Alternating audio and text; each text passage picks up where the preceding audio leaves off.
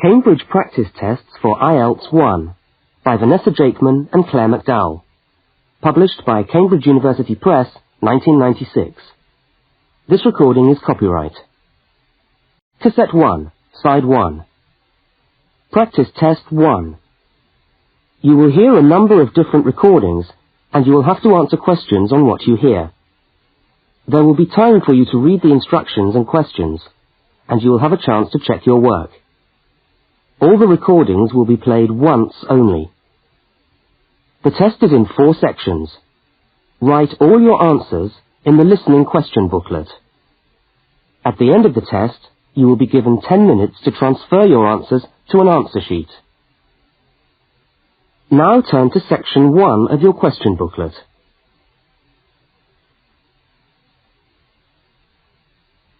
Section 1. You will hear a telephone conversation between a woman and a police officer. First, look at questions 1 to 5. For each of the questions, 4 alternatives are given. Decide which of the alternatives, A, B, C, or D, best fits what you hear on the tape, and circle the appropriate letter.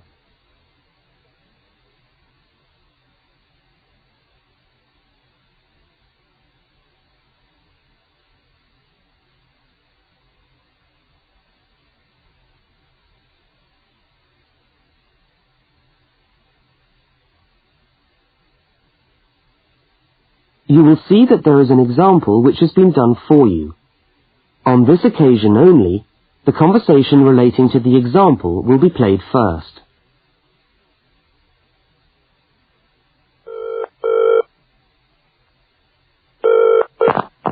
Good evening, City Police Station. Can I help you?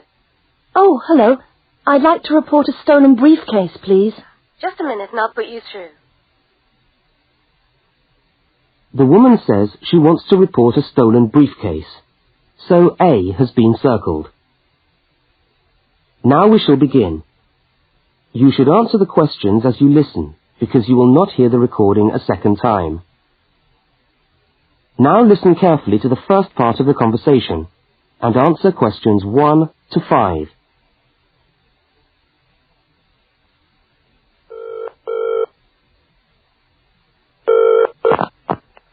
Good evening, City Police Station. Can I help you? Oh, hello. I'd like to report a stolen briefcase, please. Just a minute and I'll put you through. Lost property, can I help you? Oh, yes. I've had my briefcase stolen. Okay, I'll take some details. Tell me what it looks like, first of all. Well, it's a soft leather one, you know, not a heavy box type like a man's. And how does it close? It's got buckles at the front, 2 of them. They're gold-plated ones. Fine. Was it locked? No, I'm afraid not. Never mind. Any distinguishing features? Pardon? Any marks or badges on it that make it stand out? Only the brand name. And where's that?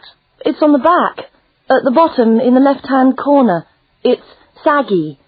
Oh, and there's a scratch. It's quite bad, but small, directly above the brand name. I did it recently, putting it on my bike. I've got that. So, what did you have inside the briefcase? Well, all my papers from college.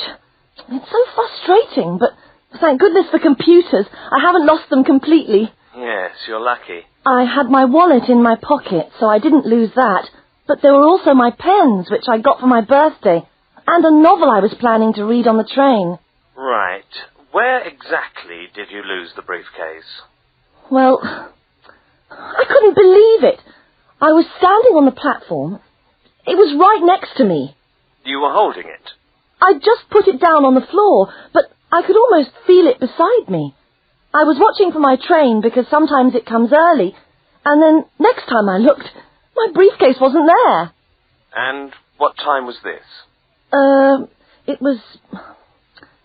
It must have been about 5:20. No, a bit later. I'd say 5:30 because it was just getting crowded and the train normally comes at about 25 to 6. Before they continue their conversation, look at questions 6 to 10.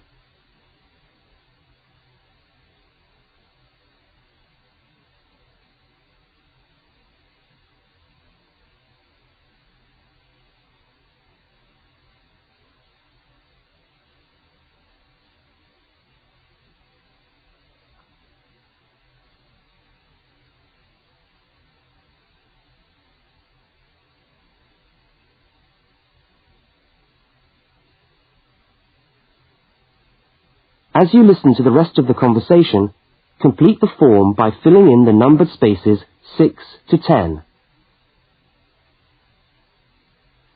Right. If you'll just give me some personal details. Yes. What name is it? I'm Mary Prescott. Can you spell that? Yes, it's Prescott.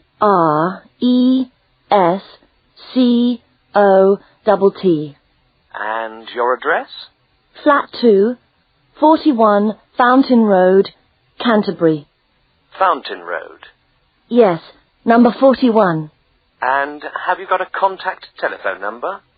Yes, it's 752239. 752239. Fine. One last question. What would you say the value of your briefcase is? Including the contents? Yes. Just a rough estimate is fine. Oh, I'm not sure. Well, the briefcase itself is quite new. I bought it last month for £40. I suppose about £65. The contents are worth about £20 or £25 at least. That's fine. Well, if you could come down to the station tomorrow, you can sign this form and have a look at what we've got here. Okay, thanks. Bye. Goodbye.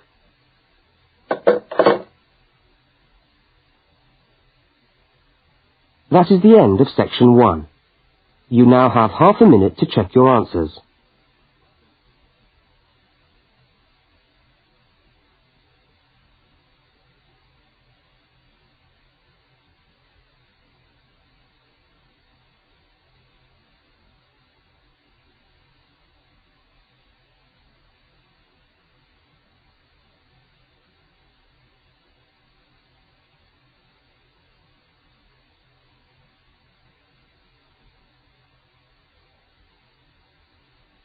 Now turn to section 2.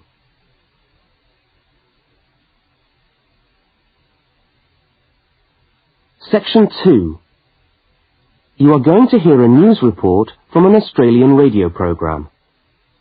First, you have some time to look at questions 11 to 13.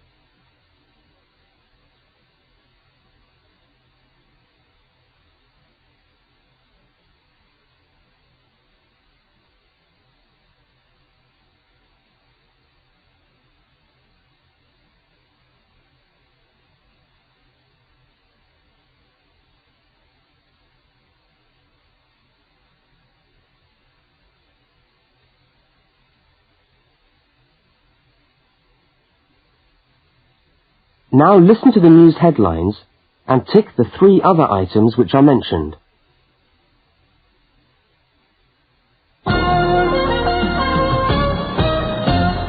This is the 6 o'clock news for Tuesday the 25th of November. And first the headlines. The Prime Minister has promised to help the drought-stricken farmers in the northern part of the country who haven't seen rain for nearly 2 years.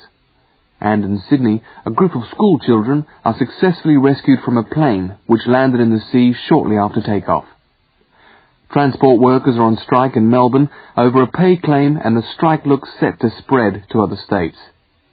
And on a fashionable note, there's to be a new look for the staff of Qantas, Australia's national airline. Now you have some time to look at questions 14 to 21.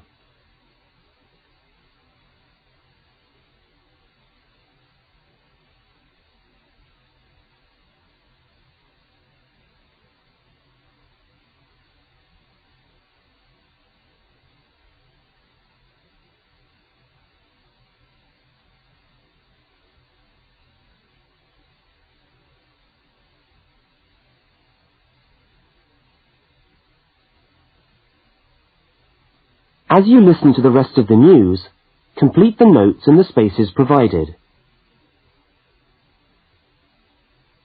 The Prime Minister has pledged today that he will make $250 million available to help the drought-stricken farmers who have not seen rain for years get through the next 5 years. Money that was to have been spent on the restructuring of Sydney's road system has been reallocated to what the Prime Minister described as a more worthy cause. Farmers are to receive financial assistance to help see them through the worst drought in over 50 years. Many farmers feel that while the money is welcome, it has come too late to save them and their farms from financial ruin, and are angry that the government did not act sooner. A group of school children who were travelling in a privately chartered aeroplane from Sydney to Queensland to take part in a musical concert found themselves swimming for the shore when their aeroplane had to land in the sea just 3 minutes after taking off from Sydney Airport. The pilot managed to bring the aircraft and its 50 passengers down safely in the calm waters of Botany Bay, where boats and pleasure craft were able to come to the rescue of the boys. The fact that it was a weekend meant that there were hundreds of boats in the bay enjoying the good weather, and this undoubtedly helped the rescue operation.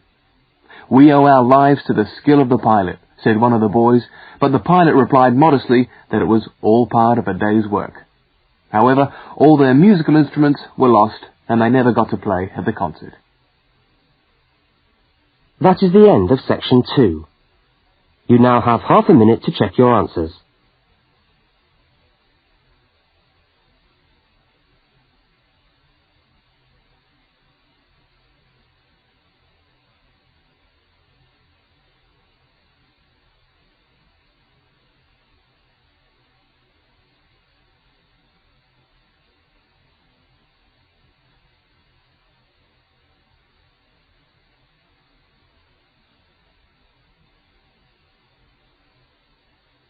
Now turn to section 3.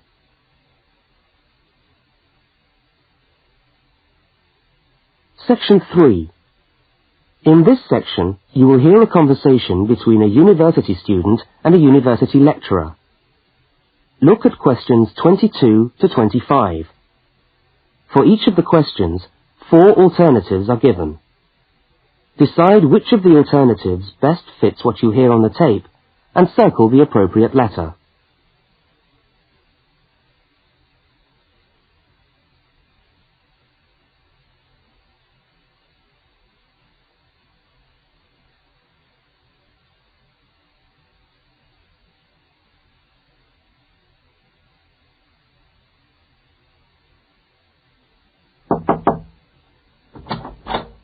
Hello. Can I come in? Oh, yes, come in. How can I help you? I was looking for the economics office. I've been all over the arts faculty building looking for it, but I could only find the School of Accounting and Economic History. Is this the right place? Yes, this is the School of Economics.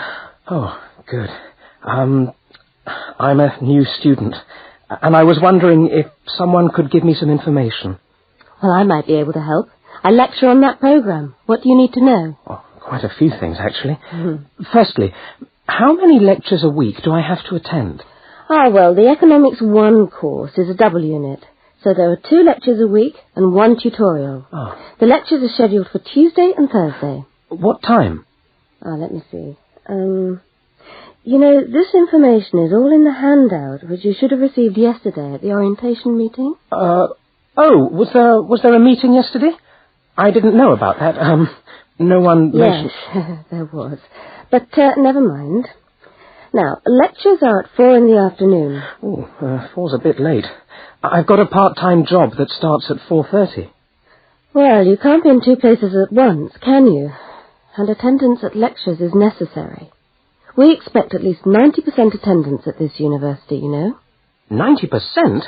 That's high. Do they enforce that rule? Yes, we do. We're pretty strict about it, actually. And what times have been set down for the tutorials? Do you have that information? That's a very well-attended course, so there's a number of tutorial times. Monday, Wednesday and Friday, all at 9 o'clock. Yours will be allocated at the first lecture. Can't I choose the time? Maybe, maybe not. You'll have to talk to the lecturer on the course. Dr. Roberts is his name. Oh, okay. Now look at questions 26 to 31.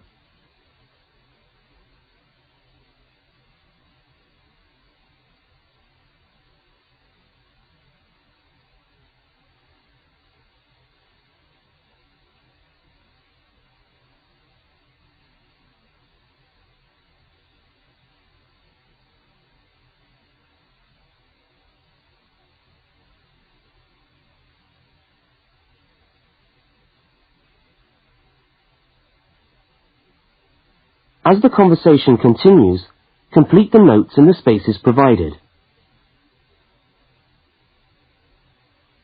Anything else I can help you with while you're here? Well, yes, actually. Do you know what the course requirements are? I mean, how much work is expected for this course? Well, you have to complete a tutorial paper. What does that involve? Well, it's a piece of work on a given topic based on some set reading texts. You'll have to give a small talk to your tutorial group. Oh, how long does that have to be? Oh, about 25 minutes usually. I have to talk for 25 minutes? Yes, that's right. And then you have to write up your piece of work and give it to the lecturer to be marked. Right. And is that all? No. You also have to complete a 3,000-word essay on a topic. Can I choose the topic?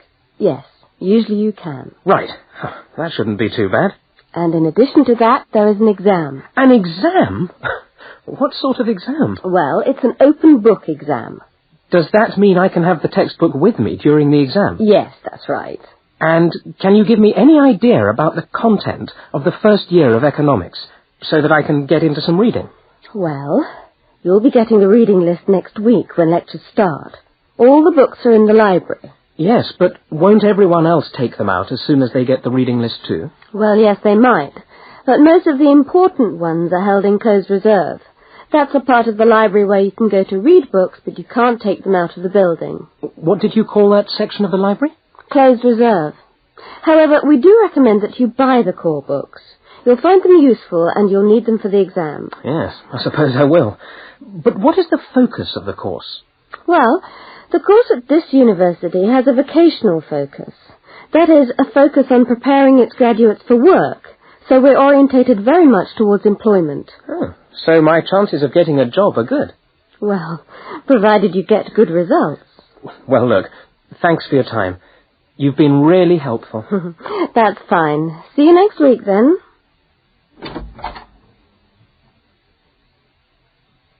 That is the end of section 3. You now have half a minute to check your answers.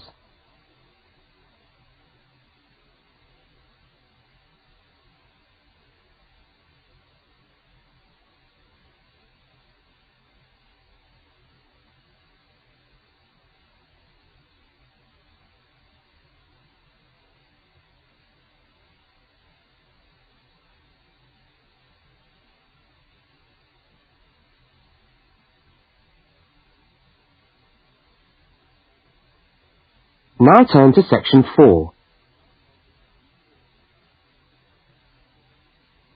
Section 4. You will hear a talk given by a university lecturer about the structure of the university. First, look at questions 32 to 36.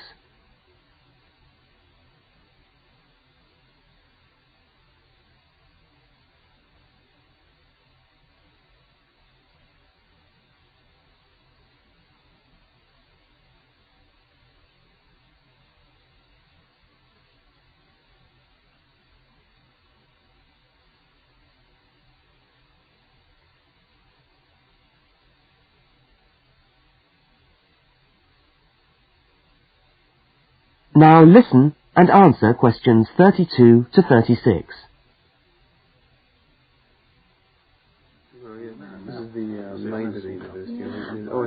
Good morning and welcome to the University of Westlands. My name is Marcia Mayhew and I'm the coordinator of the Bachelor of Social Science degree. This morning I'd like to tell you about the structure of the university and about some of the requirements of the degree that you're about to enter. The Bachelor of Social Science is in one faculty within the university. That is the faculty where I work, known as Arts and Social Sciences. Here on this campus we also have the faculties of architecture, law and science and technology, among others.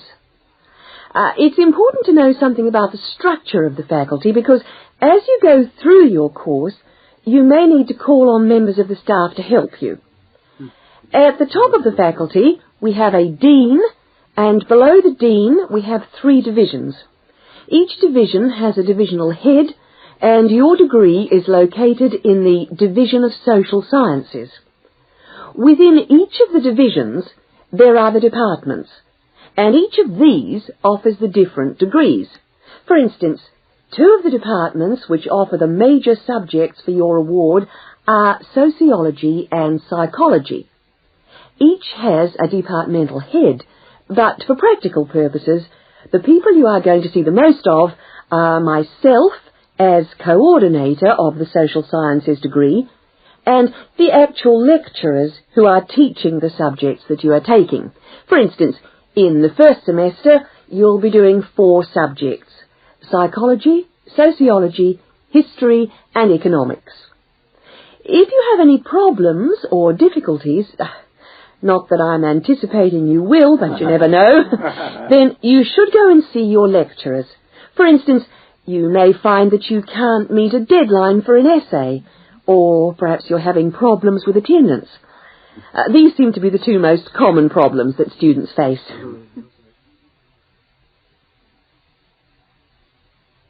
Now look at questions 37 to 41.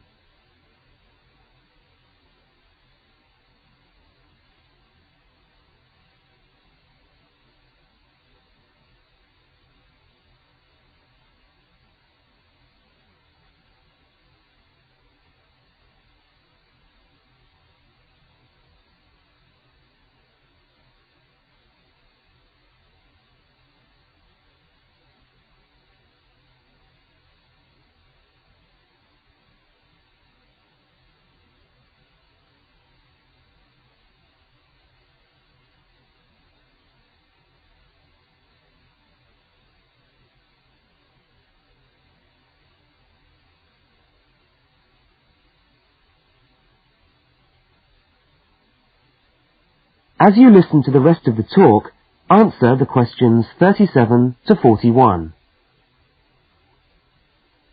If your lecturers are unavailable, you can always come and see me in my office.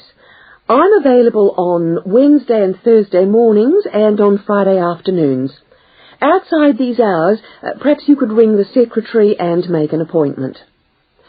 Now, you'll note that all of the subjects which you undertake in the first year are composed of lectures and tutorials. A lecture is about an hour long and a tutorial usually runs for about 2 hours. A lecture is rather like what I'm doing now, where one person will talk to all of you together on a subject. Now, we do ask you to try to attend the lectures. A tutorial is perhaps where most of the learning occurs at a university. You will be divided into groups of between 12 and 15 students, and each week one of you will have to present a piece of work to the group as a whole, and then the group will discuss what you've said. It's this discussion, this exchange of ideas, which really constitutes the basis of university learning, in my view. Listening to lectures in many ways is just giving you information that you could access for yourself in the library. But the discussion at the tutorial is very important. This doesn't mean that you shouldn't go to the lectures, though. Other factors to be particularly concerned about are the structure of essays and delivery of written material. And in particular, I would like to mention the question of plagiarism. Plagiarism is taking other people's work without acknowledging it. That is, without saying where it comes from. Now, of course, all essays are based on research done by other people, but you must remember to attribute the work to the original writer. And while it's a good idea to work with other people, don't hand in work which is exactly the same as your friend's work, because we will notice. If you don't acknowledge the source of your information, then you run the risk of failing the subject, or in very serious cases, you might be denied entry to the university. Last but not least, stay in touch with us. If things are getting you down, don't go and hide. Come and talk to us about it. That's what we're here for. Right. Thank you very much for coming along today.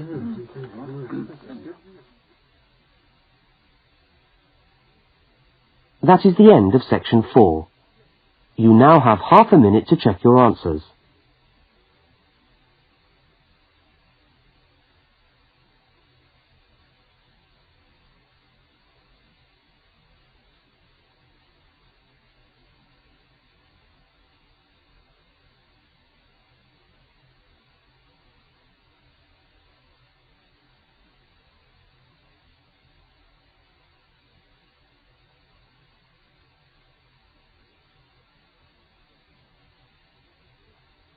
That is cassette 1, side 2.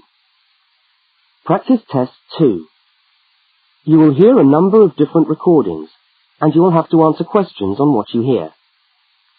There will be time for you to read the instructions and questions, and you will have a chance to check your work. All the recordings will be played once only. The test is in 4 sections. Write all your answers in the listening question booklet. At the end of the test, you will be given 10 minutes to transfer your answers to an answer sheet. Now turn to section 1 of your question booklet.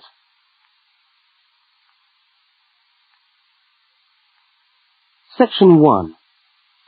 In this section, you will hear 2 overseas students, Kate and Lukey, being interviewed by a university counsellor. First look at questions 1 to 5.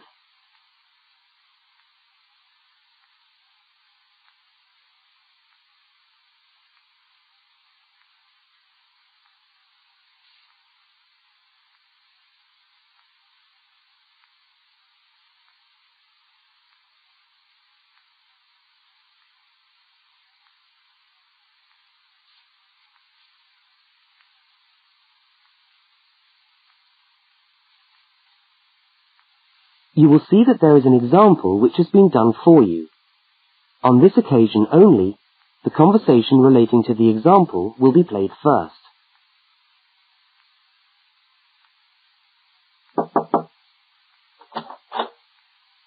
Hi there, Kate. Come on in. How are you today? Fine, thanks. Hi, Lukey. How's things? Okay. Well, as I explained on the phone, I'm a counsellor here at the Student Services section of the university.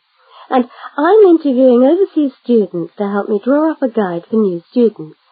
So I'd be grateful if you could tell me a little about your time since you've been here in Cambridge. Right. Now, Kate, let's start with you. Okay. This is your 2nd semester, isn't it?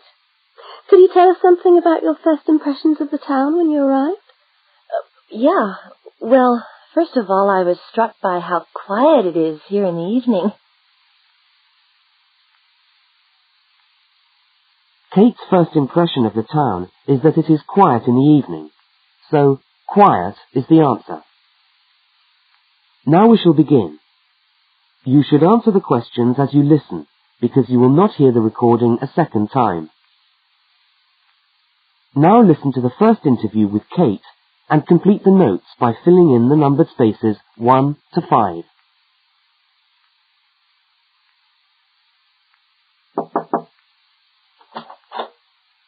Hi there, Kate. Come on in. How are you today? Fine, thanks. Hi, Lukey. How's things? Okay. Well, as I explained on the phone, I'm a counsellor here at the Student Services section of the university. And I'm interviewing overseas students to help me draw up a guide for new students. So I'd be grateful if you could tell me a little about your time since you've been here in Cambridge. Right. Now, Kate, let's start with you. Okay. This is your 2nd semester, isn't it?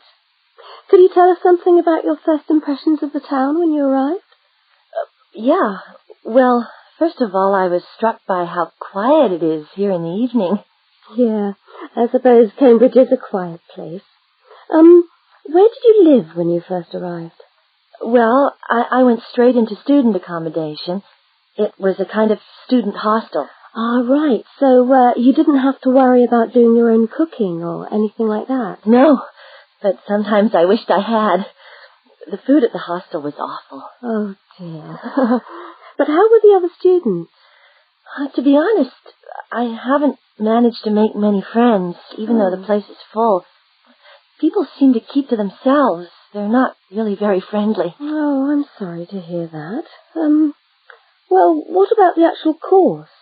You're studying, I'm doing a master's by coursework in environmental studies. Oh, right. And how are you finding that? Yeah, well, it's been pretty good, really. I've enjoyed the course, but I feel there hasn't been enough contact with the lecturers. Oh. They all seem to be incredibly busy. The only chance I've really had to talk to them was on the field trip. Well, that's no good. Mm-mm. Could anything be done to improve the course, in your opinion? Well, I think it would be helpful to have meetings with lecturers on the course. Say, once a fortnight, something like that. Regular meetings? Uh-huh. Yes, that could certainly help. Now, Kate, we'll come back to you in a minute, but I'd just like to ask Lukey some questions. Before they continue the interview, look at questions 6 to 10.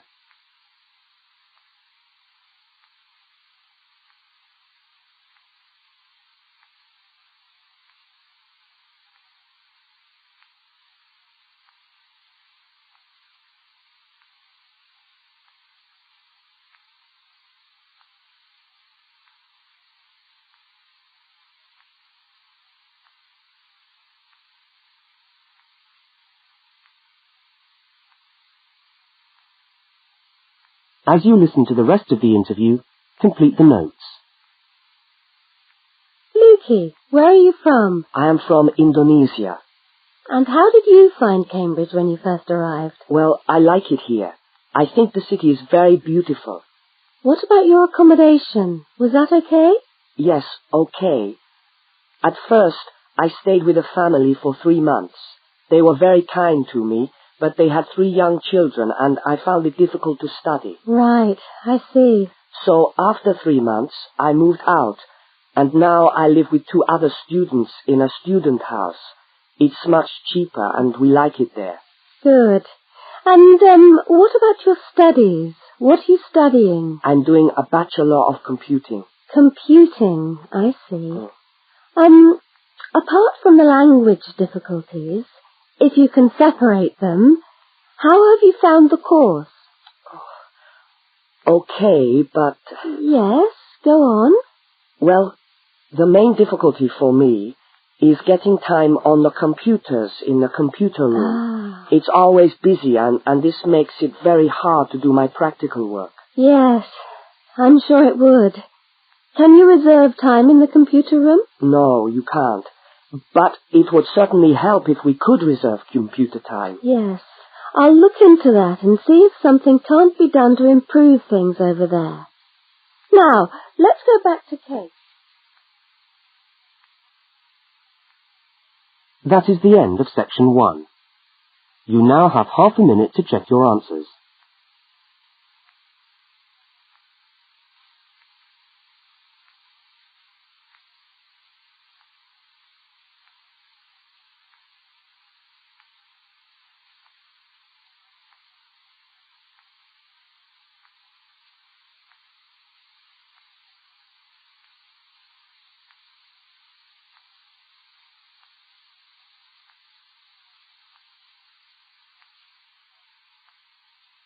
Now turn to section 2.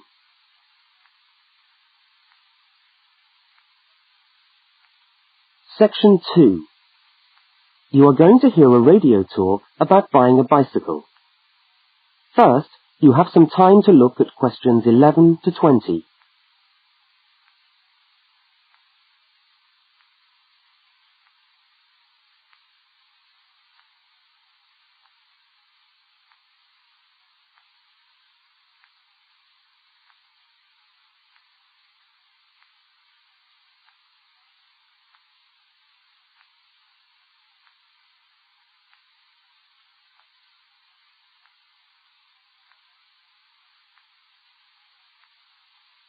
Now listen to the first part of the talk and complete the notes by filling in the numbered spaces 11 to 20. Well, last week we talked about buying camping equipment, and today I'd like to talk to you about buying a bicycle.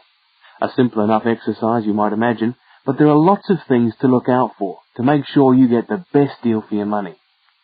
Well, the range of bicycles is enormous.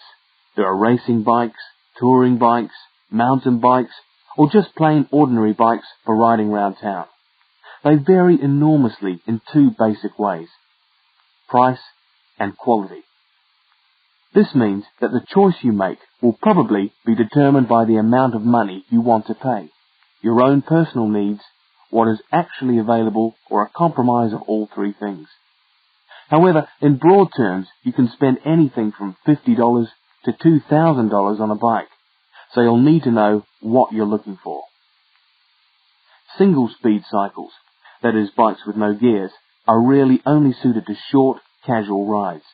Their attraction is their simplicity and reliability. After years of neglect, they still manage to function, though not always too efficiently. If it's basic transport you're after, then you can't go wrong. Three-speed cycles, on the other hand, are all that is really necessary for most town riding, going to the shops and things like that. Like the single-speed bike, they're simple and reliable. If you are going to be going up and down lots of hills, then you'll probably want something more efficient.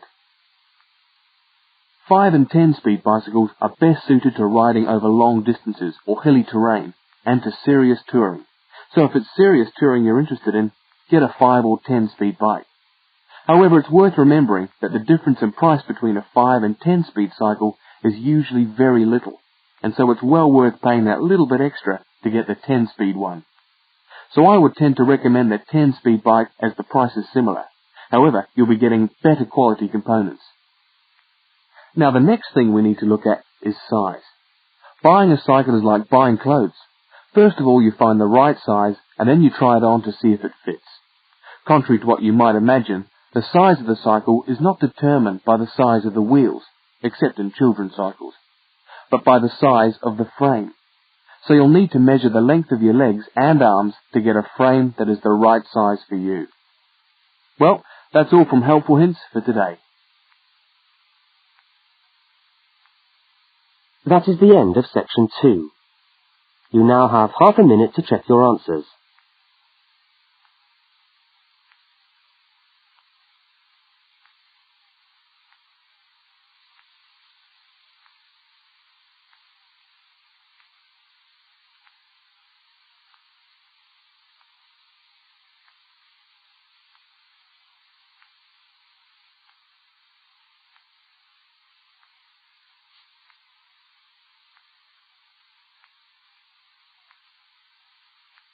Now turn to section 3.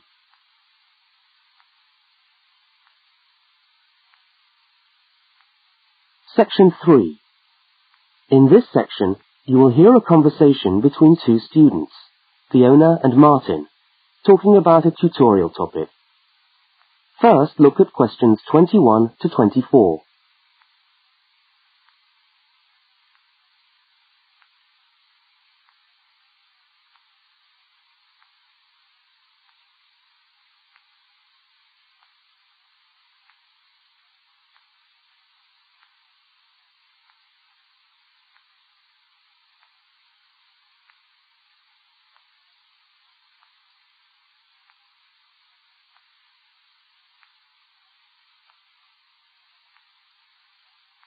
Now listen and answer questions 21 to 24. Hi there, Martin. How are you going with your Australian Studies tutorial paper? Oh, good. I finished it, actually. Lucky you. What did you do it on? I'm still trying to find an interesting topic. Well, after some consideration, I decided to look at the history of banana growing in Australia. Banana growing? Yeah, banana growing. Fascinating, I'm sure. Well, it's not as boring as you'd think. And I wanted to tie it into the work I've been doing on primary industries and the economy. Anyway, I bet there are a few things you didn't know about bananas. Such as? Such as the fact that bananas were among the first plants ever to be domesticated. Oh, really? Yeah, they're an extremely nourishing food. I suppose you're going to tell me the whole history of banana growing now, aren't you? Well, it'll be a good practice run for my tutorial next week. I'll do the same for you sometime. Okay, fire away. So where were these bananas first domesticated? According to my research, the Cavendish banana, which is a type of banana, and the first type to be cultivated here, actually originated in China, but they had a fairly roundabout route before they got to Australia. You mean they didn't go straight from China to Australia? No, they didn't. It seems that in 1826, bananas were taken from South China to England. I suppose they'd have made a welcome addition to the English diet. Yes, I'm sure. Well, apparently there was an English duke who was particularly fond of bananas, and he used to cultivate them in his hothouse, which is where you have to grow them in England, of course, because of the cool climate. And they became quite popular in the UK. So he was the one responsible for cultivating the Cavendish banana, which was then introduced into Australia. I see, and we've been growing them ever since. Yeah. Now look at questions 25 to 32.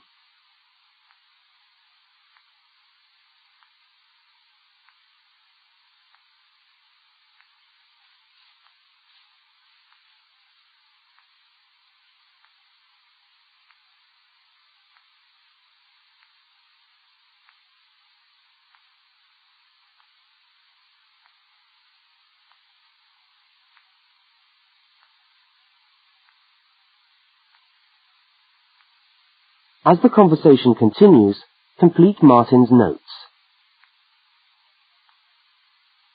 Are they hard to grow? Well, yes and no. To grow them in your garden, no, not really. But to grow them commercially, you need to know what you're doing. You see, you only get one bunch of bananas per tree, and it can take up to 3 years for a tree to bear fruit if you don't do anything special to it. But this period is greatly reduced with modern growing methods, particularly in plantations where you have perfect tropical conditions. Right.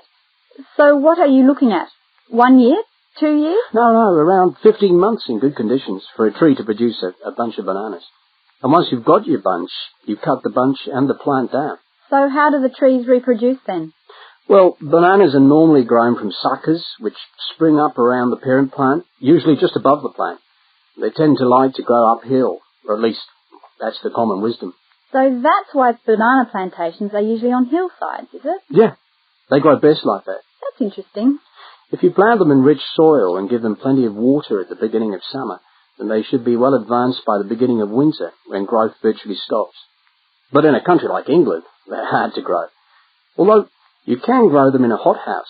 But in Australia, it's not difficult. No, though even here, the growers put plastic bags around the bunches to protect them and keep them warm. If you go up to the banana growing districts, you'll see all these banana trees with plastic bags on them. But how do they stop the bananas going bad before they reach the shops? Well, the banana bunches are picked well before the fruit's ripe. Once you cut the bunch, the bananas stop growing, but they do continue to ripen. The interesting thing is that once one banana ripens, it gives off a gas which then helps all the others to ripen. So they pretty much all ripen within a few hours of each other. Amazing. So do we export lots of bananas overseas to Europe and Asia, for instance? Well, oddly enough, no. I believe New Zealand takes a small proportion of the crop, but otherwise, well, they're mostly grown for the domestic market, which is surprising when you think about it, because we grow an enormous number of bananas each year. Yes, well, thank you for all that information. I'm sure the tutorial paper will go really well. You certainly seem to have done your research on the subject. Let's hope so. That is the end of section 3. You now have half a minute to check your answers.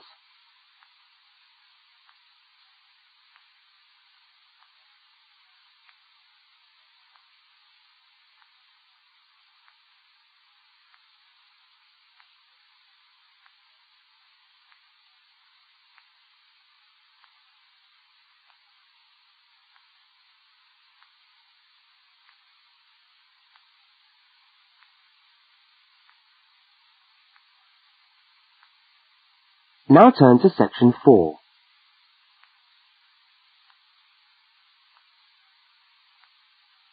Section 4.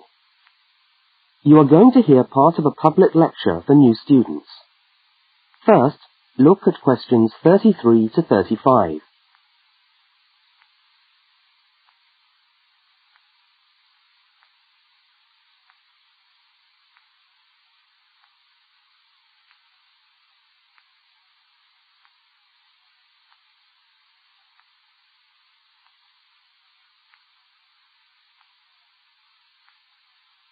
Now listen and answer questions 33 to 35.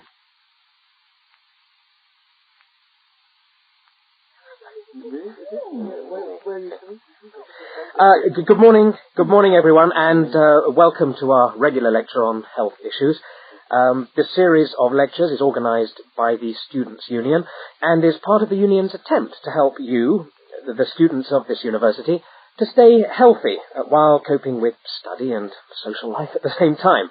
So, it's a great pleasure for me to welcome back Ms. Diane Greenbaum, who is a professional dietitian and who has been kind enough to give up her time in what I know is a very hectic schedule to come along and talk to us today. Thank you. Thank you very much, John. May I say it's a pleasure to be back. Now, stresses at university, being away from home and having to look after yourselves, learning your way around the campus, all contribute to making it quite hard sometimes to ensure that your diet is adequate. So, today, I'm going to talk about ways of making sure that you eat well, while at the same time staying within your budget.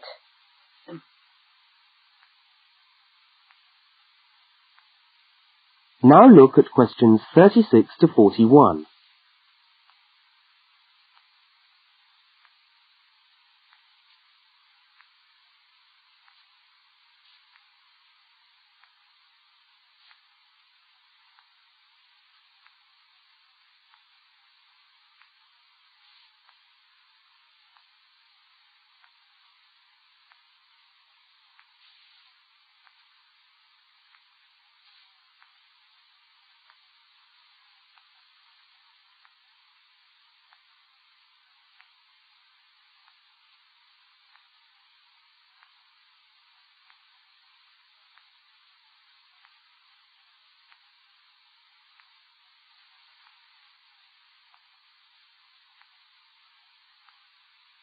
As you listen to the second part of the lecture, complete the notes and diagram in the spaces provided. If you have a well-balanced diet, then you should be getting all the vitamins that you need for normal daily living. However, sometimes we think we're eating the right foods, but the vitamins are escaping, perhaps as a result of cooking, and anyway, we're not getting the full benefit of them. Now, if you lack vitamins in any way, the solution isn't to rush off and take vitamin pills, though they can sometimes help. No, it's far better to look at your diet and how you prepare your food. So, what are vitamins? Well, the dictionary tells us they are food factors essential in small quantities to maintain life. Now, there are fat-soluble vitamins which can be stored for quite some time by the body, and there are water-soluble vitamins which are removed more rapidly from the body, and so a regular daily intake of these ones is needed. Okay, so how can you ensure that your diet contains enough of the vitamins you need? Well, first of all, you may have to establish some new eating habits. No more chips at the uni canteen, I'm afraid. Now, firstly, you must eat a variety of foods. Then you need to ensure that you eat at least 4 servings of fruit and vegetables daily. Now, you'll need to shop 2 or 3 times a week to make sure that they're fresh, and store your vegetables in the fridge or in a cool, dark place. Now, let's just refresh our memories by looking at the healthy diet pyramid. Okay, can you all see that? Good. Well, now, as you see, we've got 3 levels to our pyramid. At the top, in the smallest area, are the things which we should really be trying to avoid as much as possible. Things like, sugar, salt, butter, all that sort of thing. Next, on the middle of our pyramid, we find the things that we can eat in moderation. Not too much, though. And that's where we find milk, lean meat, fish, nuts, eggs. And then at the bottom of the pyramid are the things that you can eat lots of, because they're the things that are really good for you. Here we have bread, vegetables, and fruit. So, Don't lose sight of your healthy diet pyramid when you do your shopping.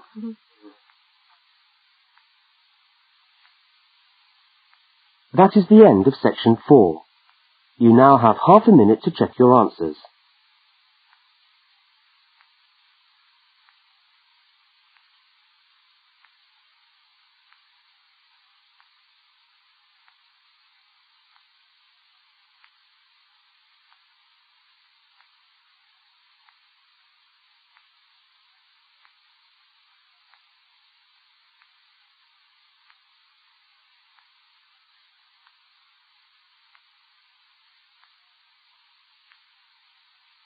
Cambridge Practice Tests for IELTS 1 by Vanessa Jakeman and Claire McDowell.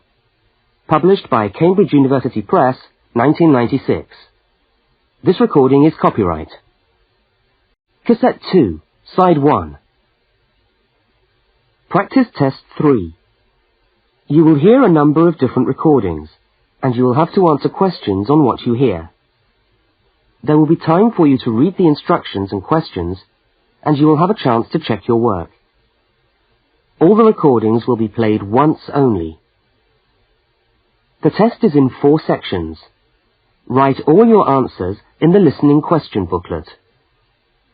At the end of the test, you will be given 10 minutes to transfer your answers to an answer sheet. Now turn to section 1 of your question booklet.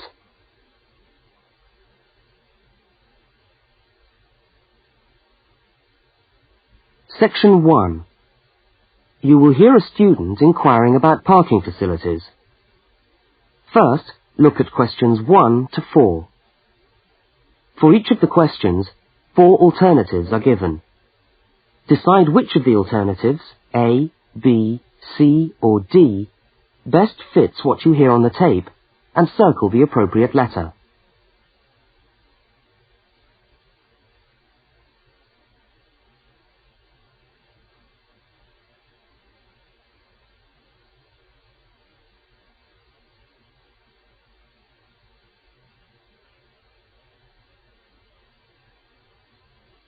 You will see that there is an example which has been done for you.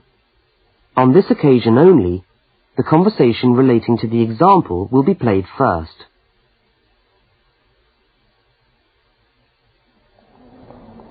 How do you come to the university each day? Train or bus, or do you have a car? Oh, I always walk. I haven't got a car, and anyway, I live quite close.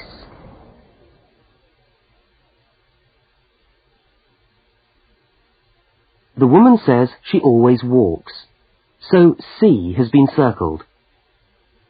Now we shall begin. You should answer the questions as you listen, because you will not hear the recording a second time. Now listen carefully to the first conversation, and answer questions 1 to 4. How do you come to the university each day? Train or bus, or do you have a car? Oh, I always walk. I haven't got a car, and anyway, I live quite close. Do you know anything about parking rights on the campus? I was wondering whether students are allowed to park their cars on campus or not. Yes. I think it's possible for postgraduate students, but not for undergraduate students. That doesn't seem very fair. No, I suppose not. But there simply isn't enough room on the campus for everyone to park. Do you need a parking permit? Yeah, I believe you do. Where do I get that from? I think you can get a parking sticker from the administration office. Where's that?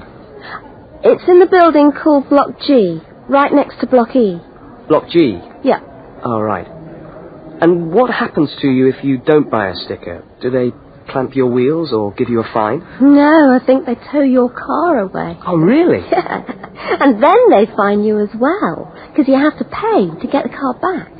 I'd better get the sticker then. Yeah. Where exactly is the administration office again? I'm new to this university and I'm still trying to find my way around. Right. You go along Library Road, past the tennis courts on your left and the swimming pool on your right. Yeah. And the administration office is opposite the car park on the left. You can't miss it. So it's up Library Road, past the swimming pool, opposite the car park. Right, I'll go straight over there. Bye, and thanks for the help.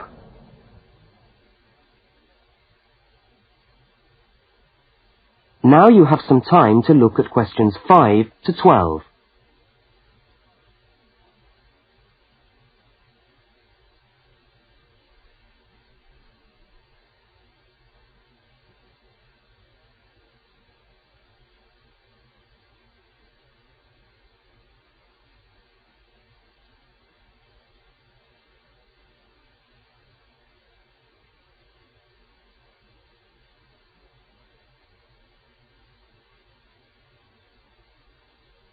As you listen to the next conversation, complete the application form in the spaces numbered 5 to 10 and answer the questions numbered 11 to 12.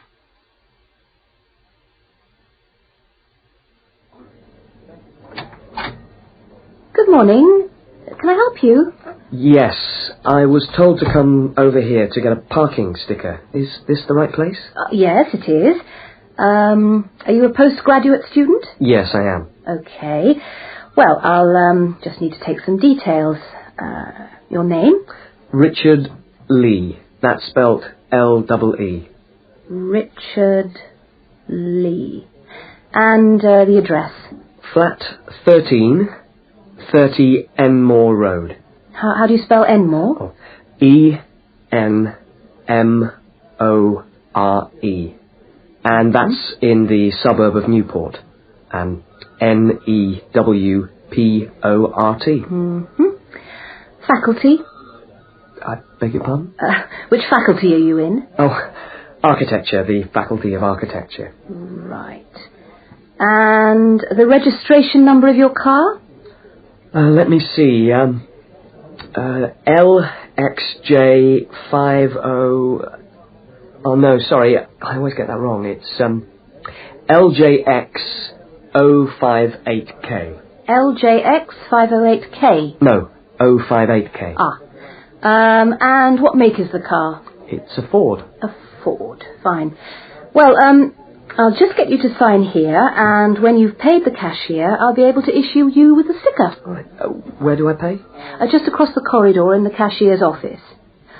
Oh, but it's 12:30 now, and they close at 12:15 for lunch. But they open again at 2:15 until 4:30. Oh, they're not open till 2:15. No. When you get your sticker, you must attach it to the front windscreen of your car.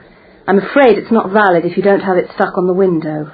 Right, I see.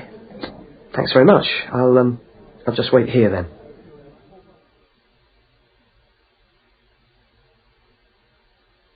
That is the end of section 1. You now have half a minute to check your answers.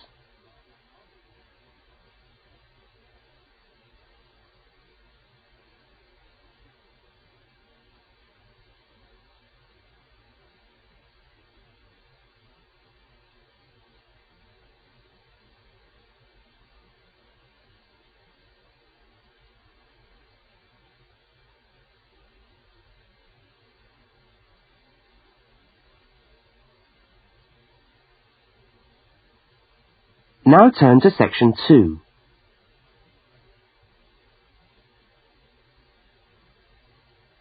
Section 2.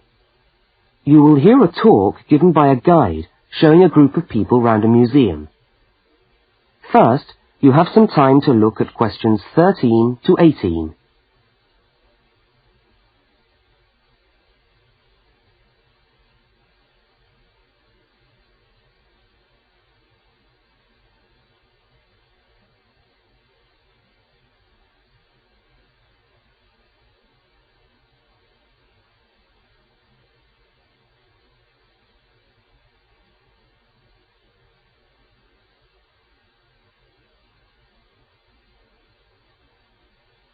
Now listen to the guide and complete the notes by filling in the numbered spaces 13 to 18.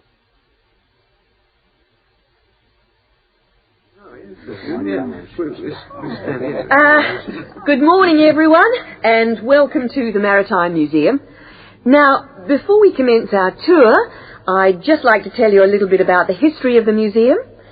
As you can see, it's a very modern building, built in the postmodern style, and it was in fact opened by the Prime Minister of Australia in November 1991.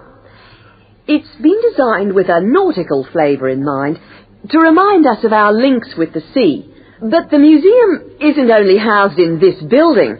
There are a number of historic ships docked outside in the harbour which form part of the museum and which you are also free to visit.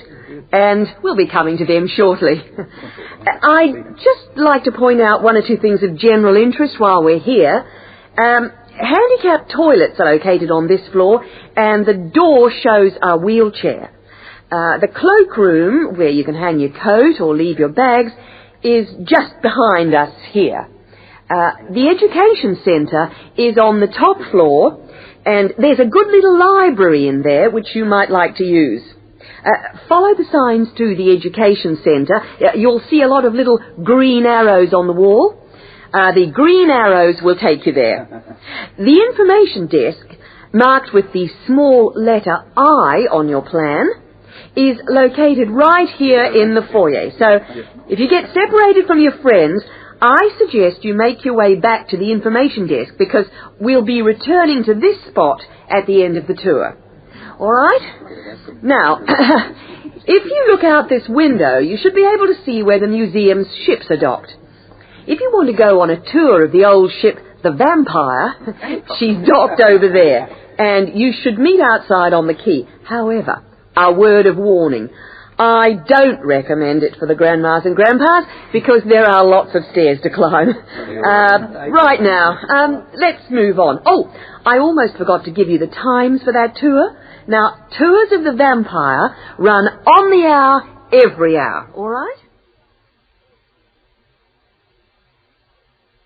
Now look at questions 19 to 23.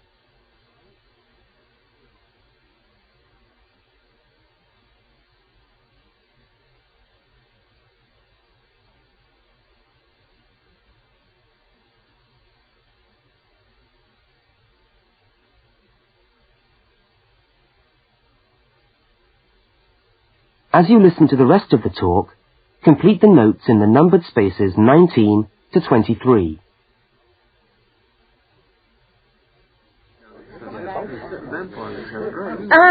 Let's take a walk around the museum now. The first room we're coming to is the theatre. This room is used to screen videos of special interest, and we also use it for lectures. There's a continuous video showing today about the voyages of Captain Cook, so come back here later on if you want to learn more about Captain Cook. Now, we're moving along the gallery known as the Leisure Gallery. This is one of our permanent exhibitions, and here we try to give you an idea of the many different ways in which Australians have enjoyed their time by the sea. Surfing, swimming, life-saving clubs, that's all very much a part of Australian culture. At the end of this section, we'll come to the picture gallery, where we've got a marvellous collection of paintings, all by Australian artists. I think you can buy reproductions of some of these paintings in the museum shop. They're well worth a good look. Now, we're coming to the Members' Lounge. Now, as a member of the museum, you would be entitled to use the Members' Lounge for refreshments. Membership costs $50 a year or $70 for all the family. So it's quite good value because entry to the museum is then free. And down at the far end of this floor, you'll find the section which we've called Passengers and the Sea. In this part of the museum, we've gathered together a wonderful collection of souvenirs from the old days when people travelled by ship. You'll find all sorts of things there. Old suitcases, ship's crockery, first-class cabins decorated in the fashion of the day. Just imagine what it must have been like to travel first class. Now, I'm going to leave you to walk around the museum on your own for a while, and we'll all meet back again at the information desk in 3/4 of an hour's time. I hope you enjoy your time with us at the museum today. Thank you.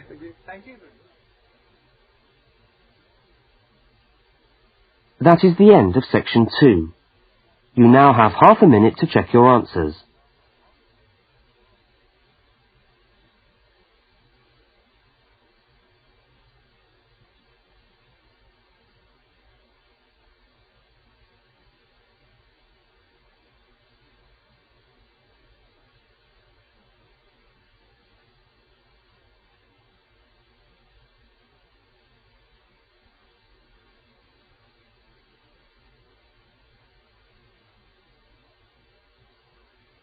Now turn to Section 3.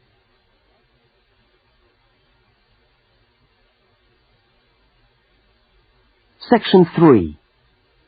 In this section, you will hear a university student, Mark, talking to a tutor and another student about a topic he has studied. Now look at questions 24 to 32.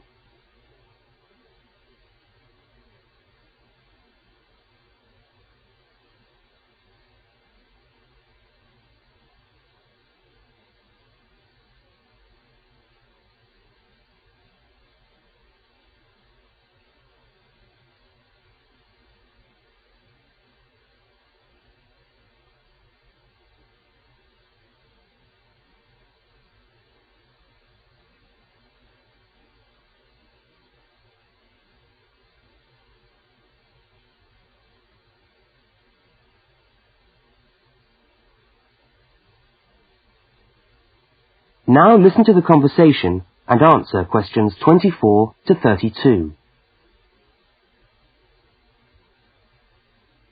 Okay, everybody. Good morning. Good morning.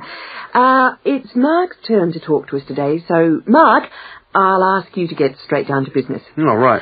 Now, following on from what we were discussing last week in Susan's tutorial on approaches to marketing, you were going to give us a quick rundown on a new strategy for pricing, which is now being used by many large companies, known as revenue management, before we go on to your actual tutorial paper on sales targets. Is that correct? Yeah, okay, well... So, what exactly is revenue management? Well, it's a way of managing your pricing by treating things like airline tickets and hotel rooms rather more as if they were perishable goods. Yeah, I just tried to book a ticket yesterday for Perth, and would you believe there are 3 different prices for the flight? Right, and what was the rationale for that? Well, the travel agent said it depended on when you book and the length of the stay.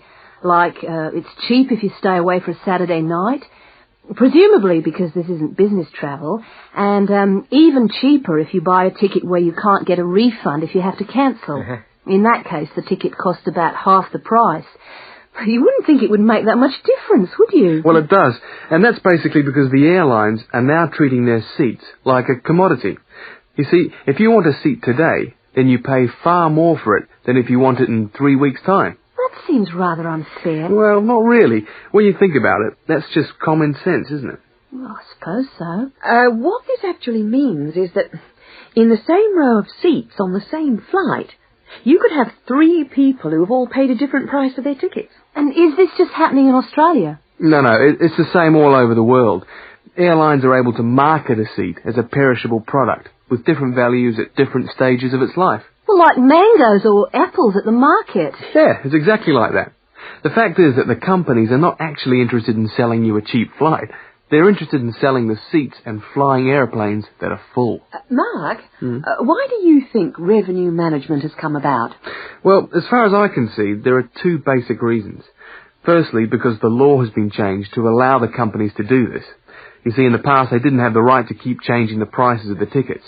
And secondly, we now have very powerful computer programs to do the calculations, and so the prices can be changed at a moment's notice. So you mean 10 minutes could be critical when you're buying a plane ticket? Absolutely. That's right. Yep. And I understand we've almost reached the stage where these computer programs that the airlines are using will eventually be available to consumers to find the best deals for their travel plans from their home computer. Heavens, what a thought. So the travel agent could easily become a thing of the past if you could book your airline tickets from home. Are there any other industries using this system, or is it restricted to the airline business? No, many of the big hotel groups are doing it now. That's why the price of a bed in a hotel can also vary so much, depending on when and where you book it. It's all a bit of a gamble, really. Yeah, and hire car companies are also using revenue management to set their tariffs, because they're also dealing with a commodity, if you like. So the cost of hiring a car will depend on demand. Well, thank you, Mark, for that overview. That was trouble. well researched. Now, let's get on with your main topic for today. That is the end of Section 3. You now have half a minute to check your answers.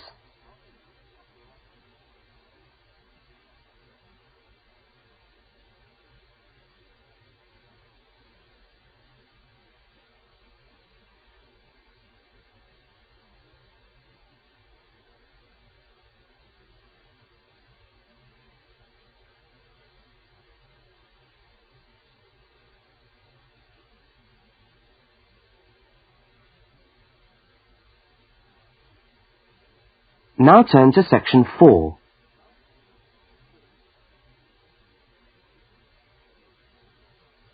Section 4. You are going to hear a short talk on space management in supermarkets. First, you have some time to look at questions 33 to 37.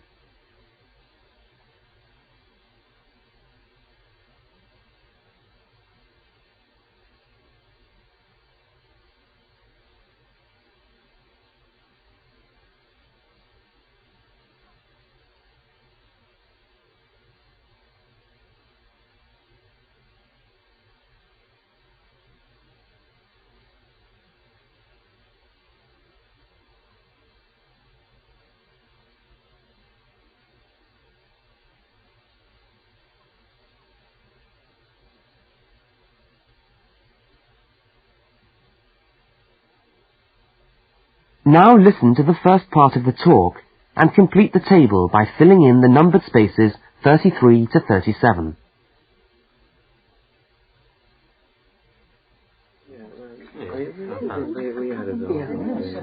Good morning. Welcome to this talk on space management. And today I'm going to look particularly at space management in the supermarket. Now, since the time supermarkets began, marketing consultants like us have been gathering information about customers' shopping habits. To date, various research methods have been used to help promote the sales of supermarket products. There is, for example, the simple and direct questionnaire, which provides information from customers about their views on displays and products, and then helps retailers make decisions about what to put where. Another method to help managers understand just how shoppers go around their stores are the hidden television cameras that film us as we shop and monitor our physical movement around the supermarket aisles. Where do we start? What do we buy last? What attracts us, etc. More sophisticated techniques now include video surveillance and such devices as the eye movement recorder. This is a device which shoppers volunteer to wear taped into a headband and which traces their eye movements as they walk around the shop, recording the most eye-catching areas of shelves and aisles. But with today's technology, space management is now a highly sophisticated method of manipulating the way we shop to ensure maximum profit.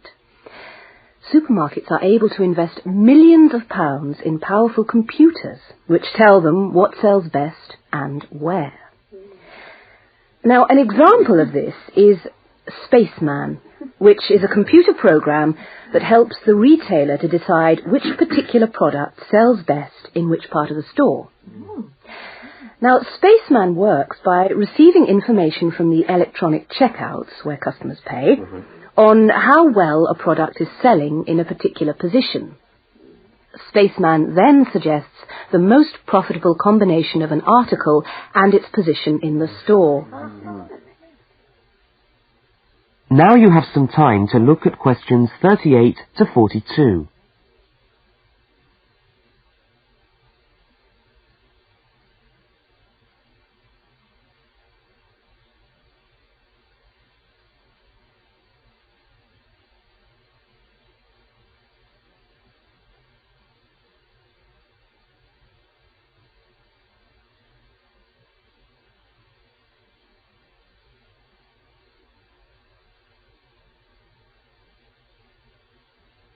As you listen to the rest of the talk, label the diagram by filling in the numbered spaces 38 to 42.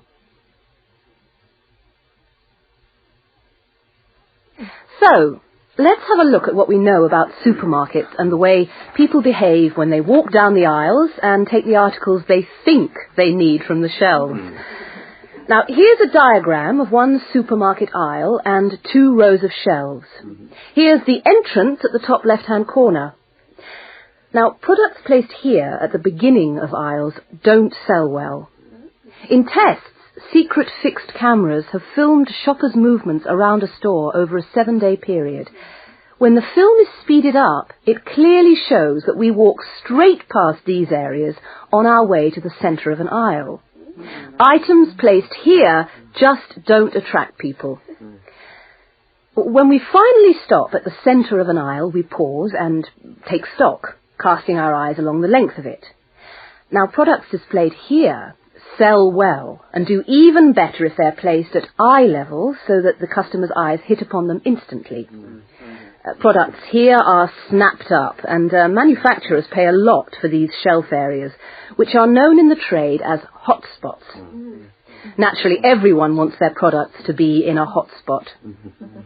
But the prime positions in the store are the ends of the aisles, otherwise known as gondola ends. Now, these stand out and grab our attention. For this reason, many new products are launched in these positions, and manufacturers are charged widely varying prices for this privileged spot. Also, the end of an aisle may be used for promoting special offers, which are frequently found waiting for us as we turn the corner of an aisle. Well, now, eventually, of course, we have to pay. Any spot where a supermarket can be sure we are going to stand still and concentrate for more than a few seconds is good for sales. That's why the shelves at the checkout have long been a favourite for manufacturers of chocolates. Perhaps the most surefire impulse food of all.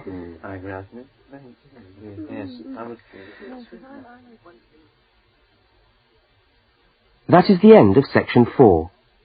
You now have half a minute to check your answers.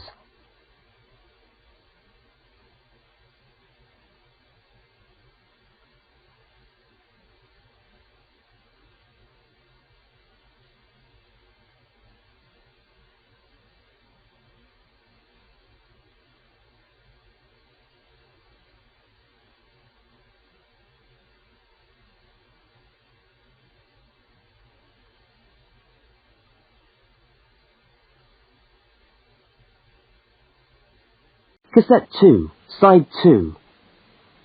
Practice Test 4. You will hear a number of different recordings, and you will have to answer questions on what you hear. There will be time for you to read the instructions and questions, and you will have a chance to check your work. All the recordings will be played once only. The test is in 4 sections. Write all your answers in the listening question booklet. At the end of the test, you will be given 10 minutes to transfer your answers to an answer sheet. Now turn to section 1 of your question booklet.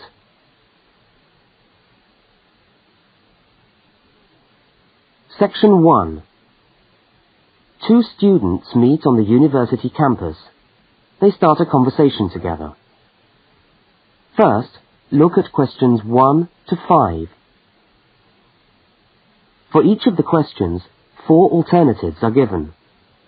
Decide which of the alternatives, A, B, C or D, best fits what you hear on the tape, and circle the appropriate letter.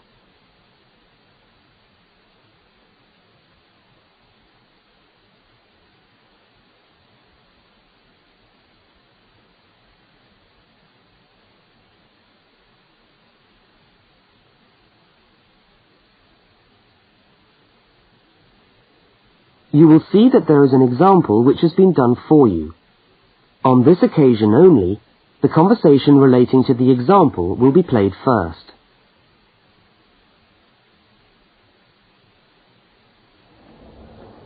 Excuse me, can you help me? I was looking for the main hall. No, maybe I can, actually. I'm looking for the main hall, too. I think it's in the administration building. Are you a new student? Yeah, I am.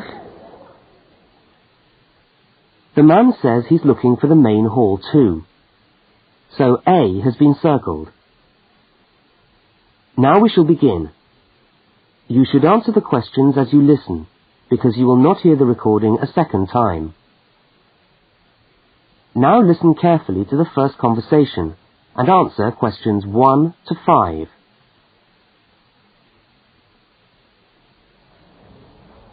Excuse me, can you help me? I was looking for the main hall. No, maybe I can, actually. I'm looking for the main hall, too. I think it's in the administration building. Are you a new student? Yeah, I am. Yeah, I thought you looked as lost as me. I'm trying to find the admin building, too, so I can register for my course. I don't seem to be having much luck. Well, look, according to this map of the campus here, you go straight up the steps, turn left, and the building's on the right. Okay, let's see if we can find it. Ah, this looks right. Yeah, it must be. Look, there are hundreds of other people here. Oh, there must be at least 50 people in the queue. We'll be here till gone 2 o'clock at this rate. Yeah, and I'm starving. So am I. Actually, I was on my way to the canteen to get something for lunch. Hey, why don't I go to the canteen and buy something, and you stay here and wait? Good idea. What would you like? Pizza, sandwich, hot dog, fried rice? They do everything. Oh, something easy. Takeaway fried rice sounds good. Okay, fried rice. No, on second thoughts, I'll have a cheese and tomato sandwich. Right, 1 cheese and tomato. Anything to drink? Yeah, give me coffee, would you? Hot coffee's a bit hard to carry. What about a Coke or an orange juice? Get me an orange juice then. Look, here's $5. Oh, yeah, take $2 back. Shouldn't cost me more than $3. Well, I'll get you the 5. We'll sort it out later. Oh, and could you get me an apple as well? Okay, back in a minute.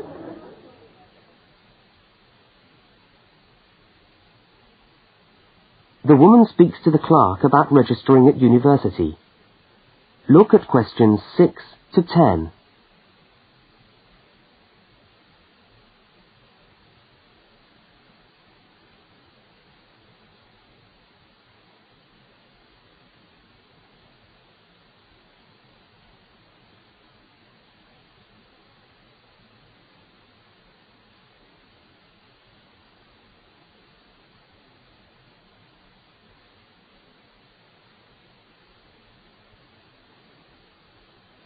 As you listen, complete the form by filling in the numbered spaces 6 to 10.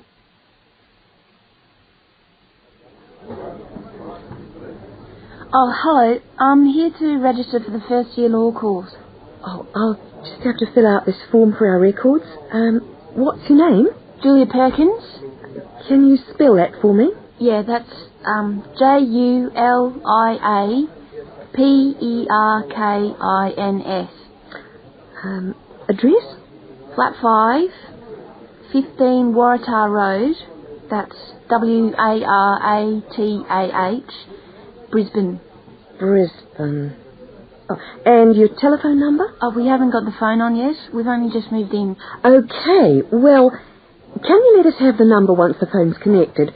And I'll make a note here, to be advised. And the course? Beg your pardon? What course are you doing? Oh, first year law. Right. Well, you'll have to go across to the law faculty and get this card stamped, and then you come back here with it and pay your union fee. Oh, thanks very much.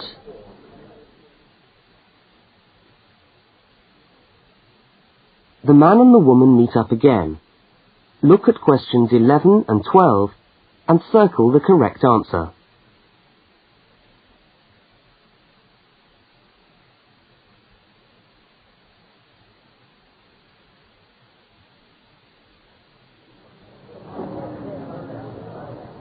Oh, there you are. Oh, I thought you were never going to come back. Sorry, the canteen was absolutely packed. I had to wait for ages.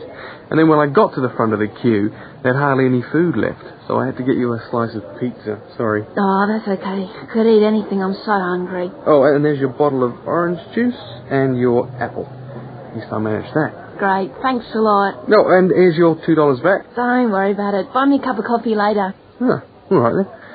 So how'd you go? Oh, well, in order to register, we've got to go to the law faculty and get this card stamp, and then go back to the admin building and pay the union fees. That means we're registered. After that, we have to go to the notice board to find out about lectures, and then we have to put our names down for tutorial groups and go to the library. Oh, no, great. Well, first let's sit down and have our lunch, eh?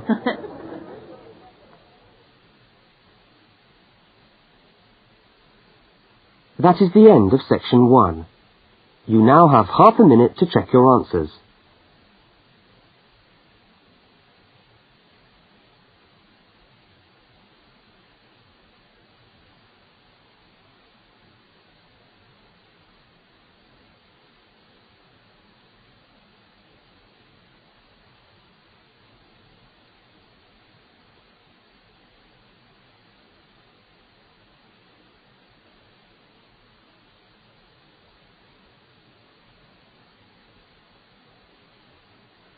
Now turn to Section 2.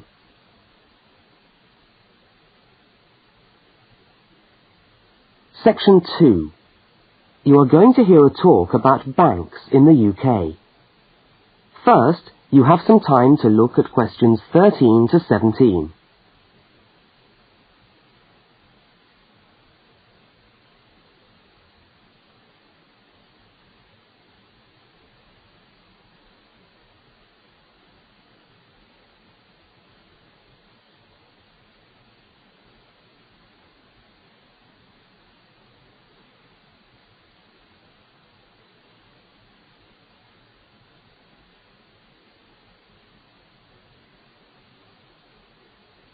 Now listen to the talk and complete the notes by filling in the numbered spaces 13 to 17.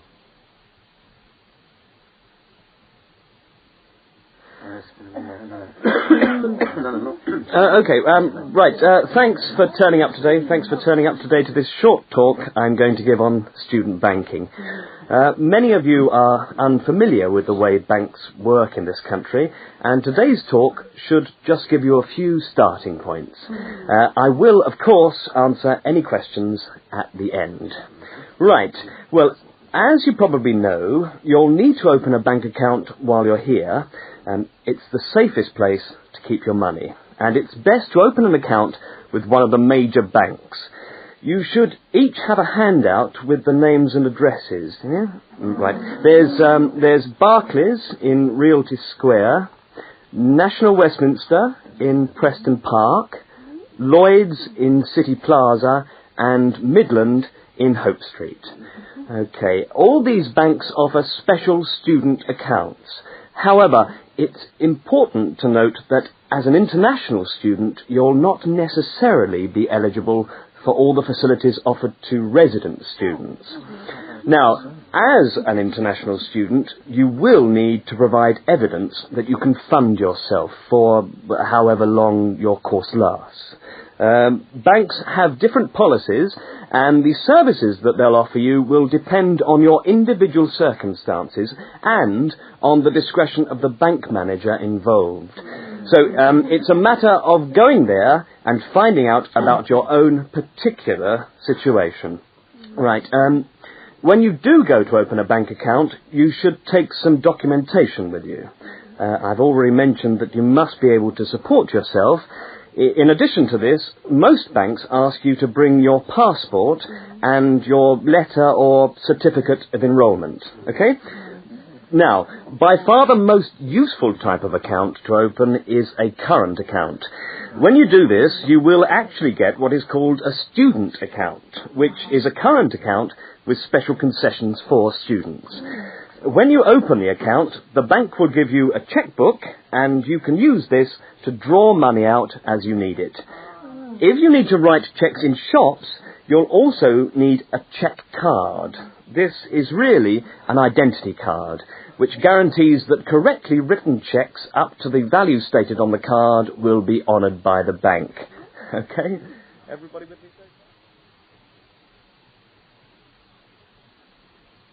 Now look at questions 18 to 21.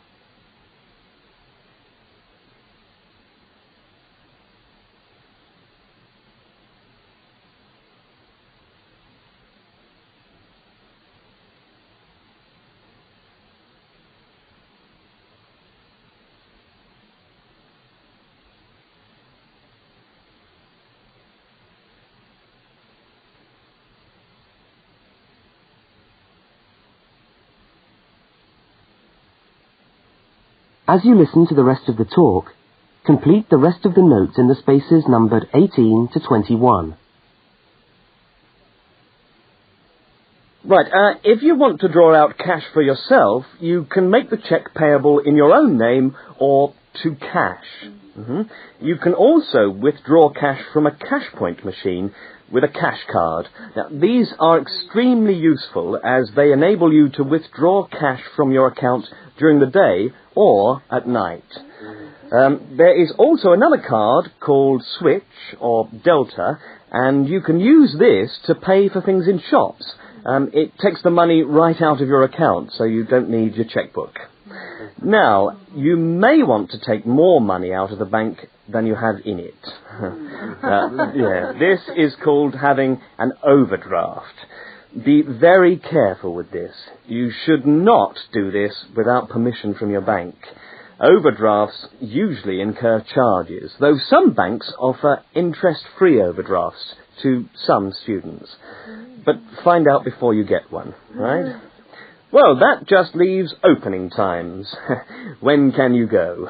Banks used to be open from 9:30 a.m. until 3:30 p.m. from Monday to Friday. But many main branches are now open until 4:30 or 5 p.m. on weekdays, and some of the bigger branches in London and other major cities are now open for a limited time on Saturdays. Okay, any questions? That is the end of section 2. You now have half a minute to check your answers.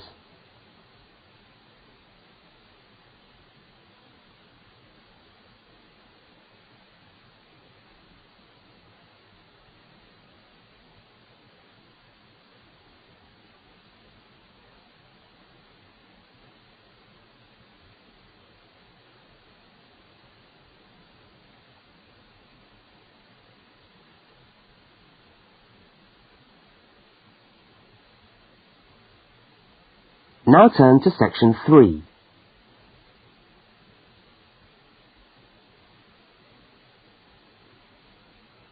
Section 3. Two students, Dawn and Ilmar, are discussing a project that they are working on together. First, you have some time to look at questions 22 to 25.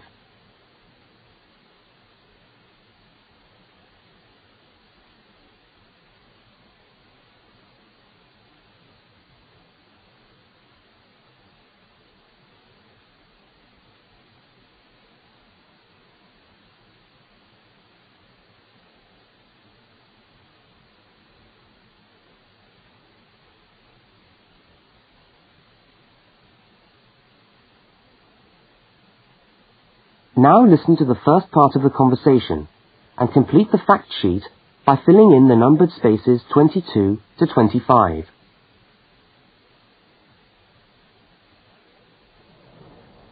Hi, Dawn. Oh, hi, Ilmar. I'm glad I've bumped into you. I've just found a great idea for the presentation we've got to do for Dr. Banks next month. What, the one on everyday objects? Yes. Look at this article. It's really interesting. The aluminium Coke can? You know, Coca-Cola cans, soft drink cans. Look, let's sit down here. Have you got a minute? Sure. I'll just get my bag. Okay. So, you think we can get a presentation out of this article? I'm sure we can. First of all, we can provide some interesting facts about the aluminium cans that we drink out of every day. Like? Well, here it says that in the US they produce 300 million aluminium drink cans each day. Wow! 300 million? Exactly. That's an enormous number. It says here, outstrips the production of nails or paper clips. And they say that the manufacturers of these cans exercise as much attention and precision in producing them as aircraft manufacturers do when they make the wing of an aircraft. Really? Let's have a look. They're trying to produce the perfect can, as thin but as strong as possible. This bit's interesting. Today's can weighs about 0.48 ounces. Thinner than 2 pieces of paper, from this magazine, say. Yeah, and yet it can take a lot of weight. More than 90 pounds of pressure per square inch.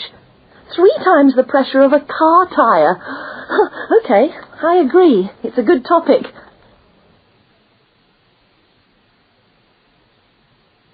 Now look at the diagram of the aluminium can and at questions 26 to 31.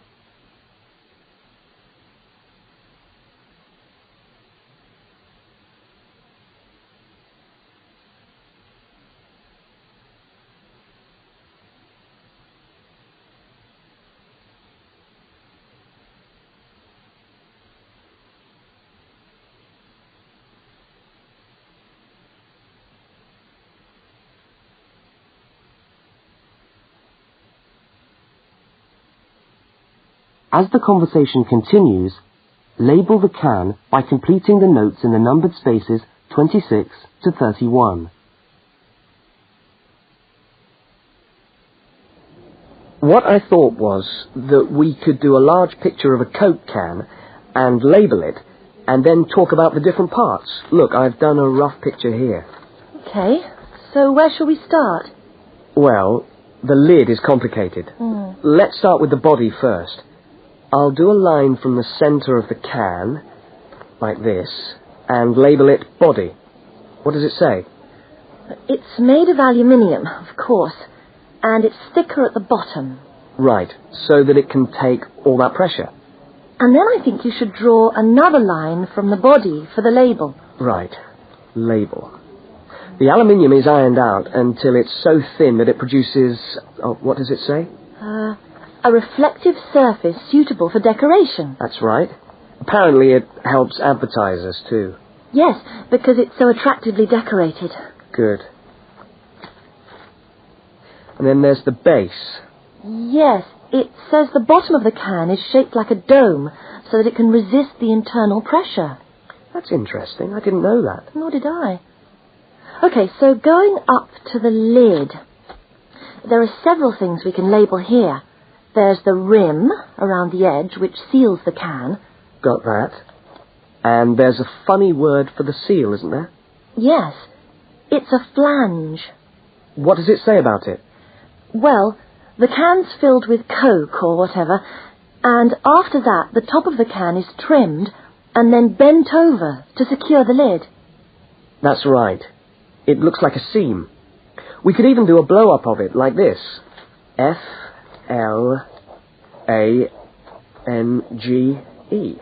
Yes, that would be clearer. I think we should label the lid itself and say that it constitutes 25% of the total weight. 25%? So it's stronger than the body of the can. So to save money, manufacturers make it smaller than the rest of the can. Didn't know that either. So, how do we open a can of Coke? First of all, there's the tab, which we pull up to open the can, and that's held in place by a rivet. I think that's too small for us to include. I agree. But we can talk about it in the presentation. We can show the opening, though.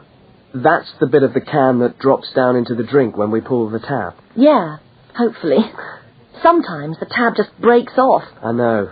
Anyway, the opening is scored so that it pushes in easily but doesn't detach itself. Okay. We can show that by drawing a shadow of it inside the can. Like this. I'll label it scored opening. Great. Well, I think we've got the basis of a really interesting presentation. Let's go and photocopy the article. Fine. I'll take it home and study it some more.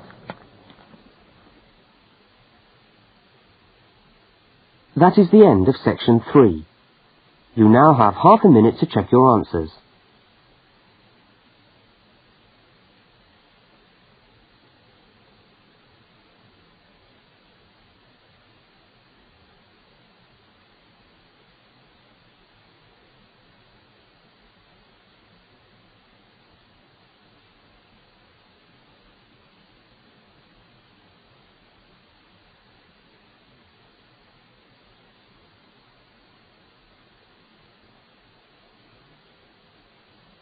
Now turn to section 4.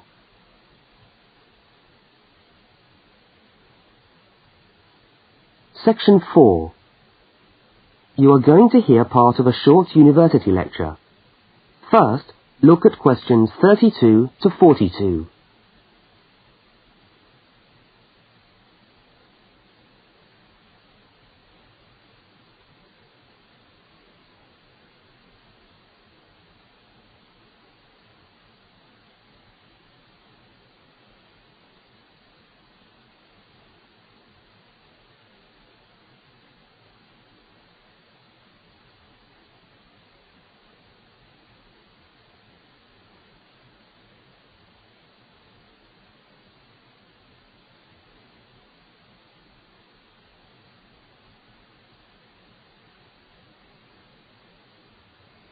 Now listen and complete the lecture notes in the spaces numbered 32 to 42.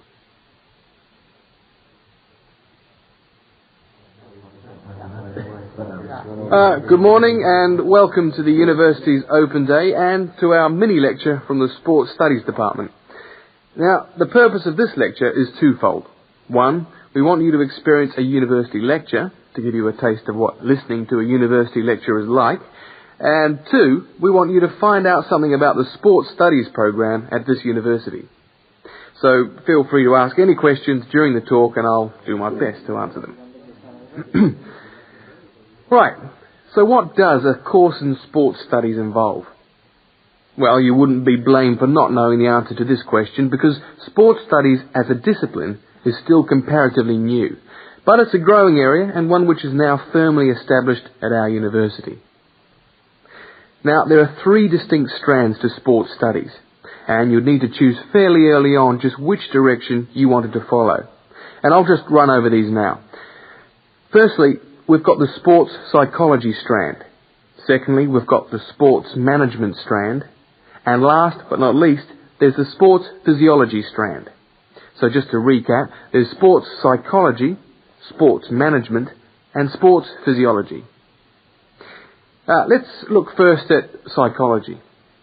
Now, the people who study sports psych want to work with top athletes, and they're looking at what will take those athletes that 1% extra. What makes them win? When all other things are equal, physically all other things are equal, they want to know what are the mental factors involved. The sports psychologist works closely with the athlete through his or her training program and becomes an integral part of the team. In fact, you could say that they play just as important a role as the coach. So if you're interested in what makes people win, this could be the area for you. Now, secondly, we've got the strand which I refer to as sports management. And this goes hand in hand with the area of sports marketing. So you might like to think of this area as having 2 branches, management and marketing. On the management side, we look at issues relating to the running of sports clubs, management of athletes, that sort of thing. But then on the other side, we've got sports marketing. And this is the side that interests me more, because here we will look at the market forces behind sport. Questions like, why do people spend their money on a football match or a tennis game rather than, say, on buying a CD or going to the cinema? What are those market forces? Sport used to just compete with sport. Nowadays, it competes with other leisure activities. The spectators go to sport to be entertained rather than out of loyalty to a team. They want to have an evening out, and they don't want the cheap seats anymore. They want good seats. They want entertainment. And the professional sportsmen and women respond to this without question. They are there to give a performance. They provide the entertainment. So in the marketing course, we address all these commercial issues, and we look at how this hooks back into the management of sport. Now, the third branch of sports studies sometimes comes under another name and is also known as exercise science. And again here, we find that there are 2 distinct types of exercise science. The first is working very much at the macro level, what I call the huffing and puffing people. So this looks at fitness testing, body measurements, all that sort of thing. But the more interesting side of sports physiology, at least in my view, is the side that looks at the micro level, looking at cellular change. They're doing cellular research, looking at changes in body cells when the body is under stress. So that just about brings us to the end of our mini lecture for today. I hope you found it interesting, and I look forward to seeing you all on our course next year. But feel free to come and talk to me if you want any more information. I'll be over at that notice board near the main entrance. Thank you very much.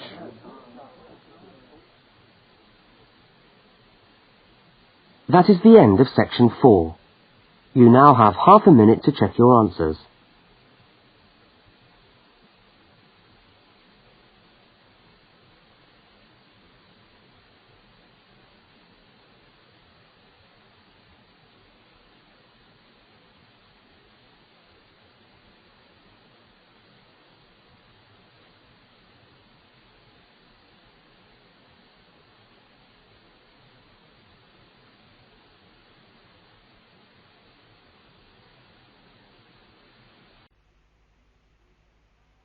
Cambridge Ielts 2 by the University of Cambridge Local Examination Syndicate.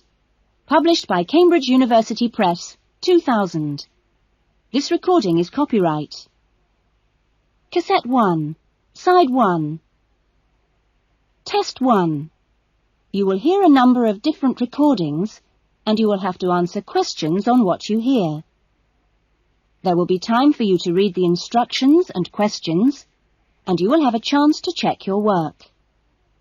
All the recordings will be played once only. The test is in 4 sections. Write all your answers in the listening question booklet. At the end of the test, you will be given 10 minutes to transfer your answers to an answer sheet. Now turn to Section 1.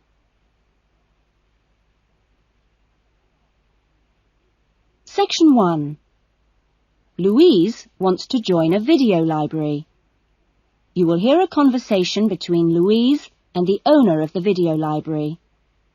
First, you have some time to look at questions 1 to 5.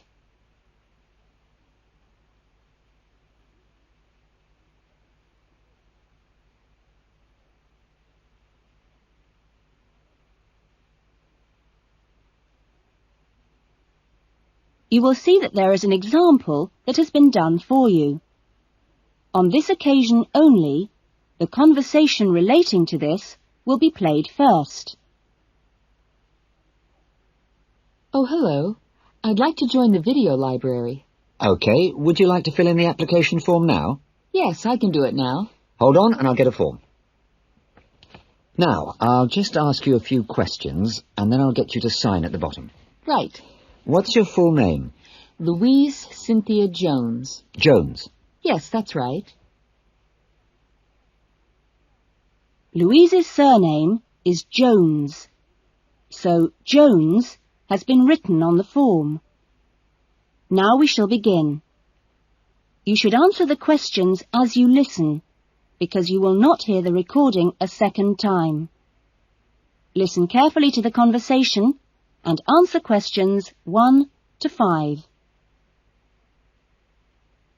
Oh, hello. I'd like to join the video library. OK, would you like to fill in the application form now? Yes, I can do it now. Hold on and I'll get a form. Now, I'll just ask you a few questions, and then I'll get you to sign at the bottom. Right. What's your full name? Louise Cynthia Jones. Jones?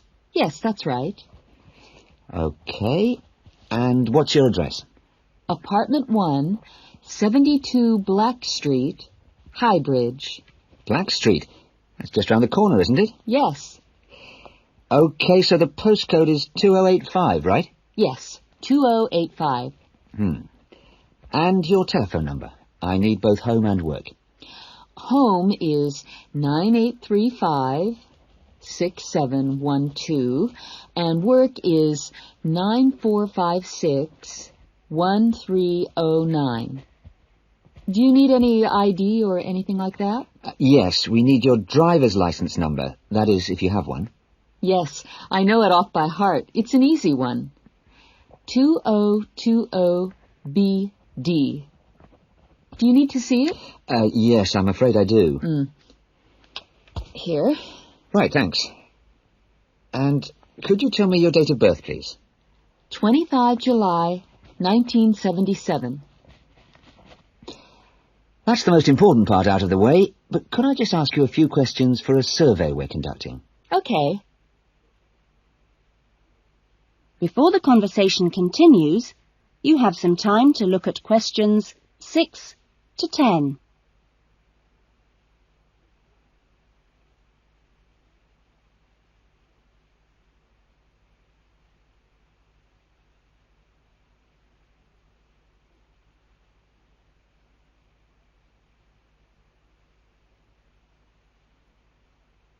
Now listen carefully and answer questions 6 to 10.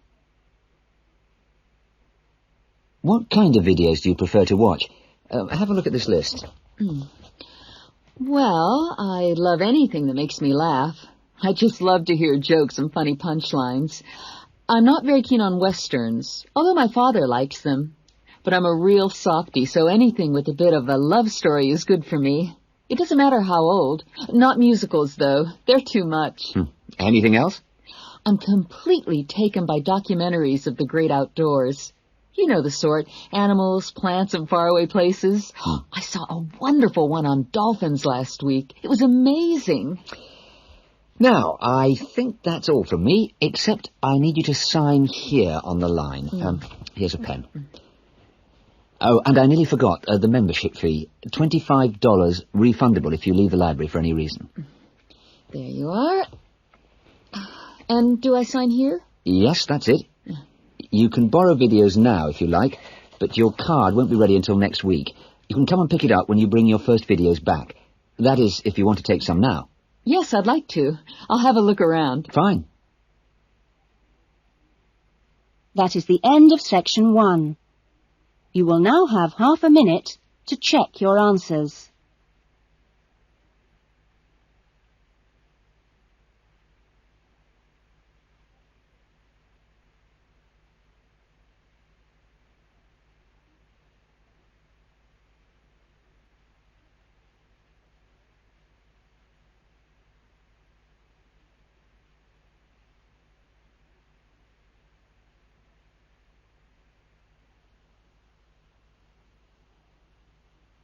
Now turn to section 2.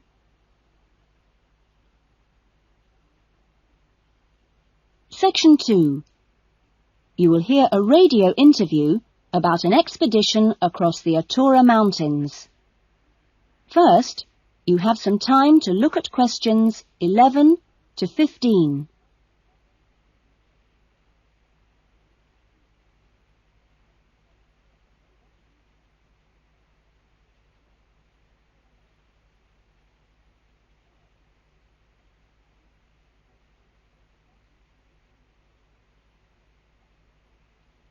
Now listen carefully to the interview and answer questions 11 to 15. A dream came true in 1995 when, over 96 days of the spring and summer, an expedition of 4 men undertook what they believed to have been the first and only complete end-to-end crossing of Morocco's Atura Mountains. I talked to Charles Owen, the leader of the expedition group, about the trip. Charles, how much planning went on beforehand? Well, as you know, I run these walking trips across the mountains for tourists, and over the years I've collected maps and other data to prepare what I call a route book for this trip.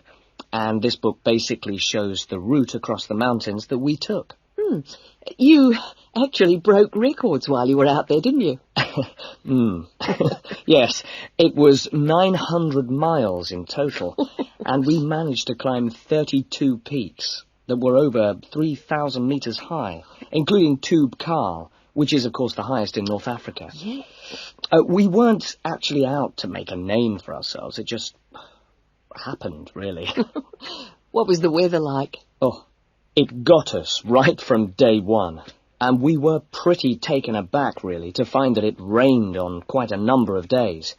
And so we were forced to start replanning our route almost from the outset. One of the obvious problems is the heavy snow which blocks the mountain passes, so you have to make considerable detours. When we were on the way to Ielts, for example, the snow forced us into a northern bypass, which was new to us. But anyway, either way, we would have been rewarded because, well, we fell upon amazing high meadows, huge gorges, and wonderful snow-capped mountains. The scenery was as fine as any we saw on the trip, and that was how it was every time. Having to take another pass was never a disappointment. You now have some time to look at questions 16 to 20.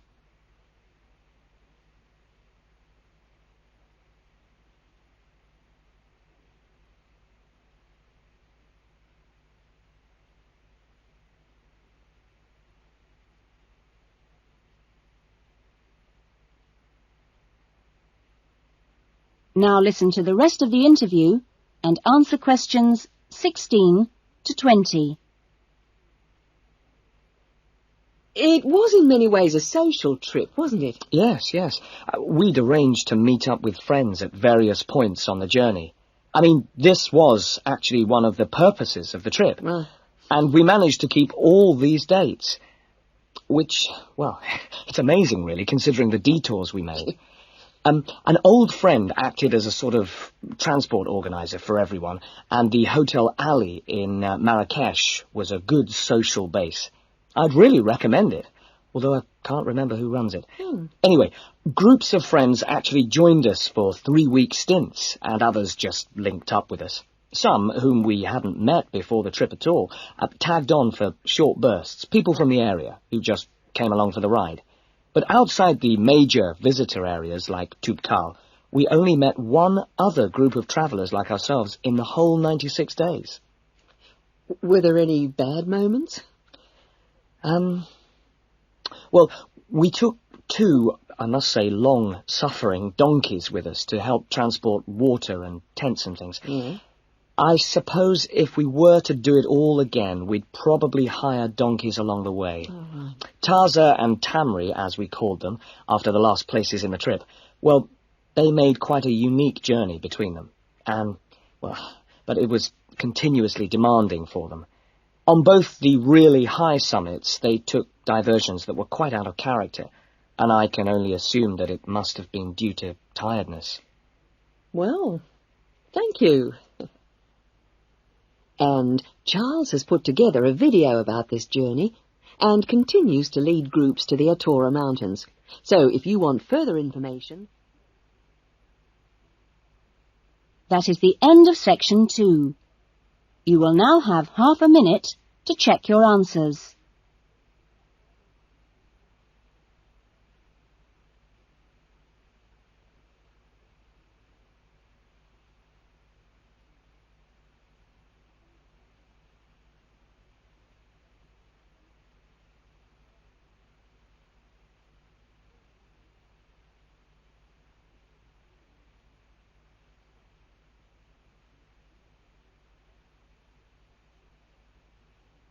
Now turn to section 3.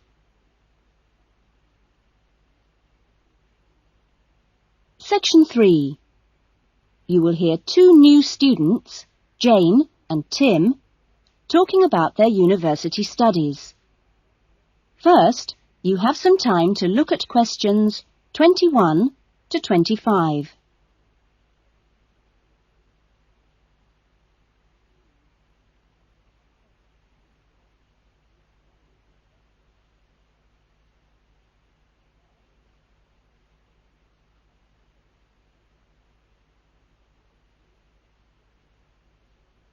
Now listen carefully to the discussion and answer questions 21 to 25. Hi, Tim. Jane. How are you? Fine. I've been wondering when I'd run into you. Have you been here long? I arrived yesterday, on Sunday. How about you? I got here a few days ago, on Saturday. No, wait a minute. What's today? Sorry, Friday, not Saturday. But we didn't have to be here till today. Yes, I know. But I wanted to get my things moved into my room and just take a look around. So, did you decide to do English in the end? No, I changed my mind and opted for history instead. And you're doing biology, if I remember correctly. Yes, although to start with, I couldn't decide between that and geography. How much reading have you got? I was given an amazingly long list of books to read. See? Wow, it does look pretty long. Well, I counted 57. I could hardly believe it. What's your list like? Well, it's not as long as yours, but it's still pretty big. There are 43. I don't know how I'm going to get through them all. Well, you don't have to read them all this week. You just have to stay ahead of the lectures and seminars. Have you got your class schedule yet? Yep, it came with a reading list. When's your first lecture? Tuesday. How about you? The day after. It's my busiest day. I've got 2 lectures in the morning and 1 in the afternoon. Before the discussion continues, you have some time to look at questions 26 to 30.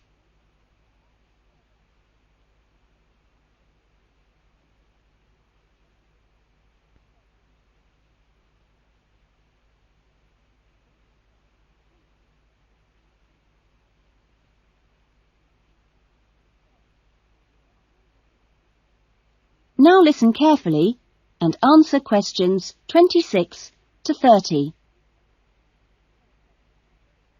It's going to be different from school, isn't it? Yeah, particularly the lectures. Have you got any special strategy for listening to lectures? Well, I'm going to use a cassette recorder and record them all. What? Are you allowed to? Sure. Lots of people do it nowadays. It means you can listen to the lectures all over again later and make really good notes. I couldn't do that. I like to take notes as I'm listening. I usually find I get all the important points. Reading is different, of course. My approach is to skim the book first to see what's important and what isn't. It saves hours of time. But what if you miss something? You don't mean you're going to read every word, do you? Well, that's what I usually do. Well, that's up to you, but I think you're crazy. Oh. What's your first lecture on, anyway?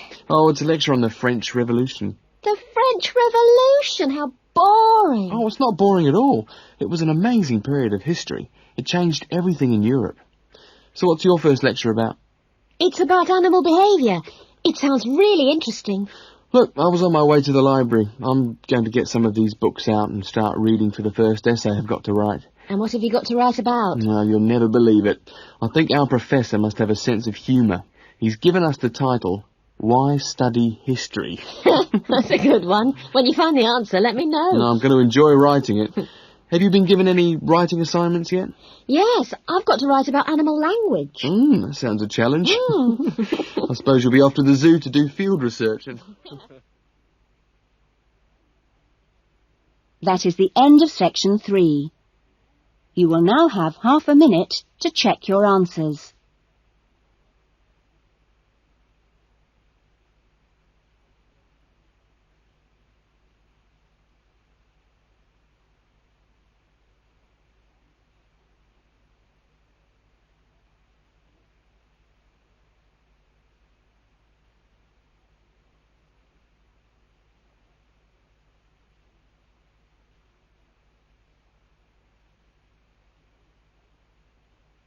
Now turn to section 4.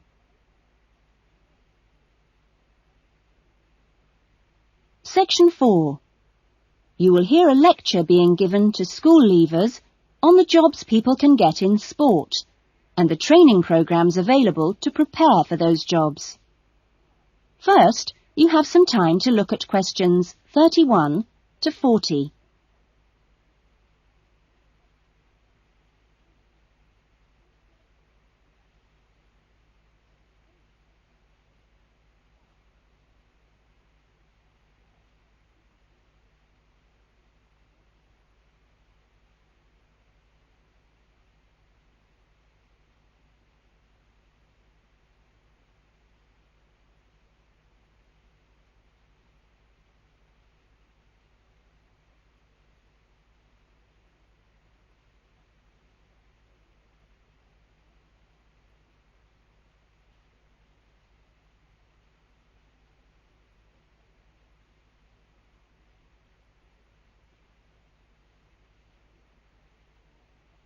Now listen carefully to the lecture and answer questions 31 to 40. Welcome to Further Education Information Week. This is the Physical Education Faculty session, and I'm the head of the faculty. During the course of this morning, we hope to give you a clear idea of what we offer in our training programs, and we will look at the types of courses and the entry requirements, if any, for those courses. Some of these courses are open to school leavers, but for some, you need previous qualifications or relevant successful employment. So, firstly, the Physical Fitness Instructors course is offered as a 6-month certificate course, which includes an important component of personal fitness. But there are no specific entry requirements. For sports administrators, we provide a 4-month certificate course, but you should be aware that this is designed for those who are in employment. This employment must be current and related to sports administration. For the sports psychologist course, we offer a 1-year diploma course, but this diploma course is available only to those who already hold a degree in psychology. So you need to make sure you have that before you apply to do this course. Now, for physical education teachers, we offer a 4-year degree in education.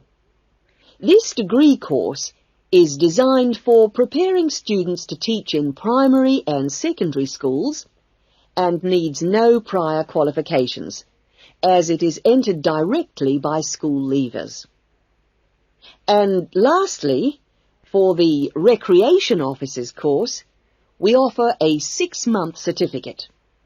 Entry to this course normally includes applicants of a wide range of ages and experiences, but we do not insist on any prerequisites for this course. Remember that this is a vocational training institute. We train you so that you can take up a particular kind of job. So it is important that you know the main roles of the jobs, what the work is like, and what kind of qualities you need to succeed at them.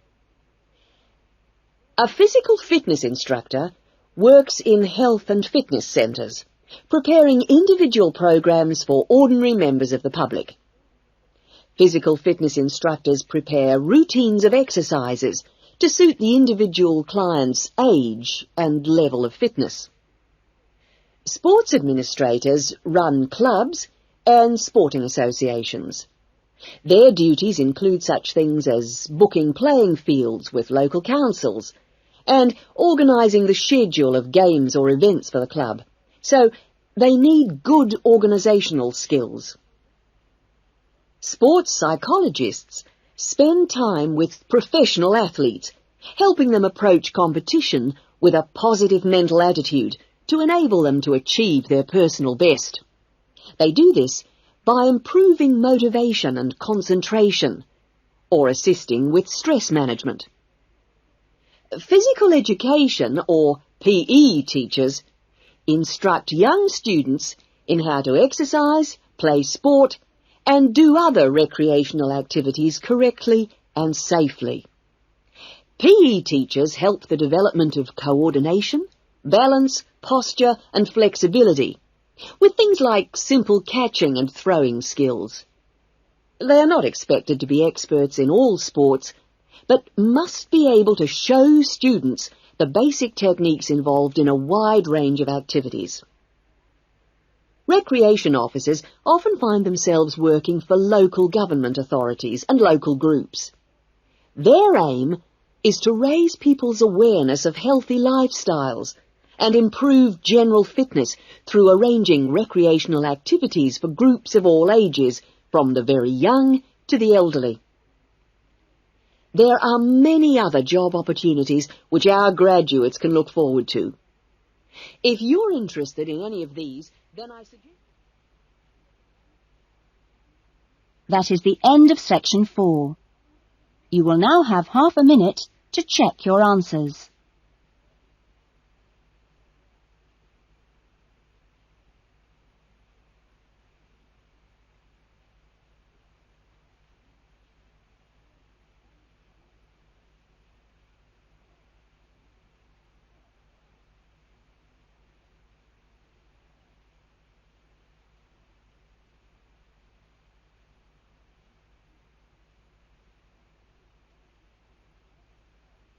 That is the end of the listening test. In the Ielts test, you would now have 10 minutes to Cambridge Ielts 2 by the University of Cambridge Local Examination Syndicate. Published by Cambridge University Press, 2000. This recording is copyright. Cassette 1, Side 2. Test 2. You will hear a number of different recordings, and you will have to answer questions on what you hear. There will be time for you to read the instructions and questions, and you will have a chance to check your work. All the recordings will be played once only. The test is in 4 sections. Write all your answers in the listening question booklet. At the end of the test, you will be given 10 minutes to transfer your answers to an answer sheet. Now turn to Section 1. Section 1. Gavin, a newly arrived student, wants to insure the contents of his apartment. He calls an insurance agent to ask for information. First, you have some time to look at questions 1 to 6.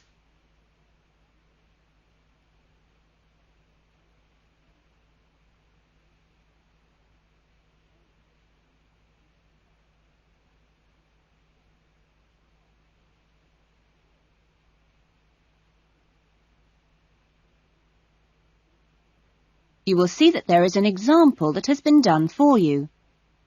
On this occasion only, the conversation relating to this will be played first. Good morning, Diane Davis. Can I help you? Yes, I'd like to get some insurance for the contents of my home. Fine. When did you move into the house? A couple of weeks ago. And, it's an apartment, actually. I was told by the landlord that it would be a good idea to get some insurance for the furniture and other personal possessions. Gavin moved into his apartment 2 weeks ago, so B has been circled.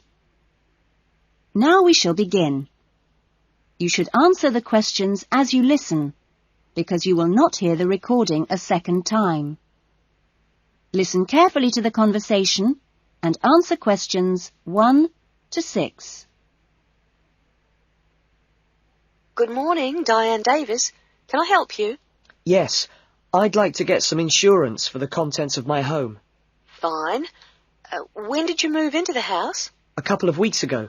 And, it's an apartment, actually. I was told by the landlord that it would be a good idea to get some insurance for the furniture and other personal possessions. Fine. Well, let's get some details. What kind of apartment is it? It's a 2-bedroom apartment. Huh? What floor is it on? Why do you need to know that? Because it affects the cost of the insurance. An apartment on the ground floor isn't as protected as others, and there's more chance of a break-in. Really? I didn't know that.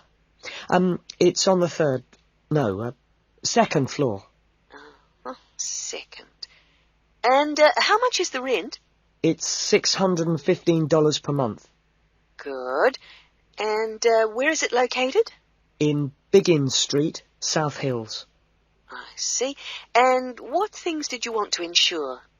Well, what do you recommend? Well, the most important things are those which you would normally find in a home. Things like the television, fridge, and so on. I see. Well, I've got a fridge and a stereo system, which I've just bought from a friend. And how much did you pay for the fridge? $450. 50 or 15? 50. And the stereo system cost $1,150. Have you got a television? Yes, but it's very old and not worth much. Okay. Well, is there anything else you want to insure? Yes. I've got a couple of watches and my CDs and books. How much do you think they're worth? The watches are worth $1,000. For both of them? No, each one. And altogether, the CDs and books cost me about $400. Okay. So, the value of everything you want to insure is $4,000. How much will the insurance cost? Let me see. $4,000 divided by plus 10%. Right. So, this kind of insurance, that's private contents insurance, it comes to $184 for a 12-month period. $184? Well, that sounds pretty good. Okay, I'll take that policy. Before the conversation continues, you have some time to look at questions 7 to 10.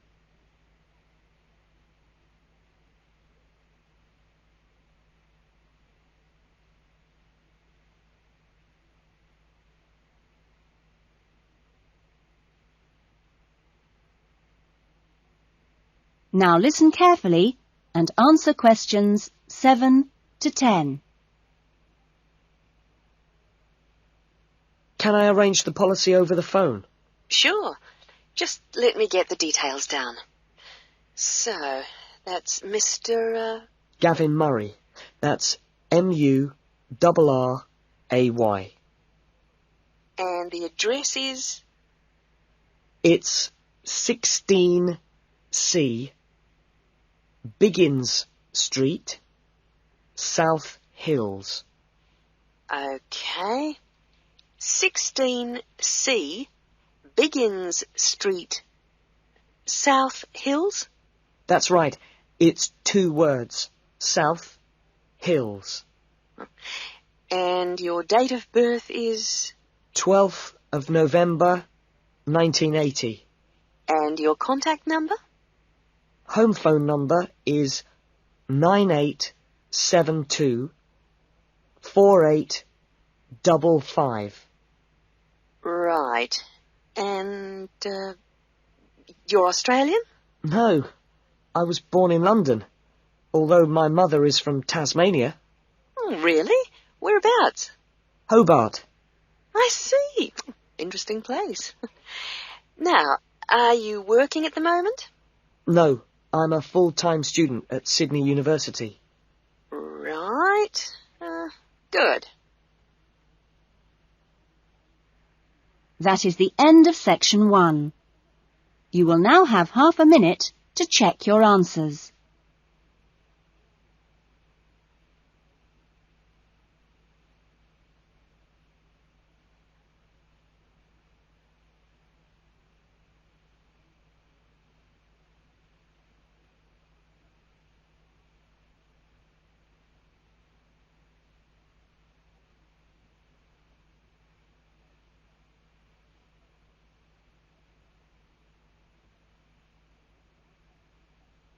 Now turn to section 2.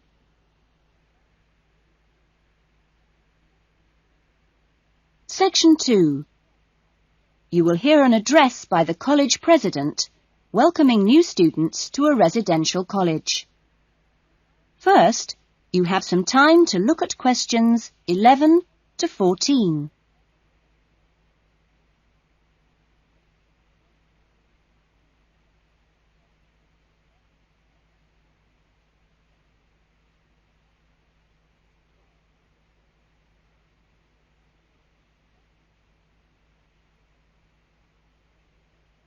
Now listen carefully to the first part of the talk and answer questions 11 to 14.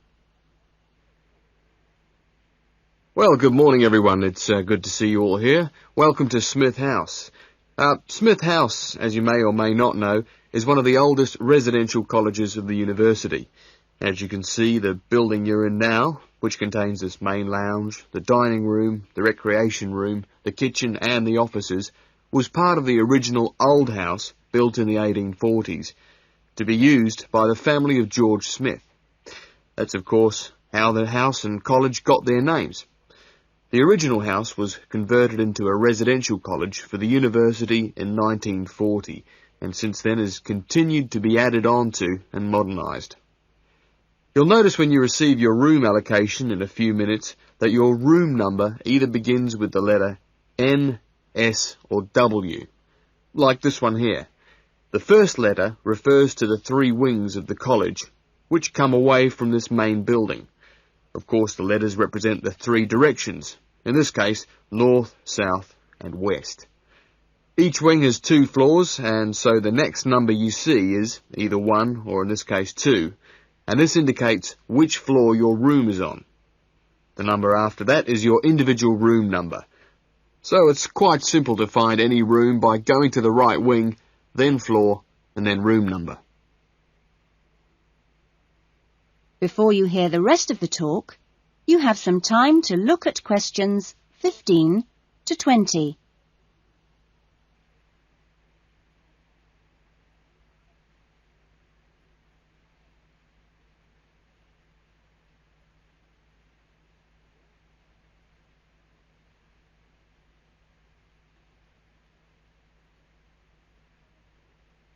Now listen carefully and answer questions 15 to 20.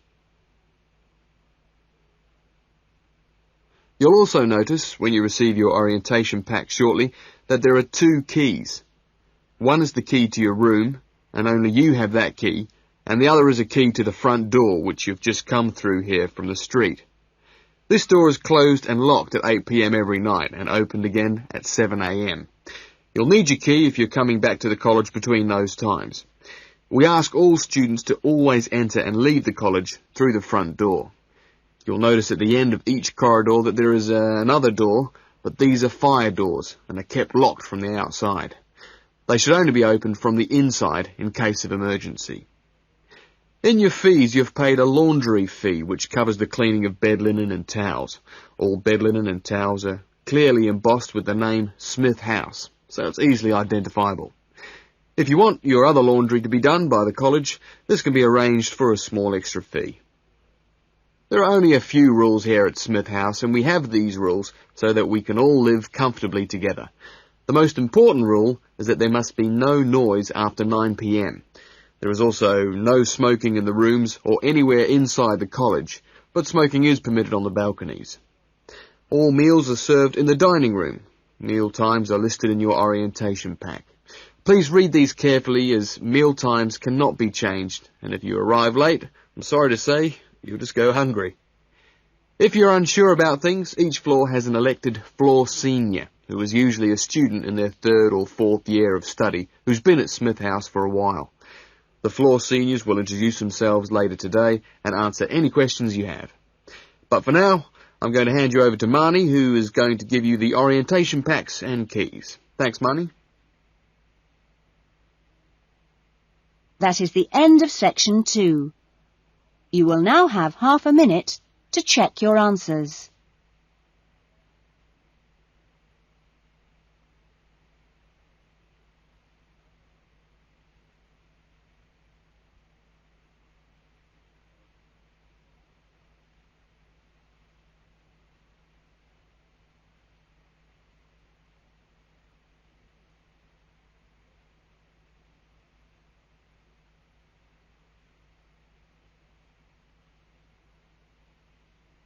Now turn to section 3.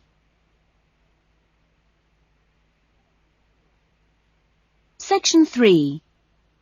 You will hear a conversation between 2 students, Lynn and Robin, who are discussing an assignment. First, you have some time to look at questions 21 to 30.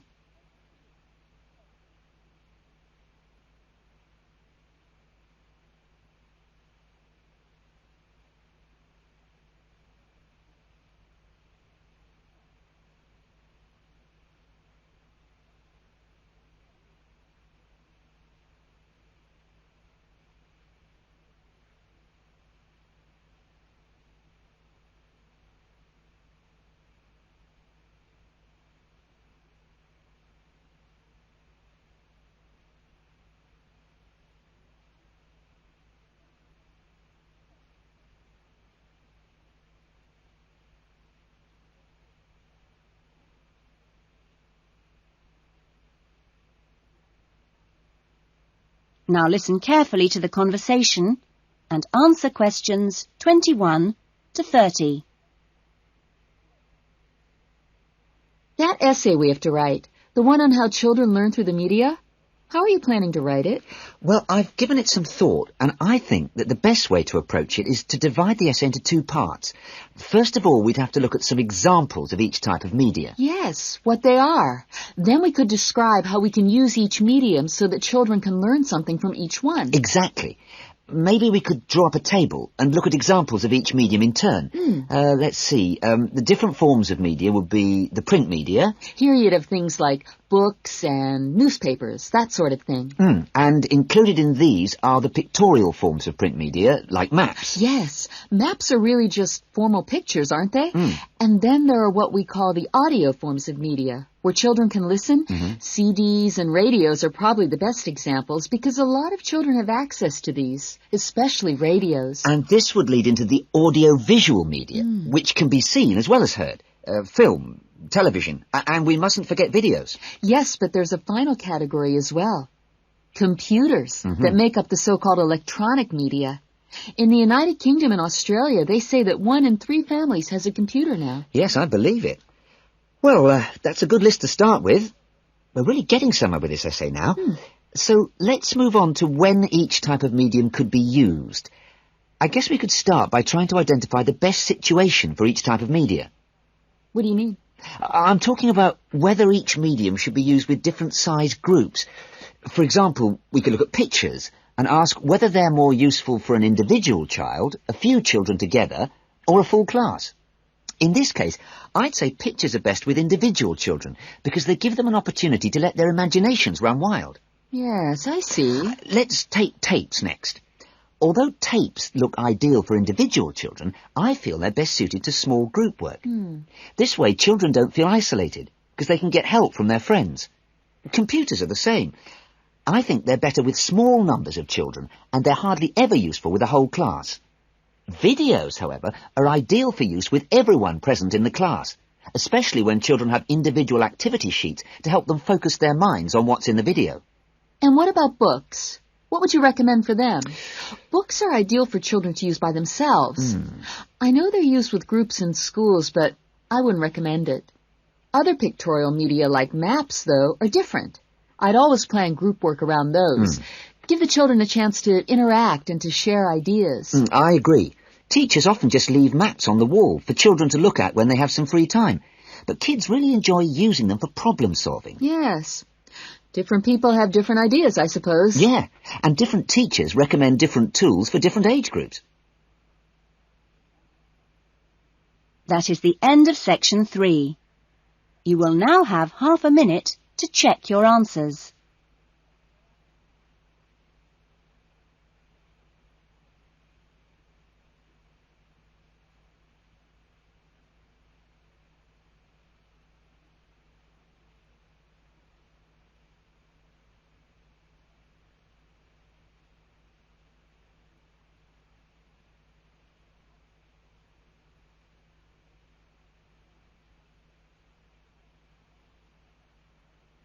Now turn to section 4.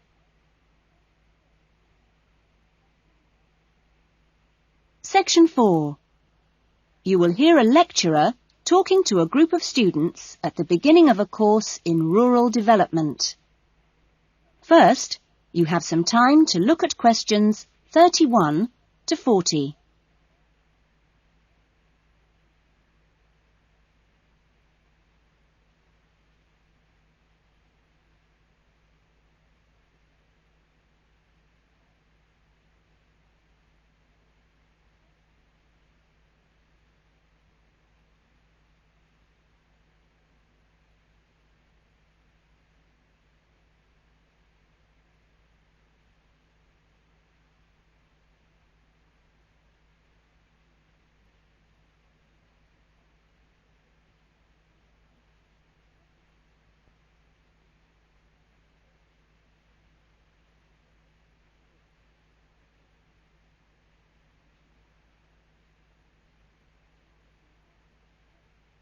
Now listen carefully to the talk and answer questions 31 to 40.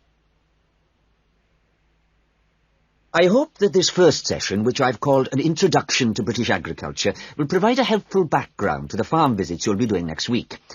I think I should start by emphasising that agriculture still accounts for a very important part of this country's economy. We are used to hearing the UK's society and economy described as being industrial or even post-industrial. But we mustn't let this blind us to the fact that agriculture and its supporting industries still account for around 20% of our gross national product. This figure is especially impressive, I think, when you bear in mind how very small a percentage of the UK workforce is employed in agriculture. This is not a recent development. You'd have to go back to 1750 or so to find a majority of the workforce in this country working in agriculture. By the middle of the next century, in 1850 that is, it had fallen sharply to 10%, and then to 3% by the middle of the 20th century. And now, just 2% of the workforce contribute 20% of GNP. How is this efficiency achieved? Well, my own view is that it owes a great deal to a history over the last 50 or 60 years of intelligent support by the state, mainly taking the form of helping farmers to plan ahead. Then the two other factors I should mention, both very important, are the high level of training amongst the agricultural workforce, and secondly, the recognition by farmers of the value of investing in technology. Now, although the UK is a fairly small country, the geology and climate vary a good deal from region to region.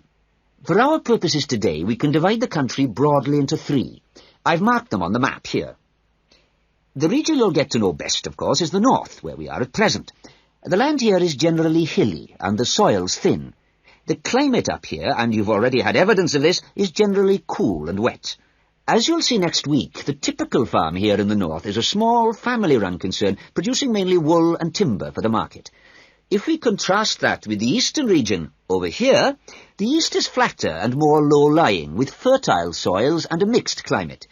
Average farm size is much bigger in the east, and farms are likely to be managed strictly on commercial lines. As for crops, well, the east is the UK's great cereal-producing region. However, increasingly significant areas are now also given over to high-quality vegetables for supply direct to the supermarkets. The third broad region is the west, where it's a different story again.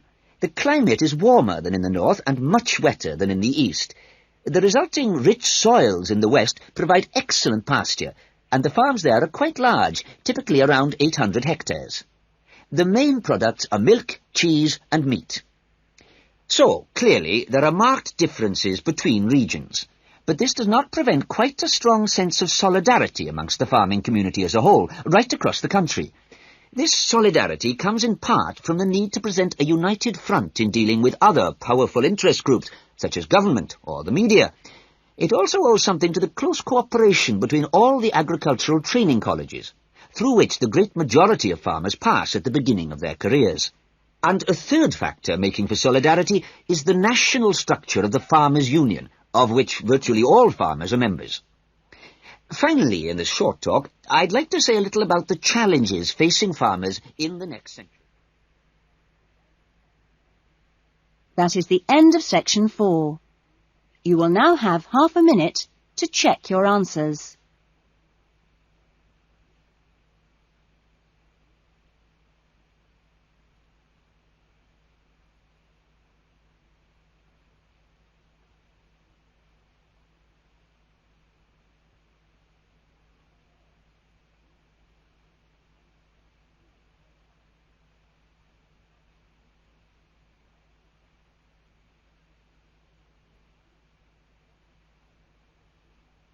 That is the end of the listening test. In the Ielts test, you would now have 10 minutes to transfer your answers to the listening answer sheet.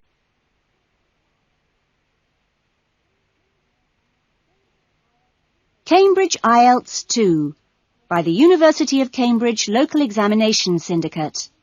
Published by Cambridge University Press, 2000. This recording is copyright. Cassette 2. Side 1. Test 3. You will hear a number of different recordings, and you will have to answer questions on what you hear. There will be time for you to read the instructions and questions, and you will have a chance to check your work. All the recordings will be played once only. The test is in 4 sections. Write all your answers in the listening question booklet.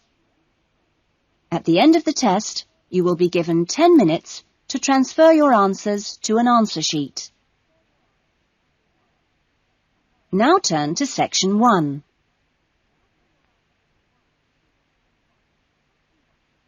Section 1. You will hear someone being asked their opinion of a new television station. First, you have some time to look at questions 1, to 4.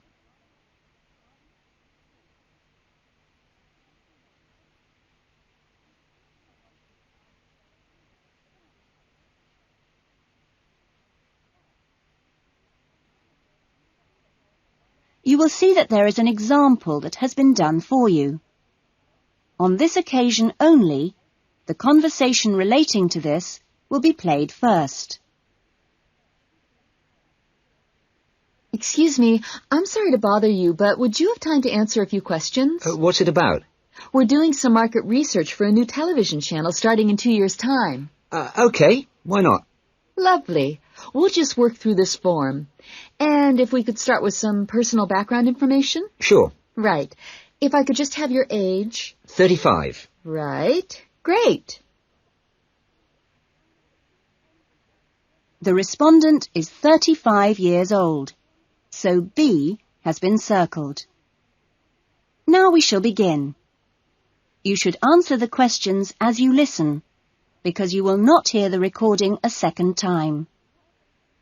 Listen carefully to the conversation and answer questions 1 to 4. Excuse me, I'm sorry to bother you, but would you have time to answer a few questions? What's it about? We're doing some market research for a new television channel starting in 2 years' time. Okay, why not? Lovely. We'll just work through this form.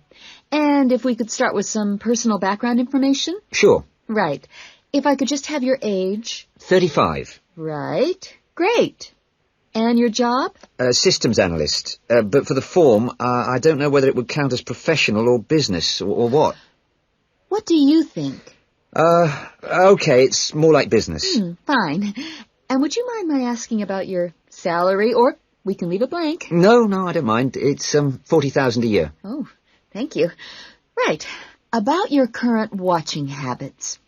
What would you say is your main reason for watching TV? Well, at work, I tend to read for information and what have you, so I'd say that with TV, it probably just helps me relax and unwind. Fine.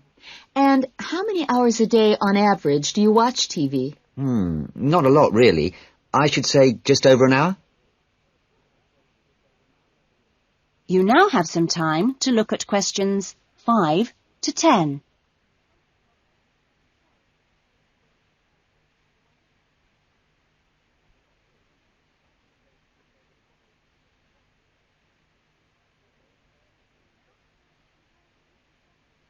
Now listen carefully and answer questions 5 to 10. So what are the 2 main times of the day that you watch TV?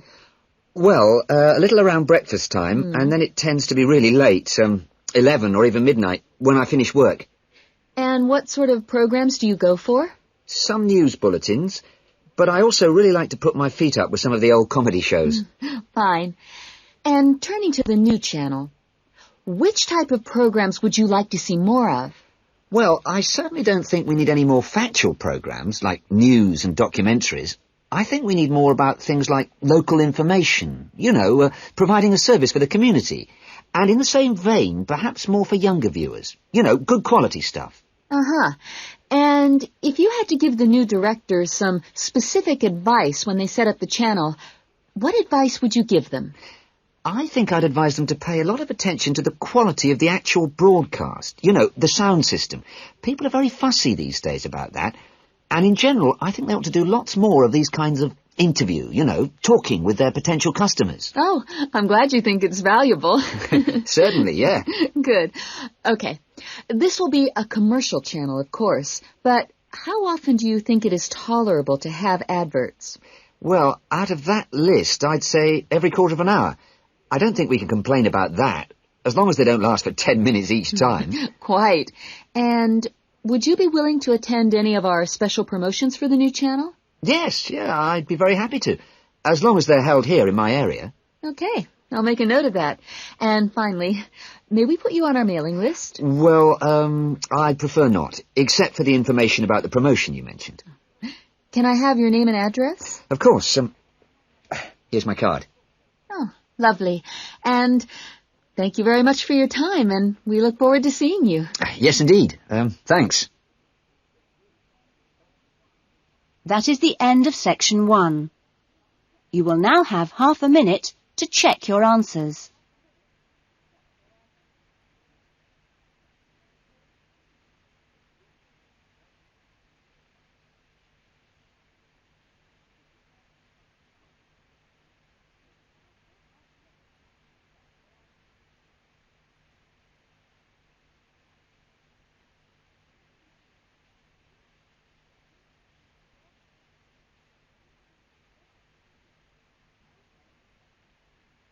Now turn to section 2.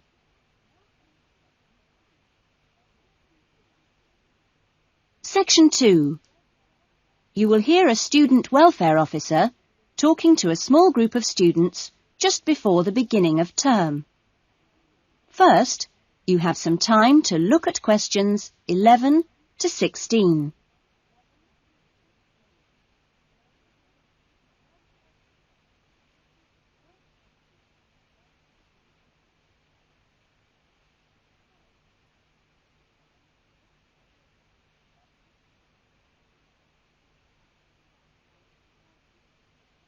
Now listen carefully to the talk and answer questions 11 to 16.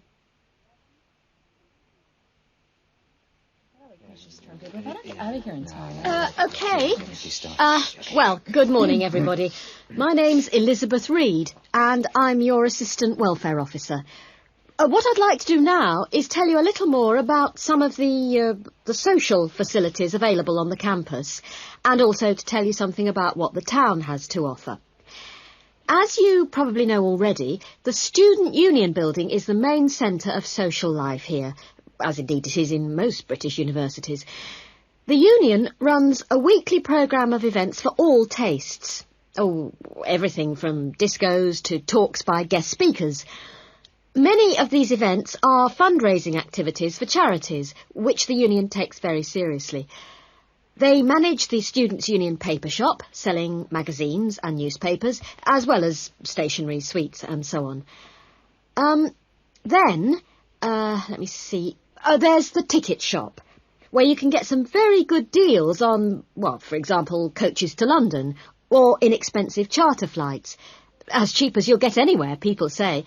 Or tickets for big pop groups playing here or at other venues all over the country, or plays in London. Oh, and we mustn't forget the Union cafeteria and the big new diner. Yes, did you have a question? Yeah, does the Union also provide help with any problems? I mean, advice on financial problems, for example, or does the university provide that? Yes, the Union run their own advice service, offering help with financial matters, such as grants. I'm sure you realise anything medical should be discussed with the University Medical Service, which also has an excellent counselling centre. I think that was made clear yesterday. However, the Union has its own officer who can give advice on legal problems. You now have some time to look at questions 17 to 20.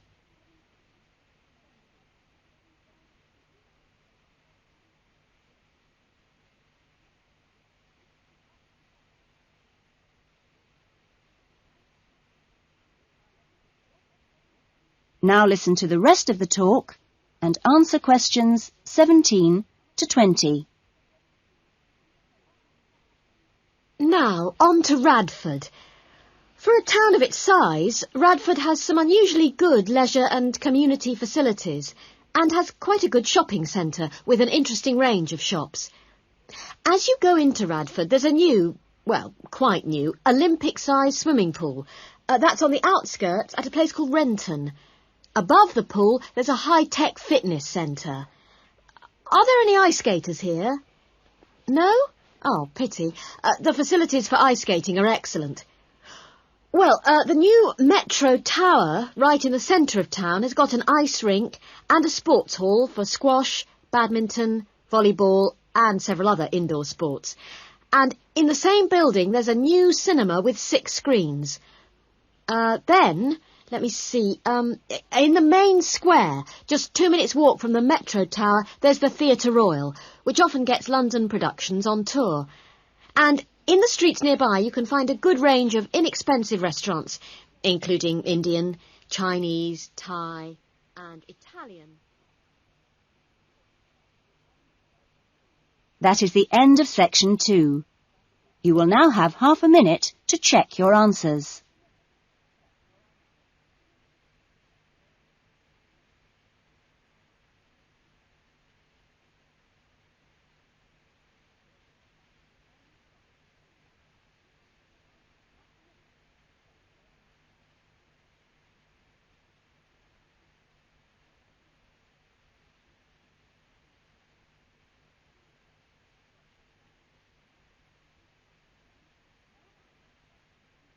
Now turn to section 3.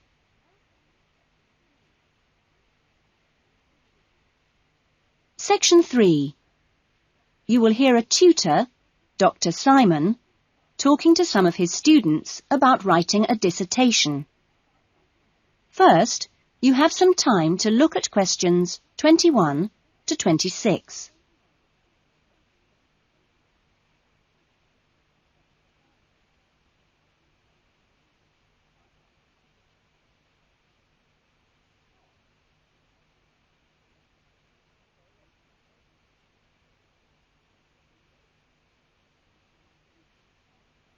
Now listen to the discussion and answer questions 21 to 26. OK, welcome back to the new term. Hope you've had a good break and that you're looking forward to writing your dissertation. Now, what I'd like to do in this session is give you the opportunity to ask questions on writing the dissertation. Requirements, milestones, who to see when you need help. It's very informal. It may all be written on paper, but it's nice to get it confirmed. So, anything you'd like to ask? Dr. Simon, is there a fixed hand-in date yet? Right, I can confirm that that's the 21st of May, not the 20th, as we first stated. OK? Jane? What about the word limit? Well, we try to be pretty flexible on this, but in broad terms, it's 18 to 20,000. Ah. And you can choose your topics, anything from years 2 and 3. Yes? I still haven't got any idea what I want to do it on. Who... Well, you should see your course tutor to agree on your final title, and you should also be aware that there's a special programme running on research methods for anyone who wants some extra help on that. Can I just check on the deadlines for everything? Yes, sure. Look, let me write it on the board. When the different stages have to be completed. First of all, you've got to work on your basic bibliography. And that's due into your course tutor by the 31st of January, which is just 2 weeks away, so you'd better get a move on that. Do we have to have our own draft plan by then? No, your draft plan is due on the 7th of February, which is a week later, so that should give you plenty of time. And when do we have to be doing the research? That's over a 1-month period, essentially February to March. And the write-up? Well, you can't really get going on your writing until you've got quite a bit of the research done. So that's really March to May, with the hand-in date on the 21st. Any more questions? Now you have some time to look at questions 27 to 30.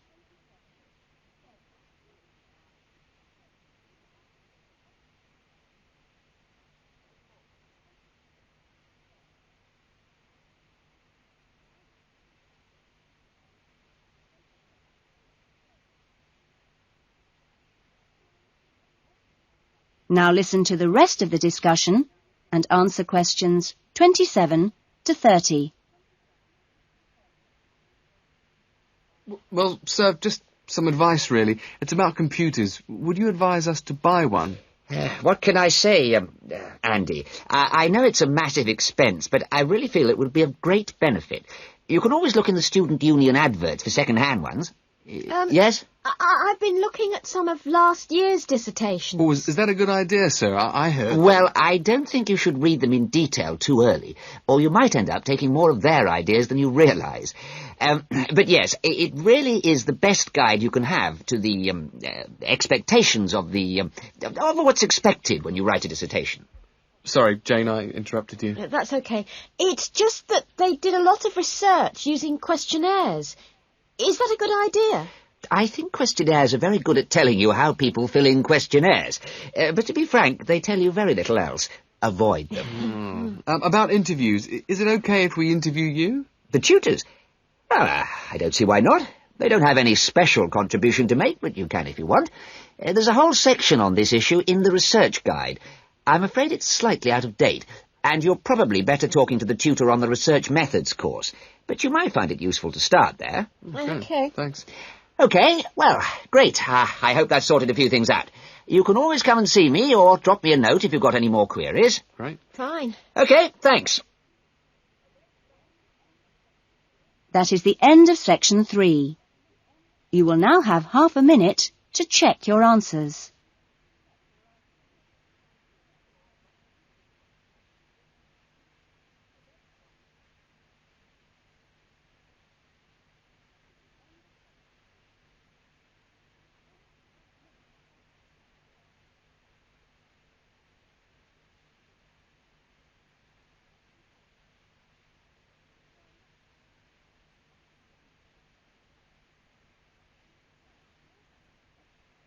Now turn to section 4.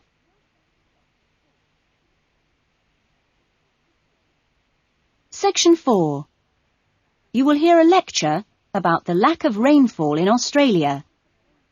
First, you have some time to look at questions 31 to 40.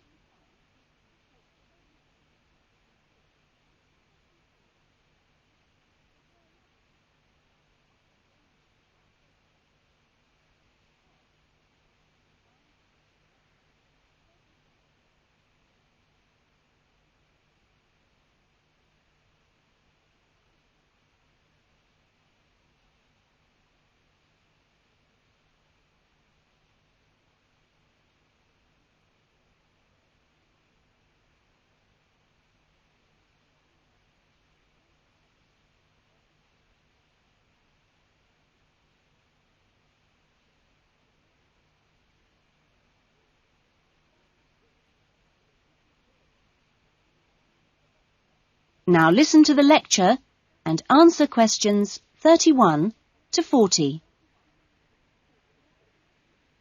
Good morning. This morning, we are continuing our look at Australia and its natural problems. Actually, dryness, or aridity, as it is generally called by geographers, is probably the most challenging of Australia's natural problems. And so it's very important in this course for you to have a good understanding of the subject. For Australia, water is a precious resource, and its wise management is of the greatest importance. As I've said, Australia is a dry continent, second only to Antarctica in its lack of rainfall. Long hours of hot sunshine and searing winds give Australia an extremely high rate of evaporation, far more than in most other countries. It's estimated that approximately 87% of Australia's rainfall is lost through evaporation, compared with just over 60% in Europe and Africa, and 48% in North America. You generally think of Africa as being a very hot and dry place, but it's not in comparison with Australia. In many parts of Australia, standing water, that is, dams, puddles and so forth, dry up rapidly, and some rainfall barely penetrates the soil. The reason for this is that the moisture is absorbed by thirsty plants. Some parts of Australia are dry because rainwater seeps quickly through sandy soils and into the rock below. In parts of Australia, this water, which seeps through the sandy soil, collects underground to form underground lakes. Water from these subterranean lakes can be pumped to the surface and tapped, and so used for various purposes above the ground. In fact, extensive underground water resources are available over more than half of Australia's land area. But most of the water is too salty to be used for human consumption or for the irrigation of crops. However, most inland farmers do rely on this water for watering their animals and, where possible, to a lesser extent, for irrigation. Underground water can flow very large distances, and can be kept in underground reservoirs for a very long time. Water from these underground reservoirs bubbles to the surface as springs in some parts of the country, and these rare sources of permanent water were vital to early explorers of inland Australia and to other pioneers last century who used the springs for survival. But in many places, levels have fallen drastically through continuous use over the years. This has necessitated the pumping of the water to the surface. Remarkably, underground water sources in Australia supply about 18% of total water consumption. So you can see it's quite an important source of water in this dry land. So, most of the consumption of water in Australia comes from water which is kept above ground. More than 300 dams regulate river flows around the country. The dams store water for a variety of functions.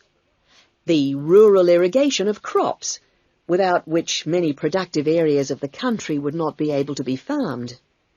The regulation of flooding, a serious problem which will be dealt with later in the course. And last but not least, the harnessing of the force of gravity for the generation of electricity. That is all we have time for this morning, but you'll be able to do further study on this important area in the library. I have a handout here with references on the subject, so if you're interested, please come up to the desk and take a copy. Next week's lecture is a case study of an outback farm, and it'll be going into detail about some of the problems we've discussed here.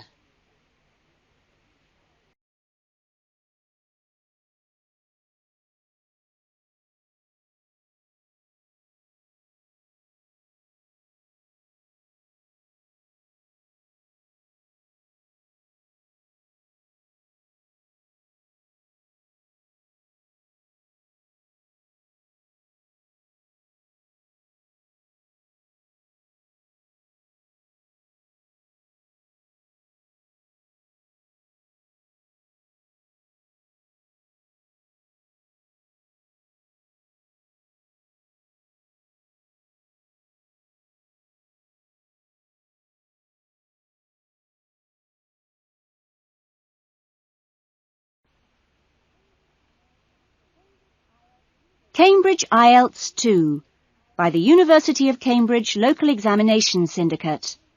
Published by Cambridge University Press, 2000. This recording is copyright. Cassette 2, Side 2. Test 4. You will hear a number of different recordings, and you will have to answer questions on what you hear. There will be time for you to read the instructions and questions, and you will have a chance to check your work. All the recordings will be played once only. The test is in 4 sections. Write all your answers in the listening question booklet. At the end of the test, you will be given 10 minutes to transfer your answers to an answer sheet. Now turn to Section 1.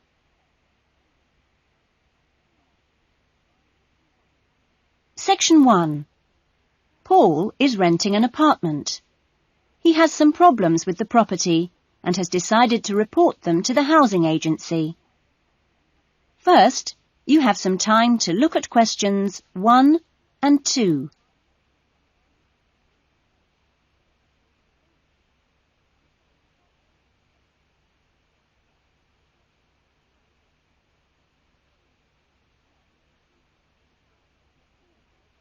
You will see that there is an example that has been done for you.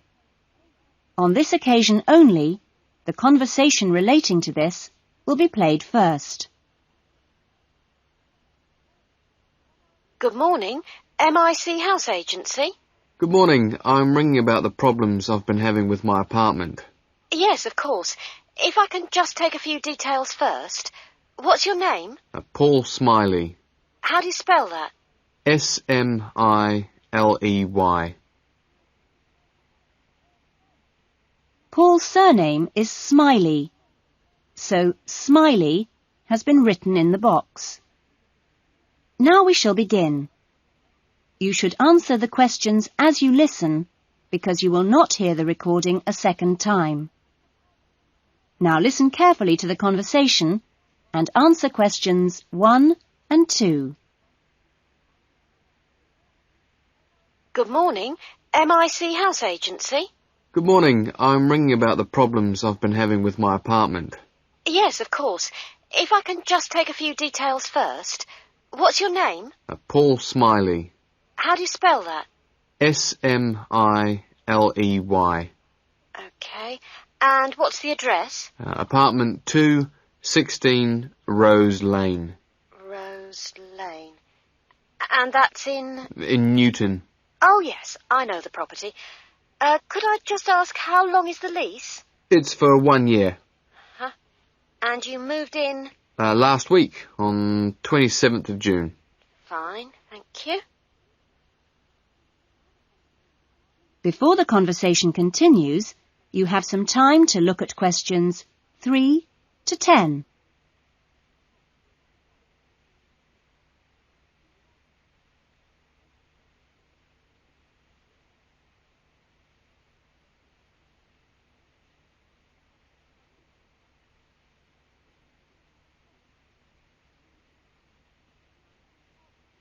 Now listen carefully and answer questions 3 to 10.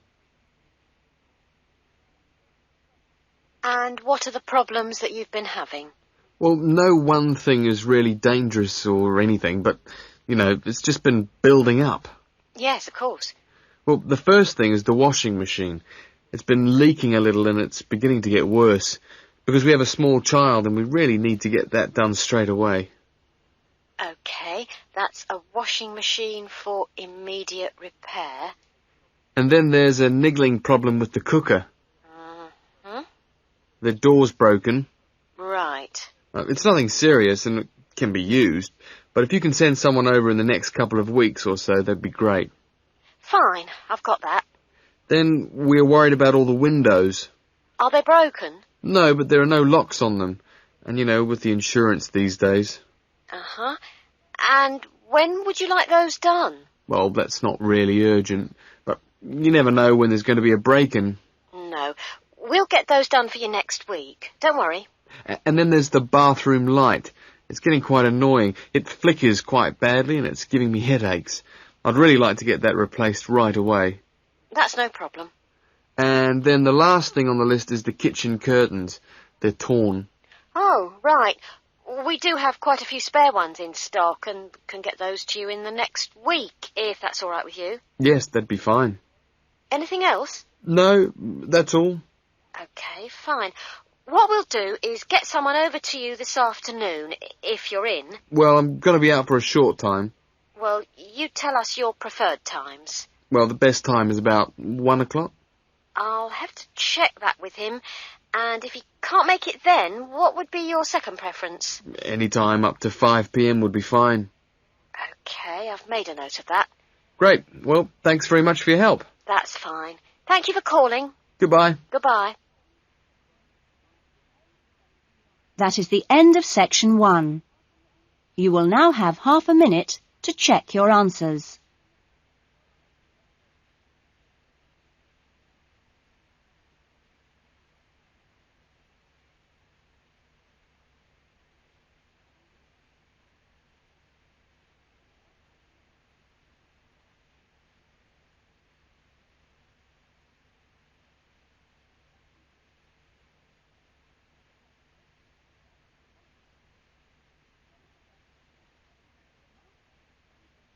Now turn to section 2.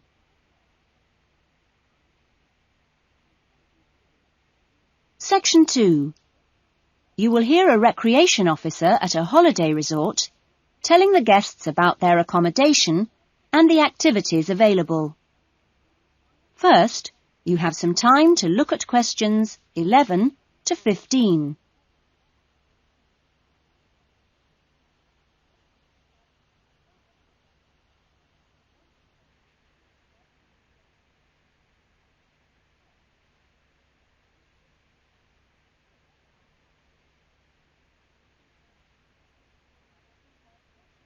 Now listen carefully to the first part of the talk and answer questions 11 to 15. Great. Well, hi everyone. My name's Jody, and I'm one of the 4 recreation officers here at Rainforest Lodge. My job is to make sure that you all have a great stay here with us and go away feeling relaxed and refreshed. As you can see, we're literally in the middle of nowhere at the lodge. There are no newspapers or TVs, and there's only one phone, and that's in the office. The lodge is a complete get-away-from-it-all experience, a place to unwind and appreciate the world without a lot of interruptions and distractions. From your cabin balcony, you'll find that you can't see anyone else, and the only noise you should hear is the birds. When the luggage comes, one of the guys will take it across to your cabin for you and make sure you know the way back here to the main center for dinner in the restaurant. Dinner will be served in about an hour or so. All the times of each day's activities are printed on the blue sheet you should have got in the information guides that were handed out on the coach. Each explorer trip has a different focus, so it doesn't matter how many you do or on what day, because there's always something new to discover in the rainforest. Tomorrow, I think we've still got places on the Orchid and Fungi tour. This is on foot and takes you to different parts of the rainforest. Or, if you'd prefer, there's the 4-wheel drive tour to the waterfalls, or the fishing trip where I promise you we'll catch some lunch. And last but not least, the famous crocodile cruise that leaves at 11 a.m. each day, just in time for the crocodile's lunch. Oh, plenty to choose from here at Rainforest Lodge, or just sit on your balcony, relax and unwind and enjoy the views. In the evenings, there is the Spotlight Tour, one of my favorites. The Spotlight Tour leaves at sundown and lets you catch a glimpse of some more of the rainforest wildlife as it comes out at dusk to feed. That's a great trip, and if you can, I'd really try to make sure you do it during your stay. You now have some time to look at questions 16 to 20.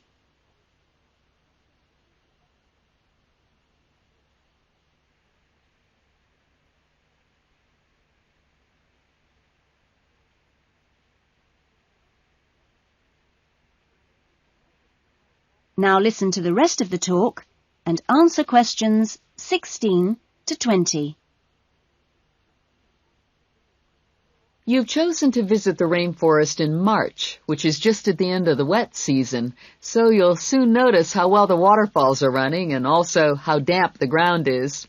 Things can tend to get a bit slippery, too, so if you didn't bring any walking boots, I'd advise you to hire some from the office. You'll also be much better off in long trousers rather than shorts, because they will give your legs more protection. And socks are a good idea, too. There's no need to be nervous of the rainforest, provided that you treat it with respect and common sense. Most of the animals and wildlife are gentle and harmless. There are some venomous snakes to beware of, but really, they're much more frightened of you than you are of them. The other thing is that certain plants can cause irritation if you touch them with bare skin. Well, that's about all for the time being.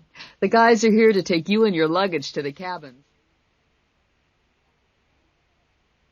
That is the end of section 2.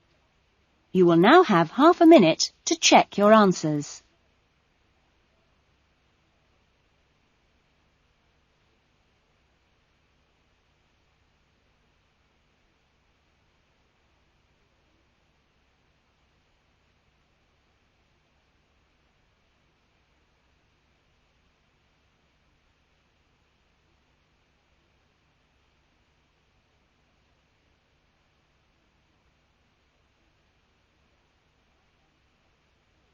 Now turn to section 3.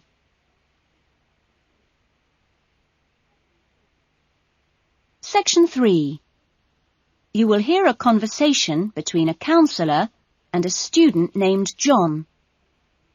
First, you have some time to look at questions 21 to 25.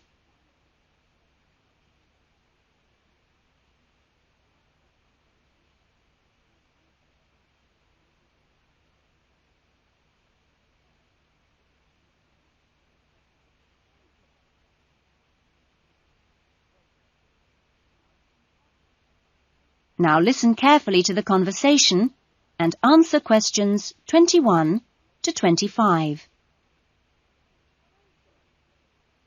Hello, John. What can I do for you? Well, I heard about these counselling sessions from a friend doing a science course, and I was really interested. I think they should be compulsory, really. Well, to be quite honest, John, I think they would be useful for everybody, but, well, everybody has their own way of going about things. I prefer people just to drop in when they can. Yes. I find that talking to students about the requirements of a course helps to clarify what needs to be done. I mean, the biggest difference between college and school is that new college students really have to do a lot of work on their own, and it's sometimes useful to get advice on how to take control of your time and work effectively. Yes. I mean, it seems like a very light workload until assignment time comes, and then I seem to be working all night sometimes. I'm not the only one. It's ridiculous. The resource centre is very good, but it closes so early. It's in the library, and so you think you could use it more. It's a real problem for me. Well, you're certainly not the only person in that position, as I'm sure you've found. It really comes down to using every available hour in a systematic way. If you do this with a plan, then you'll find that you still have time for yourself and your hobbies as well. Yeah. I've heard from Thomas that you made him a sort of plan like this, and he's going away for the weekend with all his work handed in, whereas I haven't even started. I need to find out a few more things about you first. I'll give you this form to fill in about your lectures and things before you leave. You now have some time to look at questions 26 to 30.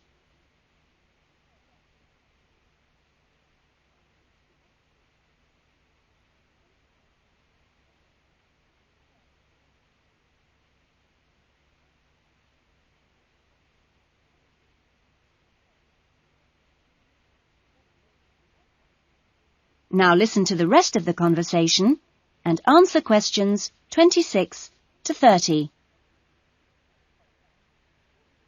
Now, what are your main problems? Well, what most concerns me is I'm still not doing very well in my assignments.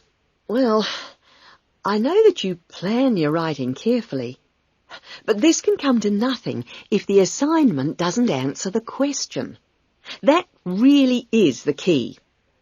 You must read the question carefully and give it a great deal of thought before you even start planning or writing your first draft. It's also vital to check your work for errors. Everybody makes them, and they can influence the person marking the work. So, always take time at the end to check what you've written. As far as listening is concerned, I find it hard to keep up sometimes in lectures, especially 2-hour ones. I sometimes just seem to go off into a dream. It's a good idea to find out from your lecturers if they mind you recording the lectures. Oh. You only need one of those small cassette recorders. Yeah. The quality is pretty good, and a second listening can really clarify things. Something else you can do is check your notes with a friend after the lecture. Yes, that's a good idea. Thanks.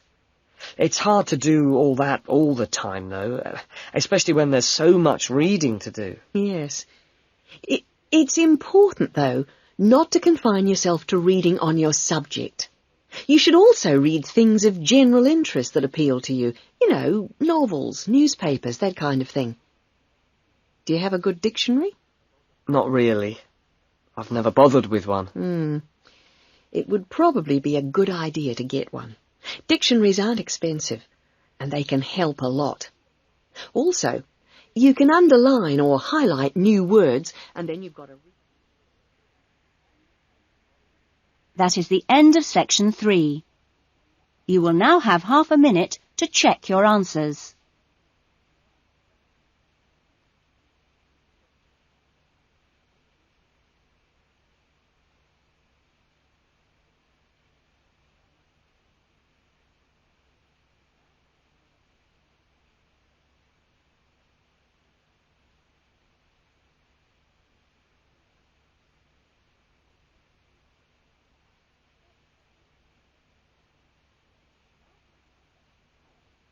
Now turn to Section 4.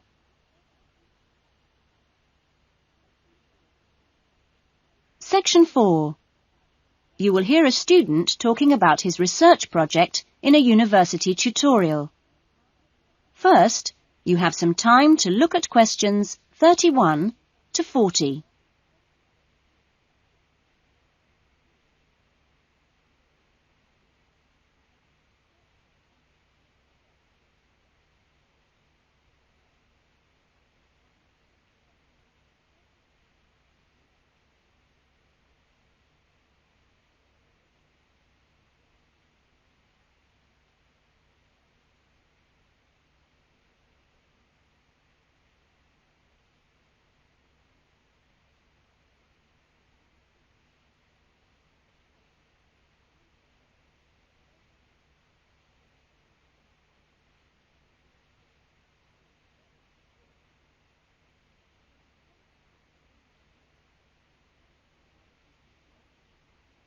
Now listen to the talk and answer questions 31 to 40.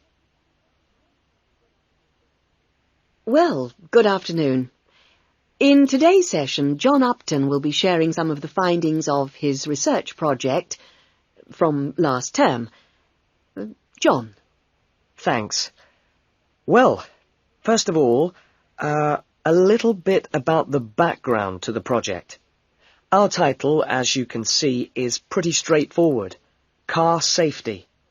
But these days, there's a lot more to it than the usual injunctions about drinking and driving or speeding. I'd been interested and horrified by several newspaper reports on what people call road rage. For example, the famous incident of a man getting out of his car in a car park and hitting the driver of a van who had overtaken him earlier. It seemed to me that there were almost as many serious problems when cars were parked, i.e. were stationary, as when they were travelling at 90 miles an hour. So I decided to make this the focus of the project. For our research, we depended mainly on talking to individuals, asking them questions rather than using written questionnaires. We stopped people at a selected garage on the motorway over a 2-day period and asked them questions about what they'd observed or experienced themselves. Our respondents were both men and women, but the women were just slightly in the majority. We were pleased by the public's willingness to stop and chat to us. In the end, we talked to a total of 135 drivers over those 2 days. So, what were our findings? Well, as you can see, 93% of respondents had had some kind of problem. A surprisingly large percentage, 24%, had had their car damaged in some way. But the main type of incident was being shouted at. 79% had experienced that. 15% had experienced violence on their own persons. They'd actually been hit by someone. The police tended only to be informed when there was physical violence involved. So, what strategies had people developed to ensure their own safety? Let's have a look at the figures here. Well, first of all, it was quite striking that there were often distinct answers from the men and women. It was mainly women, for example, who said one shouldn't ever stop to find out how to get somewhere, whereas it was men who said you should try to avoid looking directly at other drivers. Both men and women... It was women who said you had to tell someone when you were due to get to a particular destination. Then, I had thought that it would be mainly men, but both sexes made the point that it's much safer to get keys out well in advance as you go towards your car. Men were very aware that muggers or whatever might be concealed behind the car. They also made the point that you should leave plenty of room when you park your car, so you can make a quick getaway if you need to. Finally, locking doors at all times. Men didn't think it was quite as important as women, but both gave it a high safety rating. When we asked them what they thought the best improvements had been in the last 5 years in helping with road rage problems... That is the end of section 4. You will now have half a minute to check your answers.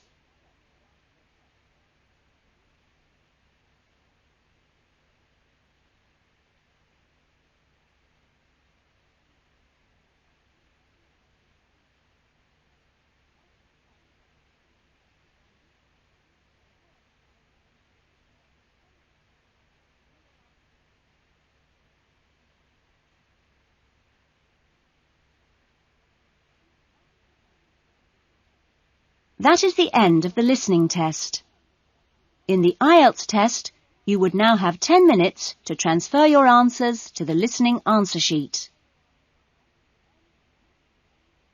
That is the end of side 2.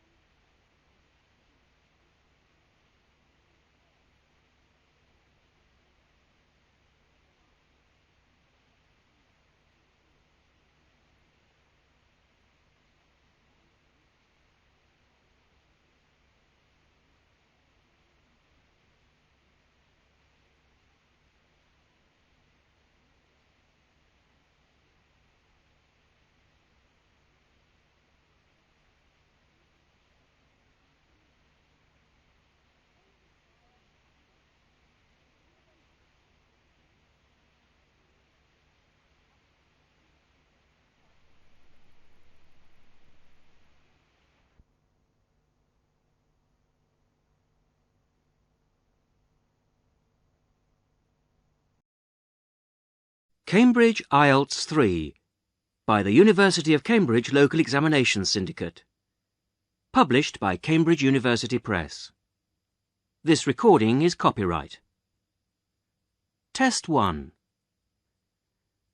You will hear a number of different recordings, and you will have to answer questions on what you hear. There will be time for you to read the instructions and questions, and you will have a chance to check your work. All the recordings will be played once only. The test is in 4 sections. Write all your answers in the listening question booklet. At the end of the test, you will be given 10 minutes to transfer your answers to an answer sheet.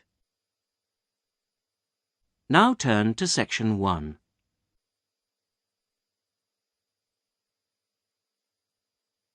Section 1.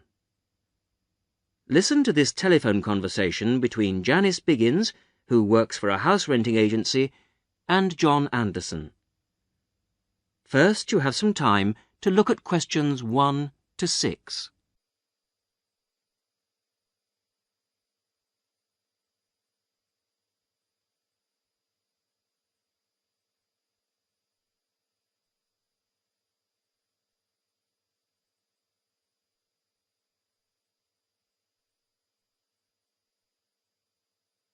You will see that there is an example which has been done for you.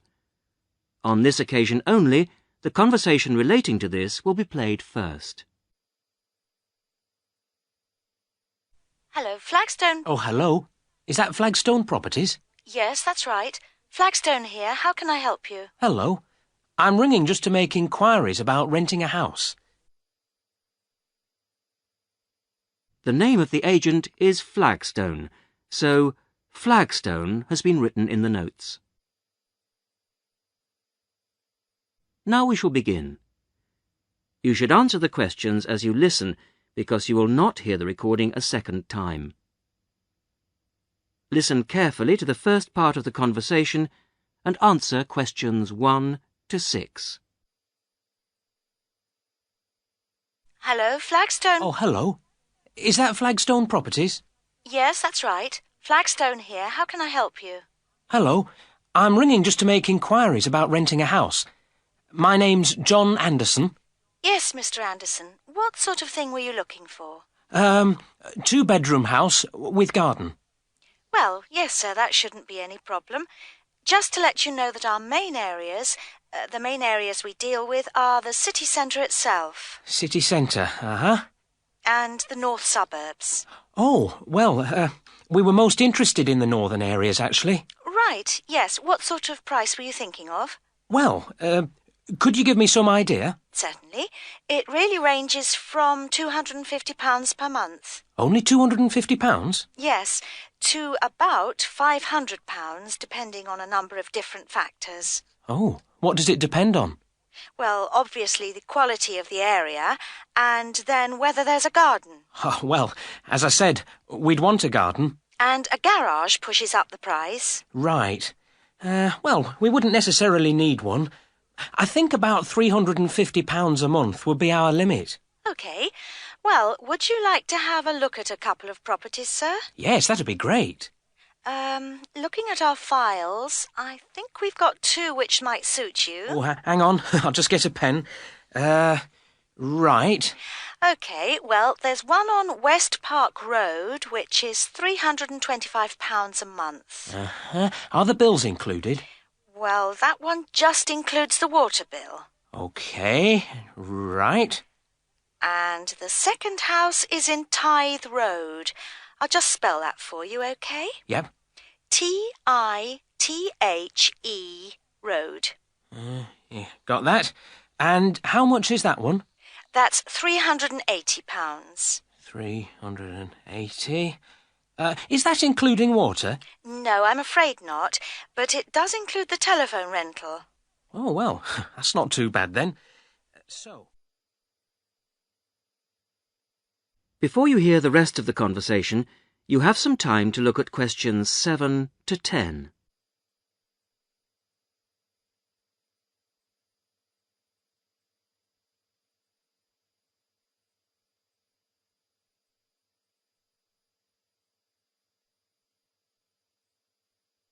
Now listen and answer questions 7 to 10. So when would you be available to see them? Well, I'll be in town next week, say Thursday. No, I'm sorry, we don't have any availability for Thursday. How about Wednesday afternoon? OK. That's fine. Would 5 be OK? Yes, fine. 5 o'clock it is. Just come to the Flagstone offices. Oh, before I forget, what sort of things do I need to get done, to rent with you? Well, the most important thing is a letter from your bank. No problem. And then a reference letter from your employer. Yes, that's OK. Great. And then we would need you to give 2 weeks' notice of moving in. Right, 2 weeks' notice. And what about a deposit? That's 1 month's rent, whatever the amount is. OK. 1 month. Is that it? No, sorry, one more. You will have to pay for the contract. Oh, yes, I'd forgotten about that. OK, fine. So I'll start arranging those, and I'll see you next week. Yes. Thanks very much. Bye. Goodbye.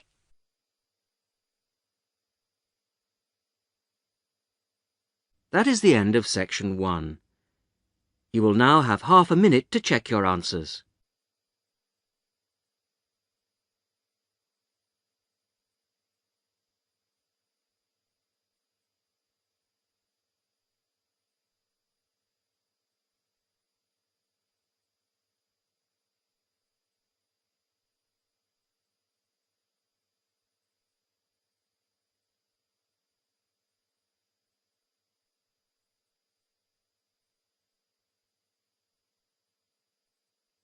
Now turn to section 2.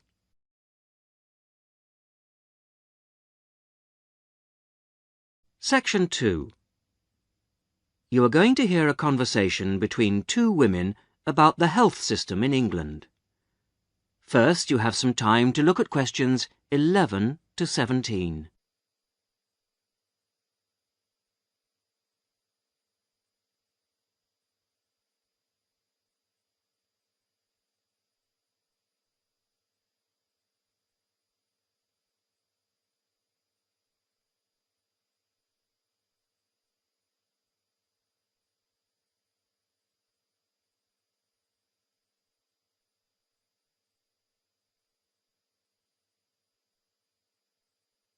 Now listen to the first part of the conversation and answer questions 11 to 17. Hello, Mrs. Sutton. Come in. How are you settling in next door? Have all your things from Canada arrived yet? I thought I saw a removals van outside your house yesterday afternoon. Yes, they came yesterday. We spent all day yesterday arranging them. It's beginning to feel a bit more like home now. Oh, that's good. Look, come in and sit down. Are you all right? You look a bit worried. Well, I am a bit. I'm sorry to bother you so early, Mrs. Smith, but I wonder if you could help me. Could you tell me how I can get hold of a doctor? Our daughter, Anna, isn't very well this morning, and I may have to call somebody out. She keeps being sick, and I am beginning to get a bit worried. I just don't know how the health system works here in England. All I know is that it's very different from ours back in Canada. Well, I don't know really where to start. Let me think. Well, the first thing you have to do is find a family doctor. Sometimes we call them general practitioners as well. Right. And register with him or her. If you live here, you've got to be on a doctor's list. If you're not, things can be a bit difficult. Nobody will come out to you if you're not registered. Anyway, they work in things called practices. Sort of small groups of family doctors all working together in the same buildings. Now, what you've got to do this morning is register with one of them. There are 2 practices near here, so we're quite well off for doctors in this part of Manchester. There's the Dean End Health Centre, about 10 minutes walk away, and there's another practice in South Hay. That's about 5 minutes away, going towards the town centre. We're registered at the Dean End one, but they're both okay. There are about 6 doctors in our practice and 4 in the other, so ours is quite big in comparison, and the building and everything's a bit more modern. South A is a bit old-fashioned, but the doctors are okay. Their only problem is that they don't have a proper appointment system. Sometimes you have to wait for ages there to see someone. Anyway, you go to the receptionist in whichever health centre and ask her to register you with a doctor there. You have to fill in a form, but it doesn't take long. Ours is called Dr. Jones, and we've been going to him for years, ever since we moved here 15 years ago. I wouldn't say he's brilliant, but I suppose he's all right, really. We're used to him now. They say he's very good with elderly people, but he does tend to get a bit impatient with children. Listen, the one who's supposed to be really good with small children is Dr. Shaw. I've heard lots of people say that. She's young and she's got small children of her own, so you could try registering with her. And if her list's full, I heard somebody say the other day that there's a really nice young doctor at South Hay, a Dr. Williams. He holds special clinics for people with back trouble, but that's not really your problem, is it? Now you have some time to look at questions 18 to 20.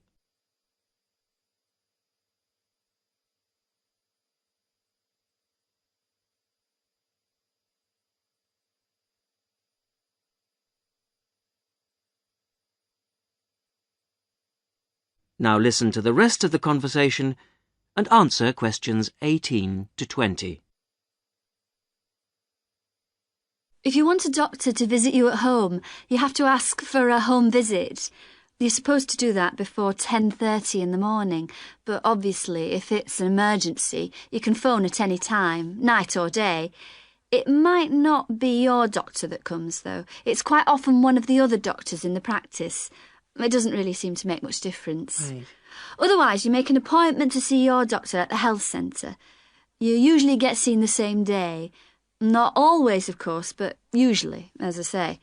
They hold surgeries between 9 and 11:30 every weekday, and from 4 to 6:30 Monday to Thursday.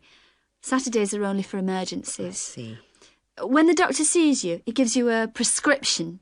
He writes what medication you need on it, and you take it to a chemist shop. There's one opposite the centre. If it's for a child under 16, you don't have to pay, so if it's for Anna, there's no problem. The same thing goes if you're unemployed or retired, or if you're pregnant. Just as well, because it's not cheap. You pay the same price for each item the doctor has prescribed. At the moment, it's something like £5 per item. So you pay for the medication, but the consultation with the doctor doesn't cost you anything. It's completely free as long as you're a resident here. You're going to be here for 3 years, aren't you? So, there shouldn't be any question of you paying anything to see the doctor. So that's one less problem to worry about. Look, Mrs. Sutton, if you want, I'll sit with your daughter for half an hour if you want to go down to the health centre to register. It's no trouble, really, don't worry. Are you sure you wouldn't mind? That would really help me a lot. I'll ask them if they can send someone round later to see Anna. I think I'll try the Dean End Centre. Good idea. Don't worry about Anna. Right. I'll be back as soon as I can.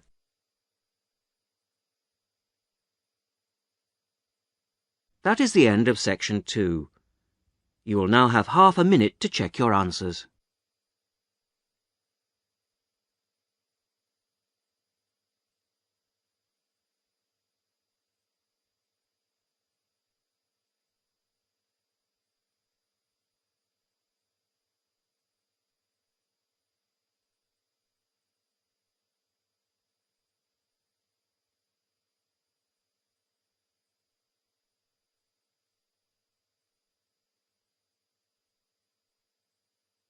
Now turn to section 3.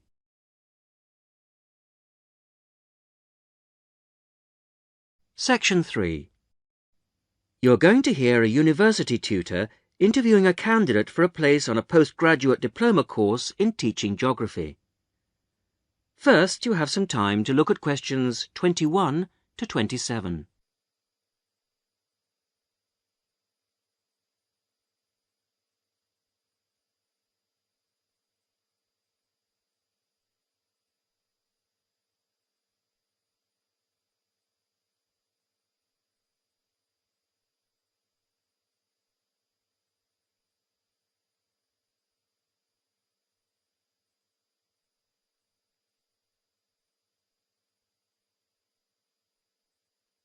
Now listen carefully to the first part of the interview and answer questions 21 to 27.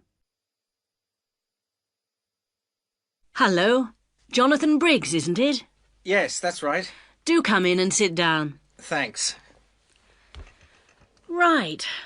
Well, Jonathan, as we explained in your letter, in this part of the interview, we like to talk through your application form, your experience to date, etc. And then in the second part, you go for a group interview. Group interview, yes, I understand. So, your first degree was in economics? Yes, but I also did politics as a major strand. And you graduated in 1989. And I see you've been doing some teaching. Yes, I worked as a volunteer teacher in West Africa. I was there for almost 3 years in total, from 1990 to 1992. How interesting. What organisation was that with? It's not one of the major ones. It's called Teach South. Oh, right. Yes, I have heard of it. It operates in several African countries, doesn't it? And what kind of school was it? A rural cooperative.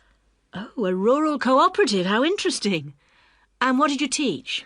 A variety of things in different years. I did, with forms 1 to 3, mainly geography, and some English with form 5. Then, in my final year, I took on some agricultural science with the top year. That's form 6. Right. Quite a variety, then. I also ran the school farm. How interesting. Before the interview continues, you have some time to look at questions 28 to 30.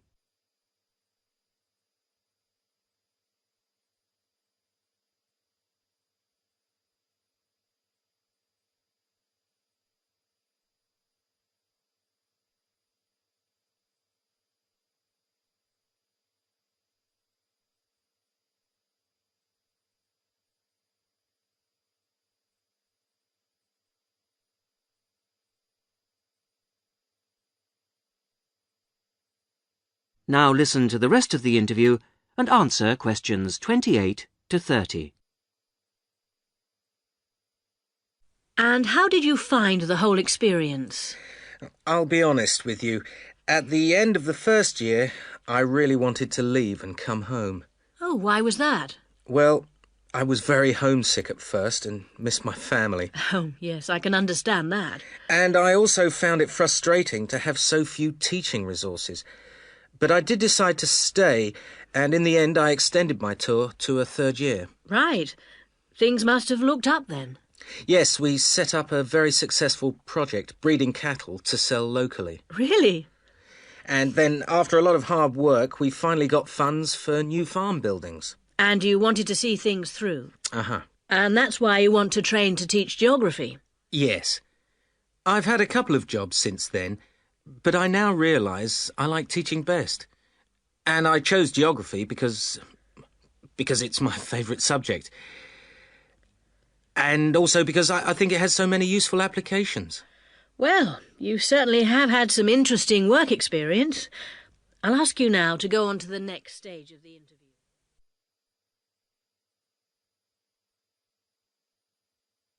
That is the end of section 3.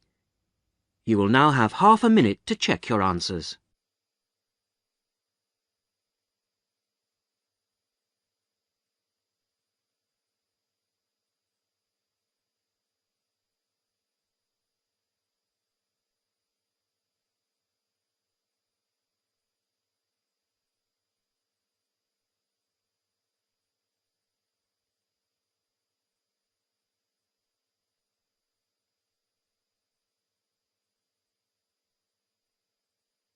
Now turn to section 4.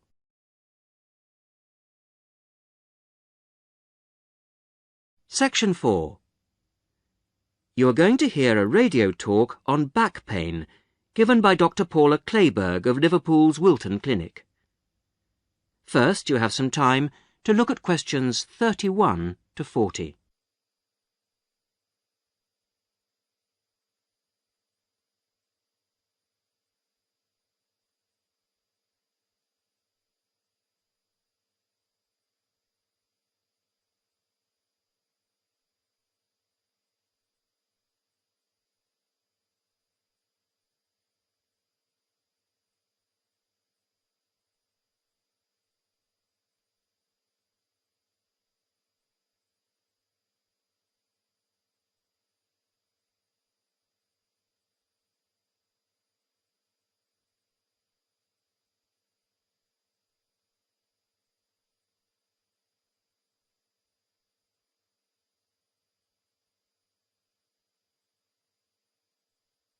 Now listen carefully to the talk and answer questions 31 to 40. Today's Health Council is presented by Paula Clayburgh, who is the Chief Counsellor at Liverpool's famous pain clinic, the Wilton Clinic. Paula.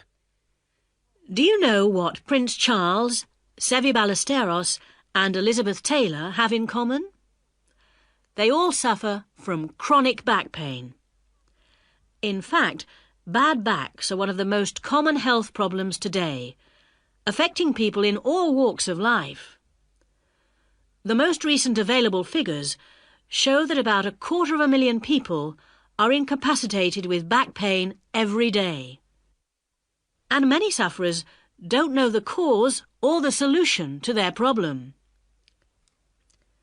The majority of our patients at the clinic tend to be women. They are especially vulnerable because of pregnancy, but also because of osteoporosis, which I personally believe to be the major cause of problems for women. I have many women patients who say they have completely given up exercise because the pain makes them so miserable. But of course, that starts up a vicious circle. Bed rest, giving up exercise, and painkillers are traditional responses to back pain. But although there are many excellent drugs on the market, at our clinic we're beginning to realise the unique benefits of relaxation therapy. Other specialists in the field make a strong case for certain types of exercise, But in our experience, they are easily mishandled and can lead to more harm than good.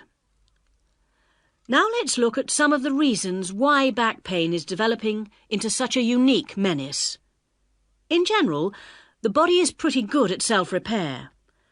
A strain or a blow to a limb, though painful at the time, generally resolves itself. But the body's response to back injury can be very counterproductive. When pain strikes, we attempt to keep the back as immobile as possible, which makes the muscles tense up. Research shows that they often go into spasm, which causes further twisting of the spine. A vicious circle is underway. The second mistake we often make when stricken with extreme back pain is to go to bed and stay there. Although at the clinic we recognise that a short rest in bed can be helpful, up to 2 days, any longer makes our back muscles become weaker and unable to hold up our spine. The pain, therefore, becomes worse. Another problem is being overweight. Anyone a stone or more overweight who already has back pain is not doing himself any favours. Though it won't actually set it off in the first place, the weight will increase the strain and make things worse. The British diet could be partially to blame for the increase in back pain. Over the last 10 years, the average weight of men has risen by 11 pounds and of women by 9 pounds. So much for the causes and aggravations of pain. But what can we do to help?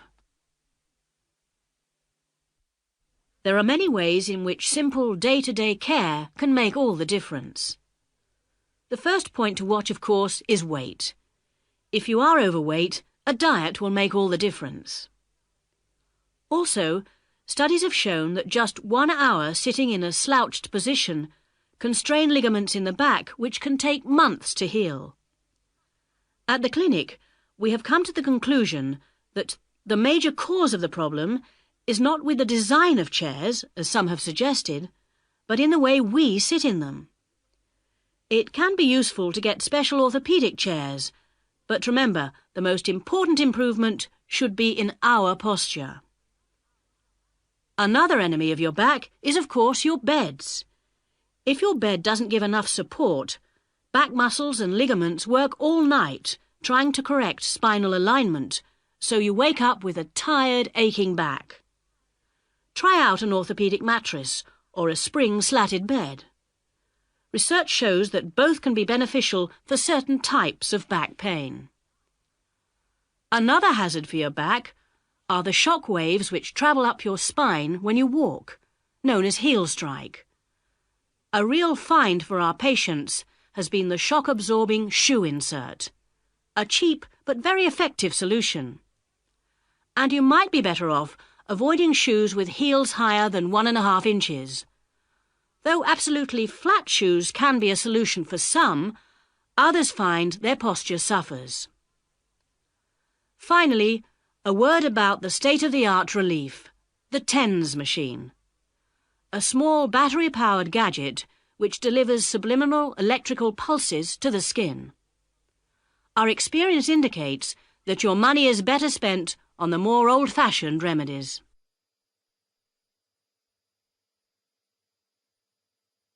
That is the end of section 4. You will now have half a minute to check your answers.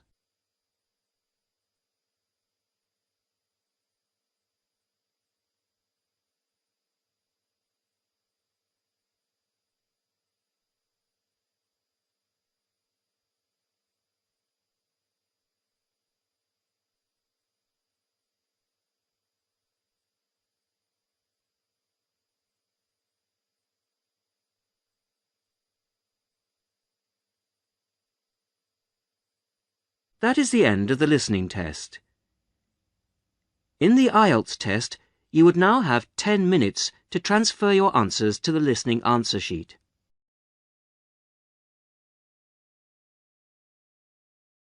Test 2. You will hear a number of different recordings, and you will have to answer questions on what you hear. There will be time for you to read the instructions and questions, and you will have a chance to check your work. All the recordings will be played once only.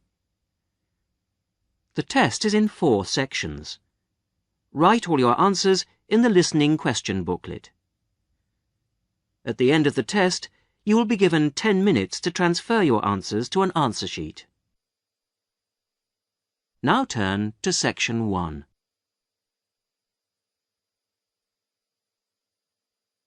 Section 1. You will hear a conversation between the receptionist of a language school and a student who has just arrived for the first morning of his English course. First, you have some time to look at questions 1 to 5.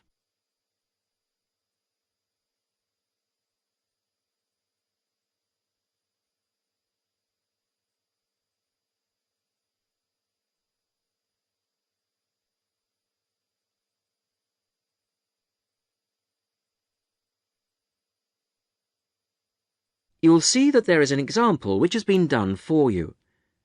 On this occasion only, the conversation relating to this will be played first. Sorry to keep you waiting. Well, firstly, let me give you this booklet. It tells you a bit more about the school, the courses and the social activities we offer. Now, on the first page, there's an outline of this morning's activities. There, you see.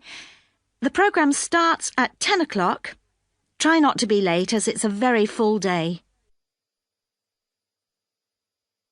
The programme begins at 10 o'clock, so 10 o'clock has been written against the answer. Now we shall begin. You should answer the questions as you listen, because you will not hear the recording a second time. Listen carefully to the first part of the conversation and answer questions 1 to 5. Sorry to keep you waiting. Well, firstly, let me give you this booklet. It tells you a bit more about the school, the courses and the social activities we offer. Now, on the first page, there's an outline of this morning's activities. There, you see. The programme starts at 10 o'clock. Try not to be late, as it's a very full day. At 10 o'clock, all the new students will gather in the main hall to meet the principal and the rest of the staff. In fact, you spend most of the morning in the main hall. Where's that? I'll show you in a minute. Just let me quickly run through this morning's events first, and then I'll explain how to get there. Yes, OK. Right, where were we? Yes, so the principal's talk will last about 15 minutes, and then the Director of Studies will talk to you for half an hour about the courses and the different requirements for each. After that, the Student Advisor will tell you about the various services and activities we offer to students. Any questions? So, all of this is in the main hall? That's right. And then you'll go next door to classroom 5 at 11 o'clock. What happens there? You'll have a test. Test? I don't like the sound of that. What sort of test? Oh, it's nothing to worry about. It's just a placement test to help us find your level of English so that we can put you in the right class. It won't last long. You now have some time to read questions 6 to 10.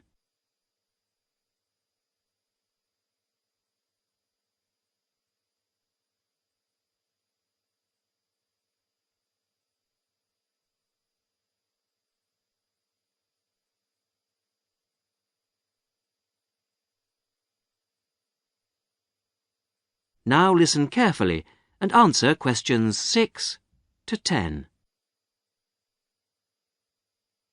But how do I find the main hall? Right. If you look on the back of the booklet I gave you, you'll see a map of the school. Let me show you. Look, you came in through the main entrance here, and now we're here at reception. Now, to get to the main hall, you walk on to the end of this corridor in front of you, and then you turn left. Walk along past the language laboratory and then past the library, which is next to the language lab on the same side, and facing you is the main hall at the end of the corridor. You can't miss it. So it's next to the library, in fact? Yes, that's right. I should be able to find that. And do you have a computer laboratory? Yes, we do. Could you tell me where that is? Certainly, yes. You go down to the end of this corridor again, but this time don't turn left, turn right away from the main hall. The computer lab is immediately on your right, OK? Mm-hmm. And where's the staff room in case I need to find a teacher at some stage? The staff room is near the main entrance, on the left over there, just opposite the reception desk. In a day or two, I'm sure you'll find your way around very easily. Oh, one last thing. Is there a student common room? Oh, yes, I forgot to mention that. It's this area here, very close to where we are now, to the right of the reception desk as you come in the main entrance. There's tea and coffee facilities there. Great. Thank you very much. You're welcome. That is the end of section 1. You will now have half a minute to check your answers.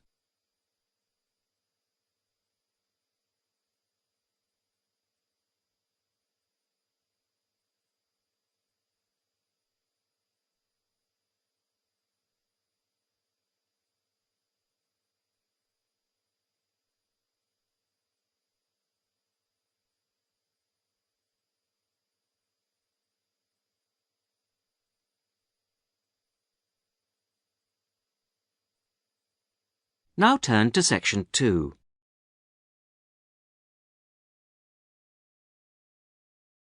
Section 2. You will hear a talk given to new students about a university advisory service. First, you have some time to look at questions 11 to 15.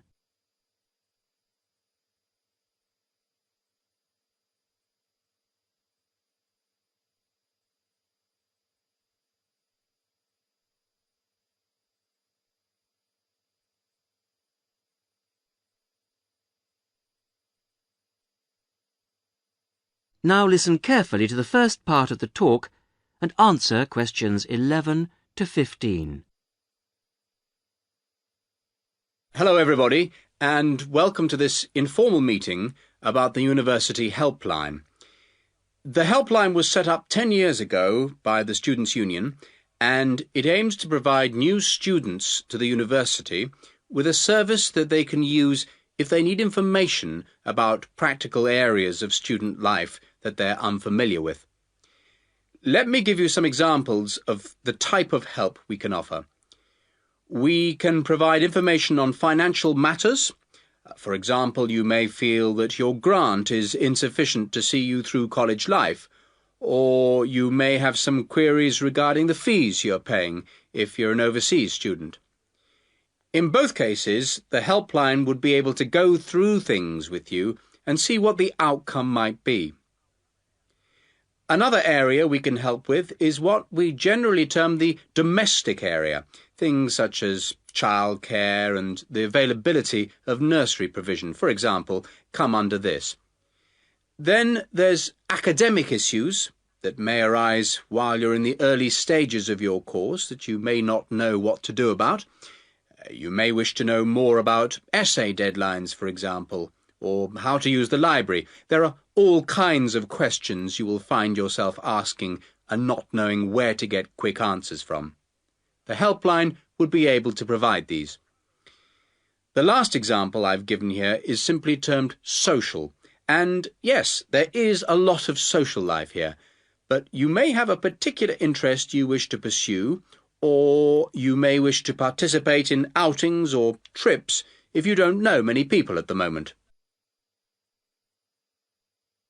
Before you hear the rest of the talk, you have some time to look at questions 16 to 20.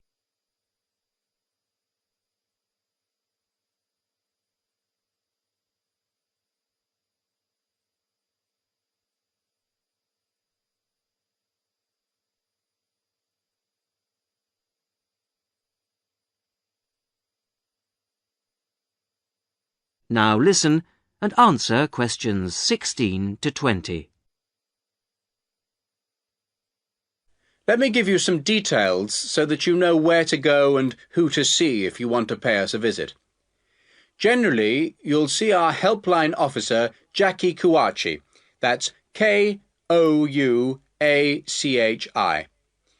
Jackie is a full-time employee of the Student Union, and she works in the Student Welfare Office. That's the office that deals with all matters related to student welfare, and it's located at 13 Marshall Road. I have some maps here for those of you who haven't been there yet. If you wish to ring the office, the number is 326-9940. That's 326-9940. The office is open between 9:30 and 6 o'clock on weekdays, and from 10 to 4 on Saturdays.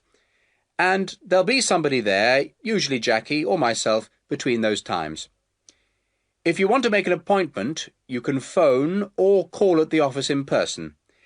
Please note that it may not be possible for anyone to see you straight away, particularly if it's a busy time, lunchtime for example, and you may have to go on the waiting list and then come back later. Well, enough from me. Any questions? That is the end of section 2. You will now have half a minute to check your answers.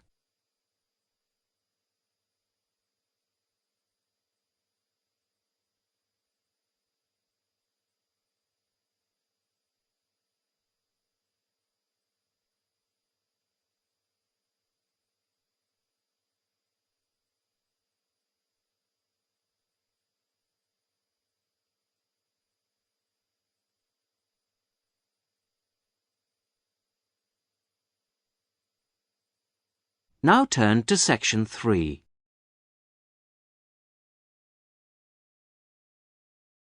Section 3. You will hear the beginning of a tutorial on a business studies course. The tutor is discussing job interviews with two students, Muriel and Dave. First, look at questions 21 to 24.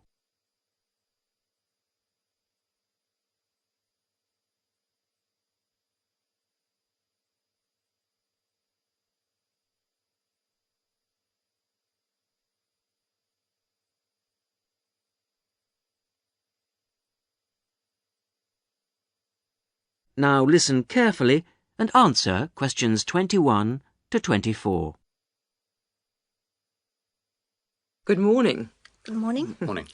So, we've looked at various aspects of staff selection this term, and I think by now you should be beginning to see how much more there is to it than just putting applicants through a short interview or asking the right questions. Yeah, absolutely. So, I think you should be ready for today's tutorial on matching the person to the job. We're going to talk today about the importance of choosing that all-round right person. Right, so we have to put ourselves into the role of the manager or supervisor. Yes, and then we're going to imagine how different applicants would fit into the team or group they have to work with. We'll look at some examples later. It's just theoretical at the moment. Yes. The point is, you can select someone, even a friend, who has all the right qualifications, degrees, certificates, whatever. You can also check that they have a lot of experience, that they've done the sort of tasks that you want them to do in your office already, in a similar environment. But if they start work, and you realise that they just don't get along with everybody else, that, say, they've got sharply contrasting views on how something will work, well, with the best will in the world, you may be backing a loser. Wouldn't it be just a question of company training, though? Not always, particularly in a team situation. And I think it's important to think in terms of that type of working environment. People have to have faith in each other's ability to carry out the task their boss has set them. They have to trust that everyone will do their part of the job. And you can't necessarily train people for this. But it's like trying to find out what someone's personality is like in a job interview. I mean, you just can't do that. Even if you try, you won't find out what they're really like until they actually start work. Well, in most interviews, you usually ask candidates questions about their hobbies and what they like doing in their spare time, that sort of thing. So, employers are already involved in the practice of, well, doing part of the task. But it doesn't tell you anything. It doesn't tell you if they're easygoing or hate smokers or whatever. Well, arguably it does give you a bit of information about an applicant's character. Now look at questions 25 to 30.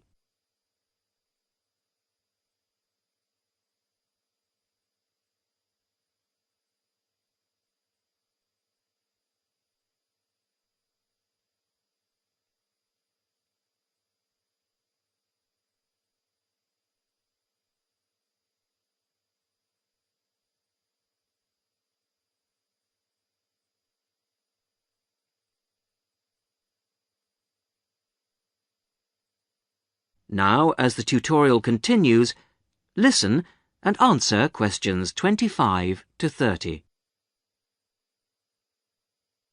Well, arguably it does give you a bit of information about an applicant's character, but also more and more employers around the world are making use of what are called personality questionnaires to help them select new staff. And what's it called?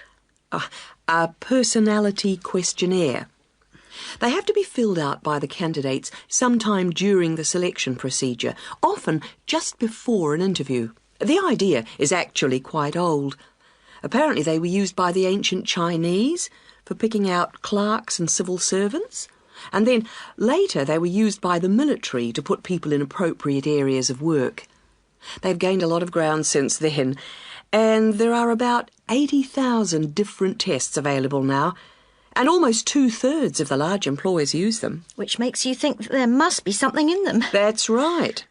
They ask the sort of questions that you might expect, like, do you like working under pressure, or are you good at keeping deadlines? And what if people can see through them and just write what they think the employer wants to see? Well, that's always a possibility. I mean, it's human nature to lie, isn't it? Well, that's the point. Apparently it isn't. These tests are compiled by experts, and they believe that the answers can provide a few simple indicators as to roughly the type of person that you are, that people will generally be truthful in that situation. And then you can go some way towards finding out whether someone's, say, forward-looking, a go-ahead type of person, or resistant to change. Yes, and there are all kinds of other methods which can be... That is the end of section 3. You will now have half a minute to check your answers.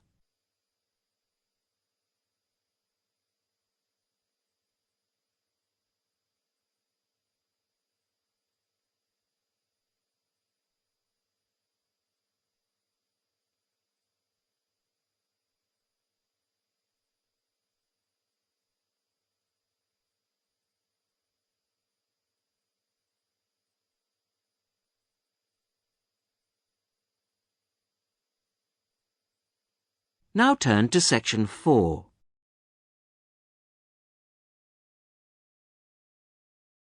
Section 4. You are going to hear a talk given by a student to a tutor and a group of fellow students in a seminar. First, you have some time to read questions 31 to 34.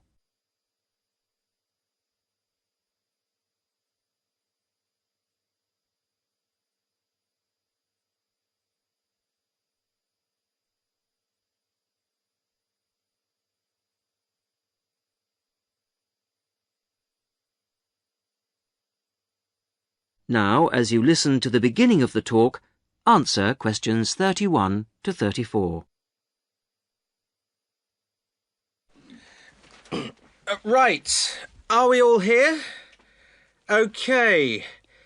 As you know, today Vivian is going to do a presentation on the hat-making project she did with her class during her last teaching practice. So, over to you, Vivian. Thanks. Mr. Yardley has asked me to describe to you the project I did as a student teacher at a secondary school in London. I was at this school for 6 weeks, and I taught a variety of subjects to a class of 14-year-old pupils. The project I chose to do was a hat-making project, and I think this project could easily be adapted to suit any age. So, to explain the project. After we'd done the research, we went back to the classroom to make 2 basic hat shapes using rolls of old wallpaper. We each made, first of all, a conical hat by, well, if I show you now, cutting out a circle and then making 1 cut up to the centre and then, overlapping the cut like this. A conical hat that sits on your head. The other hat we made was a little more complicated. First of all, we cut out a circle again, like this. Then you need a long piece with flaps on it. I've already made that bit, which I have here. You bend the flaps over and stick them with glue or Pritt stick to the underside of the circle, like this. Again, I've prepared this so that I don't get glue everywhere.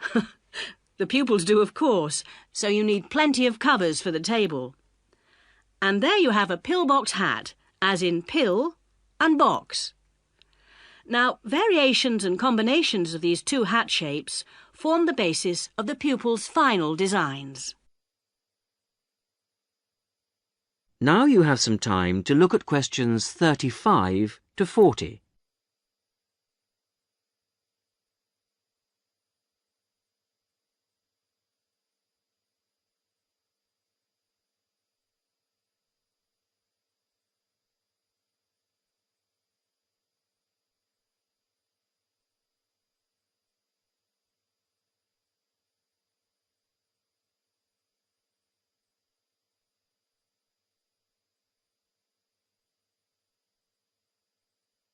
Now listen and answer questions 35 to 40. The next stage of the project was the design phase, and this involved, first of all, using their pages of research to draw a design of their hat on paper.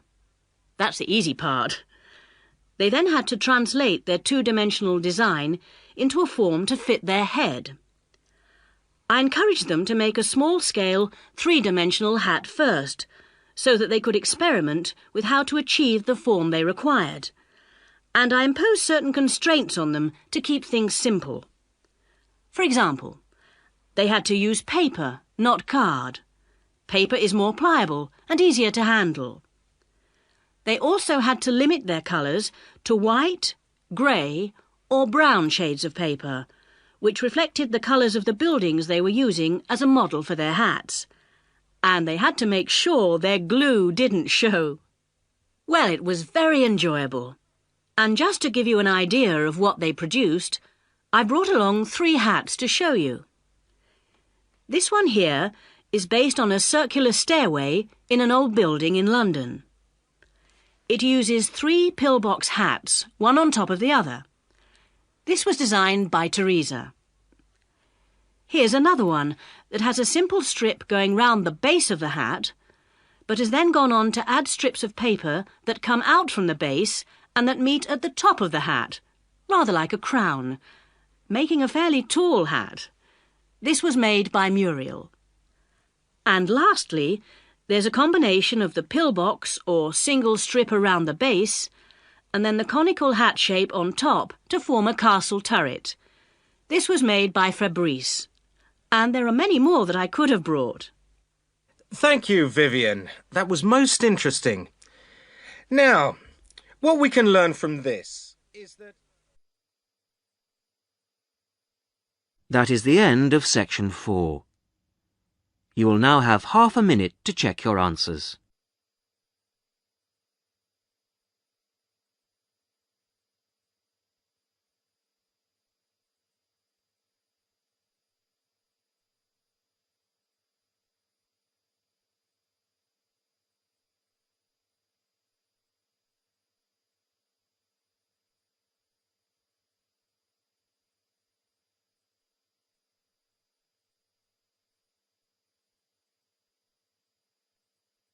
That is the end of the listening test. In the Ielts test, you would now have 10 minutes to transfer your answers to the listening answer sheet. Cambridge Ielts 3 by the University of Cambridge Local Examination Syndicate. Published by Cambridge University Press. This recording is copyright. Test 3. You will hear a number of different recordings, and you will have to answer questions on what you hear. There will be time for you to read the instructions and questions, and you will have a chance to check your work. All the recordings will be played once only. The test is in 4 sections. Write all your answers in the listening question booklet. At the end of the test, you will be given 10 minutes to transfer your answers to an answer sheet. Now turn to Section 1.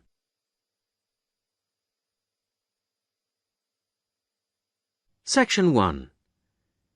You will hear 2 colleagues, Joan and Peter, organising a Christmas dinner for their office staff. First, you have some time to look at questions 1 to 5.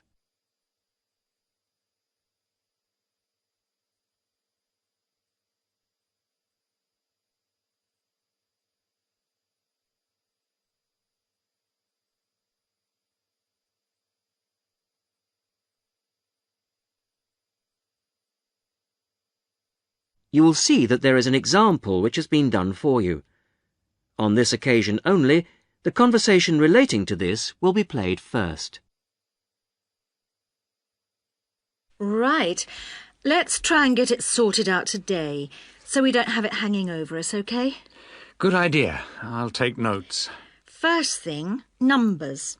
Have we got anything definite? Well, I've been working it out, and I think 40 to 43. Shall we put 45 to be on the safe side? Yep, fine. Joan and Peter agree that 45 is a safe number to book for, so 45 is written as the answer. Now we shall begin.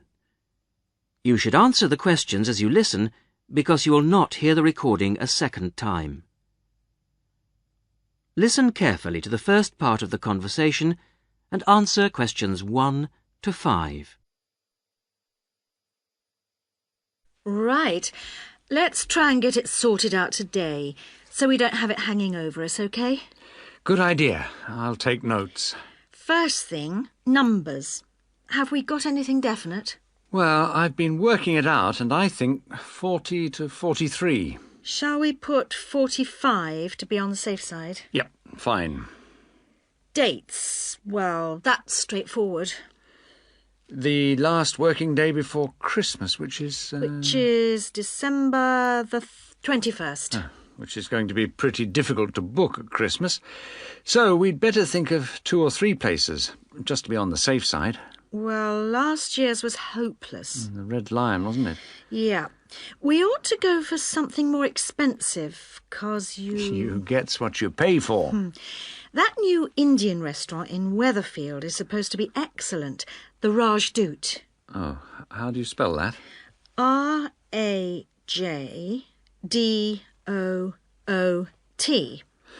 It's bound to be packed.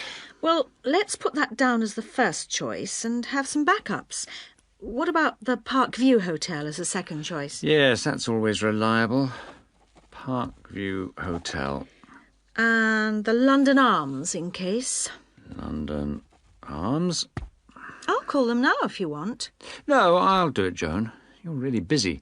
Oh, have you got the numbers? Not for the Rajdoot, but... right, Parkview Hotel. 777-192 and London Arms 208657. Great. Before I ring, we'd better just make sure they're within the price range. Up to £15 a head? I think you'll find some people won't be able to go that high. Well, you can't get anything decent under £10. OK. We'll say 12? OK. And we'd better make sure there's good vegetarian food. And a non-smoking section. You know what the boss is like. Don't remind me. I'll let you know as soon as I get anything. Before you hear the rest of the conversation, you have some time to look at questions 6 to 10.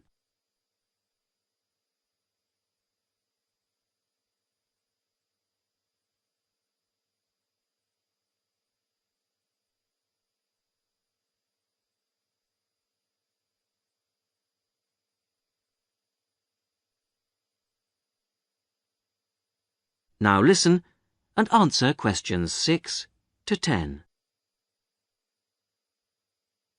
Good news. I found Rajdoot's number straight away and they can fit us in. Their Christmas menu sounds great. What is it? French onion soup or fruit juice. Uh-huh. Roast dinner or lentil curry. Sounds ordinary, but my friend said it was really tasty. Lentil curry. That's unusual. And then for dessert, there's traditional plum pudding or apple pie, plus coffee. That sounds really good for £12. Did you book it? Well, I said I'd check with the staff first, but they did say they'd hold the booking until next Wednesday anyway. Oh, and if we go ahead, they'd like a £50 deposit. 50 is normal. That's fine. And they want a letter. Right, to confirm. Oh, and they say with such large numbers, we have to choose the menu in advance. Well, that won't be a problem. I'll put up a notice with details of the restaurant and the menu. When did you say they wanted confirmation by? It was, let's see. The 4th of November. Where do you think I should put up the notice? Where everyone's guaranteed to see it? On the cafe notice board, I should think. Hardly anyone looks at that.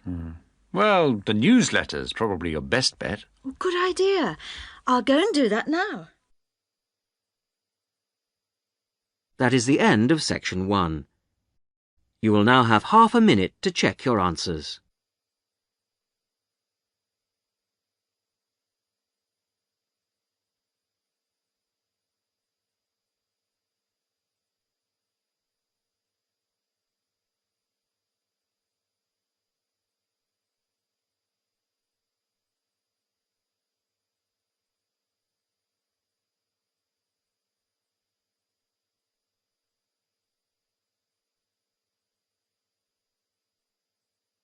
Now turn to section 2.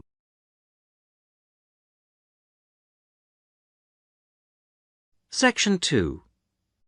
You will hear a college tutor asking Julie Brooks, director of a college sports centre, to talk to a group of students about the centre.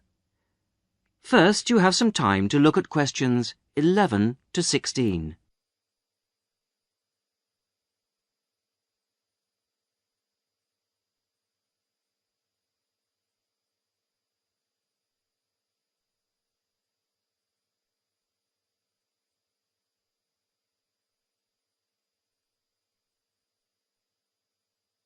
Listen carefully to the first part of the talk and answer questions 11 to 16.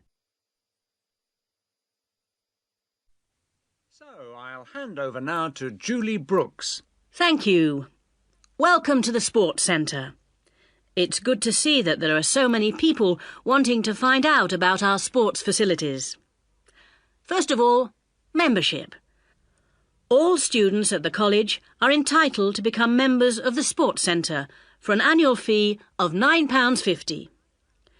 To register with us and get your membership card, you need to come to reception between 2 and 6 p.m, Monday to Thursday. I'm afraid we can't register new members on Friday, so it's Monday to Thursday, 2 to 6 at reception.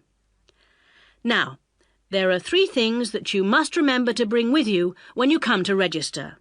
They are your union card, a recent passport-size photograph of yourself, and the fee. It doesn't matter whether you bring cash or cheque. We can't issue your card unless you bring all 3, so don't forget your union card, passport photo, and fee. Then once you've got your sports card, you will need to bring it with you whenever you come to book or use any sports centre facilities. Booking over the phone is not allowed. So you have to come here in person with your card when you want to book. Our opening hours seem to get longer every year.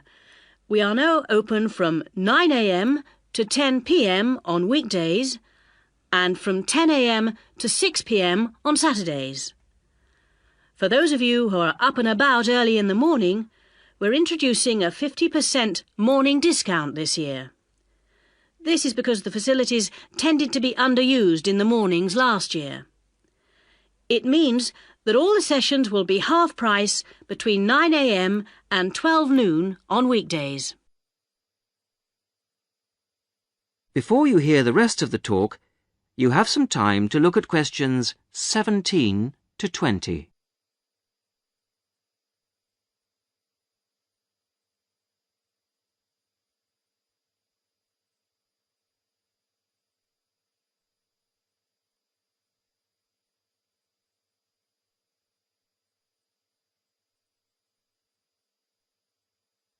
Now listen and answer questions 17 to 20.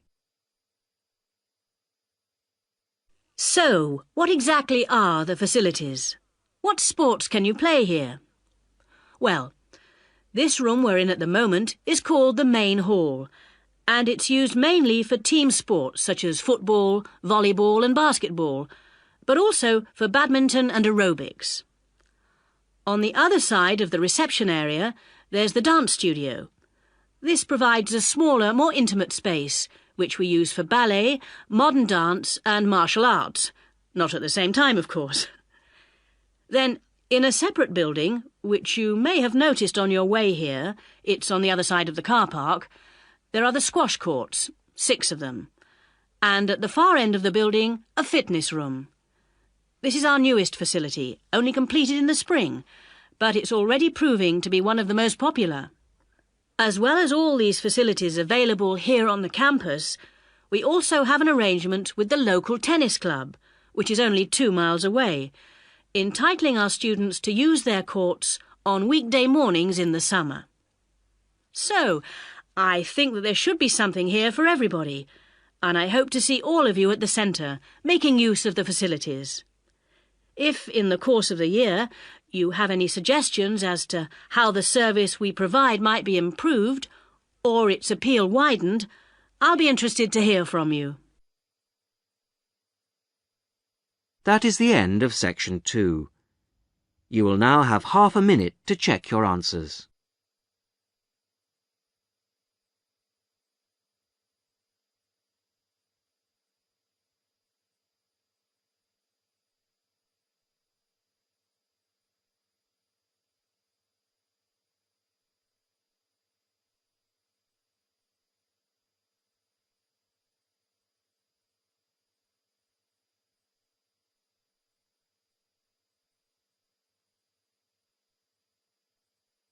Now turn to section 3.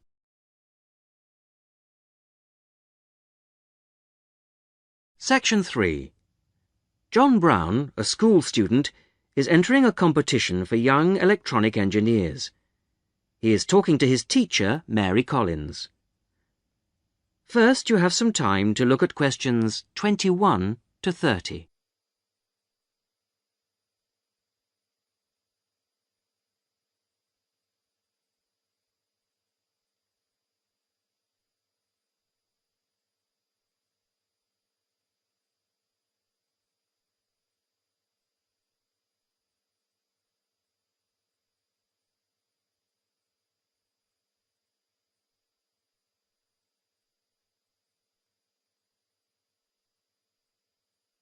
Now listen and answer questions 21 to 30. Good morning, Mrs. Collins. I just wondered if you could help me with this entry form for the Young Electronic Engineer competition. Hello, John. Oh, you've made the jigsaw for blind children with the bleeper. When they put a piece in correctly, that's right. OK, let's have a look at the form. Right, thanks. I've never filled in one of these before, so... Well, let's just do it in pencil first. So, name of designers.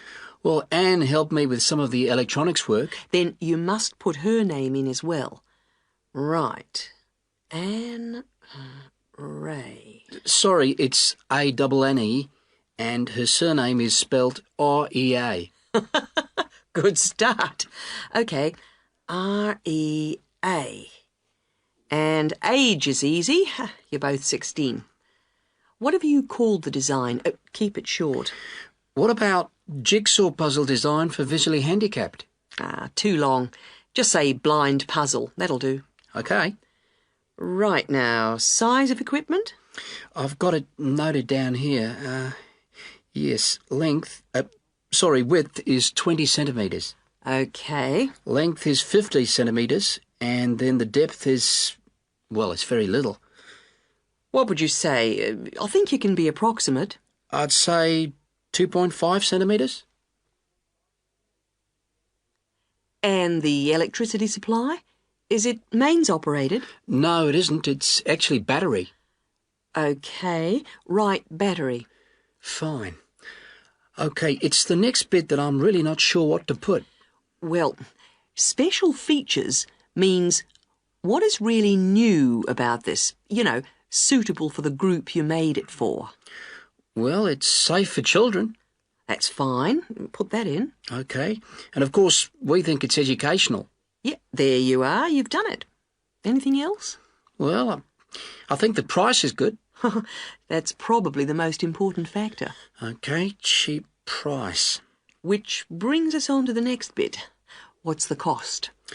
Well, the pieces we made out of old wood, they cost, $5. And the electrics? They were more expensive, say $9.50. Brilliant. Now, what do they mean by other comments? It's just a chance for you to say anything about the equipment and problems you envisage. Well, we'd really like help with making plastic instead of wooden pieces. Well, put something like, need help to make plastic pieces. OK. And the other thing is, we'd like to develop a range of sizes. Well, that's fine then. Just put that. And the last bit is, when will you send the equipment? Well, we've got a lot of work on at the moment, and we want to get it as good as we can. Well, say 25th of June? Can't we make it later? Well, the last date is the 1st of July. Why not say that? OK, that's what I'll put. So, that's the lot. That's brilliant. Thanks very much, Mrs. Collins. I'll send it off straight away. Glad to be of help. Very best of luck to you both. Thanks. Bye. Bye. That is the end of section 3. You will now have half a minute to check your answers.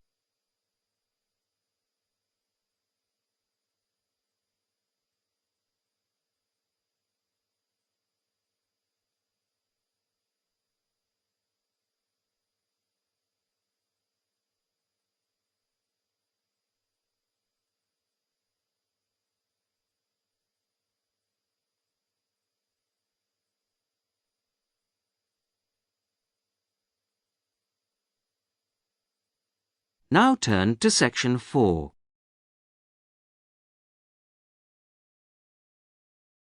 Section 4. You will hear a talk about ostrich farming. First, you have some time to look at questions 31 to 40.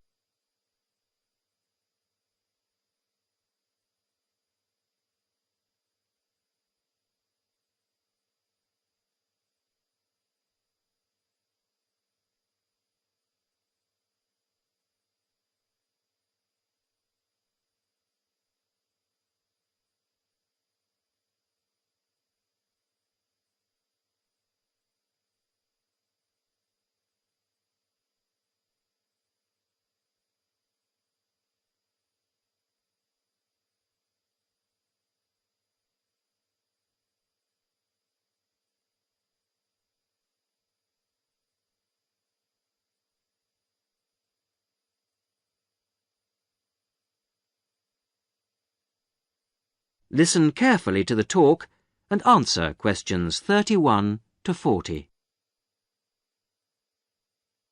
Today I'd like to introduce Ted Hunter, who used to rear sheep and poultry, but who is here to tell us about a rather unusual type of livestock that he's been concentrating on in the last few years. Ted Hunter is a member of the Domesticated Ostrich Farming Association and is here to tell us about the possibilities of breeding and rearing these birds in this country. Thank you, Paula. When you look at international restaurant menus and supermarkets, they all tend to feature the same range of meats: beef, lamb, chicken, pork, that sort of thing. But people are always interested in something different. And we're now finding that farming can bring new types of meat to our tables. The kangaroo is one animal that's now being farmed for its meat and eaten outside Australia, where it comes from. It looks and tastes rather like rabbit, though it's slightly darker in color. But it is rather tough, so that's a problem for some people. Crocodiles are also being farmed for their meat. This is rather like chicken, pale and tender, and it's getting quite fashionable. Some people also find it's rather fatty, but I think it makes a really tasty sandwich. Now, a third type of meat becoming increasingly available, and the one that I think is by far the nicest of the three, is ostrich, which most people say has a similar taste and texture to beef. However, it's much better for you than beef, as we'll see later. Most people think of ostriches as wild animals, but in fact, ostriches have been farmed in South Africa since around 1860. At first, they were produced for their feathers. In Africa, they were used for tribal ceremonial dress, and they were also exported to Europe and America, where they were made into ladies' fans and used for decorating hats. Later, feather fans and big decorated hats went out of fashion, but ostriches were still bred, this time for their hide. This can be treated to produce about half a square meter of leather, very delicate, fine stuff of very good quality. At the same time, some of the meat was used for biltong, the air-dried strips of meat popular in South Africa as a sort of fast food. However, recently there's been more and more interest in the development of ostrich farming in other parts of the world, and more people are recognizing its value as a food source. Ostrich meat is slightly higher in protein than beef, and much lower in fats and cholesterol. It tastes good, too. A series of European taste tests found that 82% of people prefer ostrich to beef. And one ostrich produces a lot of meat, from around 30 to 50 kilograms, mostly from the hindquarters of the bird. Farmed ostriches don't need African climates, and in fact, ostrich farming is now becoming well established in other parts of the world. However, setting up an ostrich farm isn't something to embark on lightly. Mature breeding birds are very expensive. Even a fertilized ostrich egg isn't cheap, so you need quite a bit of capital to begin with.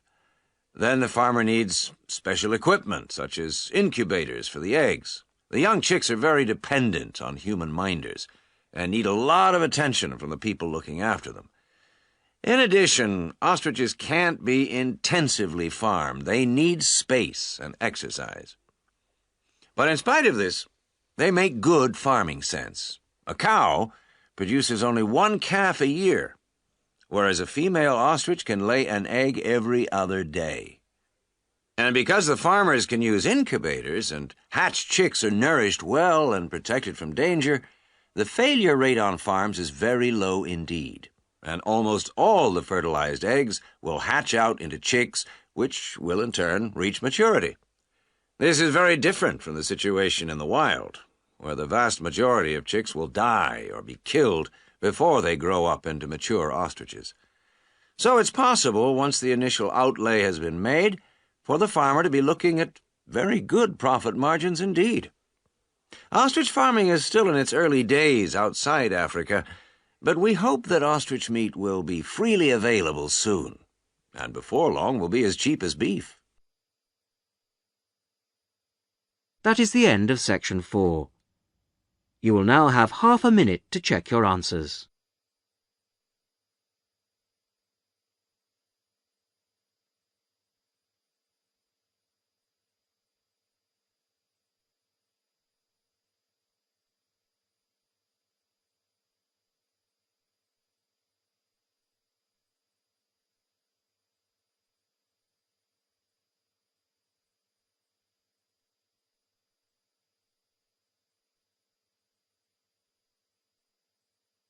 That is the end of the listening test. In the Ielts test, you would now have 10 minutes to transfer your answers to the listening answer sheet.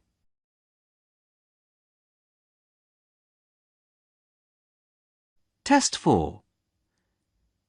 You will hear a number of different recordings, and you will have to answer questions on what you hear.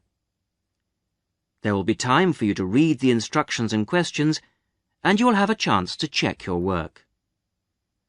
All the recordings will be played once only. The test is in 4 sections.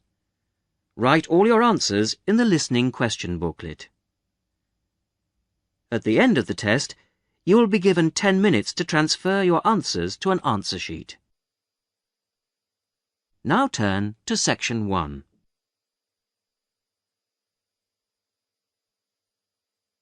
Section 1. You will hear a conversation between 2 friends who are planning to visit a friend of theirs who has just had a baby. First, you have some time to look at questions 1 to 5.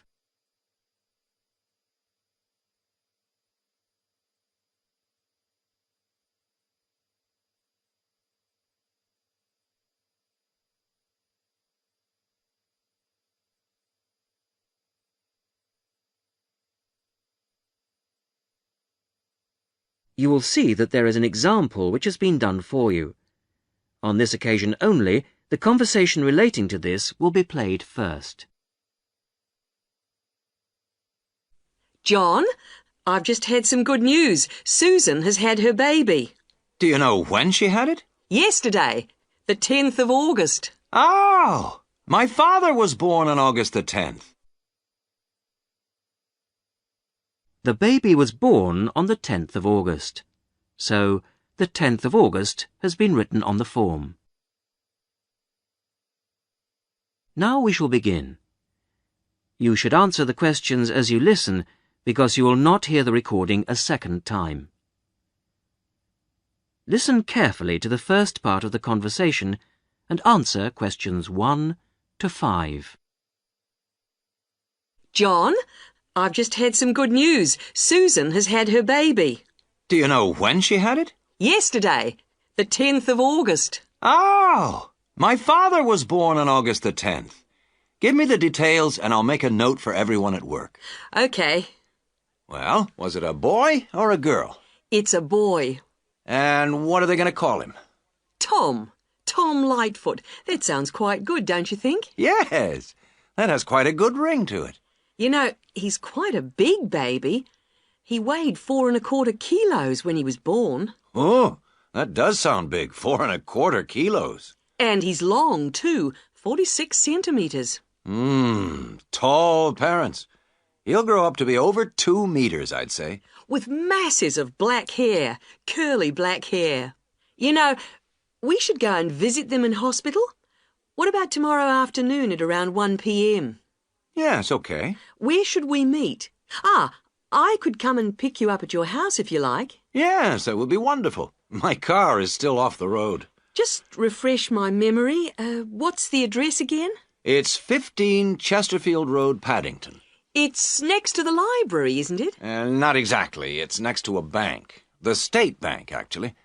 The library is opposite us on the corner. That's right.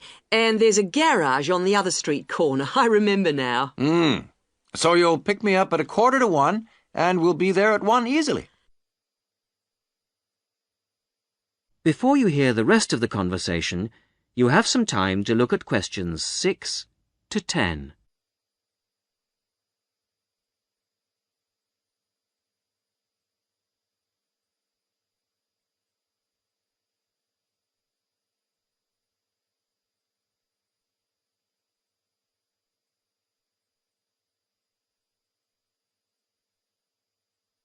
Now listen and answer questions 6 to 10. Now, what should we take? We must take them something. I always think flowers are good to take to someone in hospital, don't you? Well, not really. Everyone always brings flowers and they don't last. I think it's much better to take a pot plant so she can take it home with her. Yes, but then she has to remember to water it. And what about a big box of chocolates? OK. Chocolate sounds fine. We should get something for the baby, too. What do you think? Yes, you're right. What do you think of something like baby shampoo or talcum powder? Or we could get a little hat or something like that. We don't know the size or the right color, do we? I think we should get something they wouldn't normally buy. What about a soft toy of some sort? Yes, a soft toy. What about a teddy bear? I could get one early tomorrow at the market, and I could probably get the chocolates there, too. Good. So you'll pick me up at 1:45 at my place, and I'll make sure that I've got the presents. You must remember how much you paid for the gifts, so I can pay you back for half. If they're going to be from both of us, I would like to go shares. Okay. I'd say the chocolates would be about $15 for something nice and not too small, and the toy would be around $35 or so, I think. Good, that'll be fine. About $25 each then. Good. I'll pick you up then on Sunday at 12:45. Okay. See you then. Bye. That is the end of section 1. You will now have half a minute to check your answers.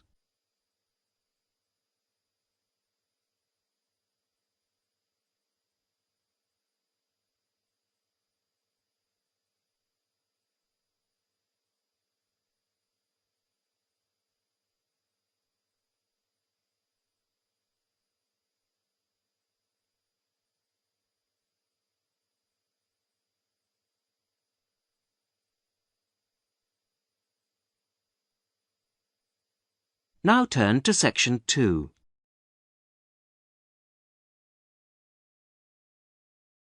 Section 2. You will hear a popular science radio program. Liz Shearer talks about some new devices for use in the home. First, you have some time to look at questions 11 to 16.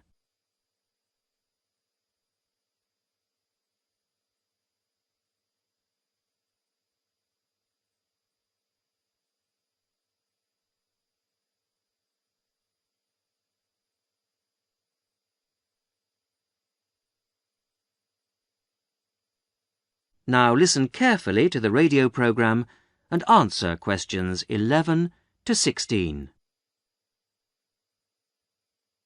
Good evening. Tonight's show comes to you from the Good Home exhibition in Duke's Court, where we've been trying out some of the latest gadgets on show here and getting our resident expert, Liz Shearer, to tell us which ones are worth buying and which will die a death. Well, hello. Yes, John, I've been investigating 4 new household gadgets and sorting out the advantages and disadvantages and then really deciding what are must-buys, what are maybe-buys and what are never-buys. Let's start with this vacuum flask for keeping drinks hot. Well, I felt this had quite a lot going for it. Most of all is the fact that it contains no glass and is therefore unbreakable to all intents and purposes. It's made of stainless steel, which is guaranteed for 20 years. Hope that's long enough. And it's true what the manufacturer claims, that it does maintain heat for 18 hours. So that's pretty good. On the downside, it really works out to be quite expensive, and much more surprisingly, it unfortunately leaves a strange taste, when you've drunk from it. So, all in all, my recommendation would be it's got plenty of advantages, but it is rather expensive, so I'd say you should maybe buy it. Moving on to a natty little device, the whistle key holder. Basically, this is where you whistle, and the key holder gives off a high-pitched noise and flashes light, so you can find it. One advantage of this model is that it also has a small light. You press the button, and this means you can find keyholes easily. I also felt the small size was a real advantage. Now, on the weaker side, I did find the noise unpleasant, which I'm sure the designers could have done something about. And I found that it didn't work through metal, so it's mainly useful for finding in coat pockets, cushions, etc. But taken as a whole, I thought it was a masterpiece of design and would highly recommend it. Now you have some time to look at questions 17 to 20.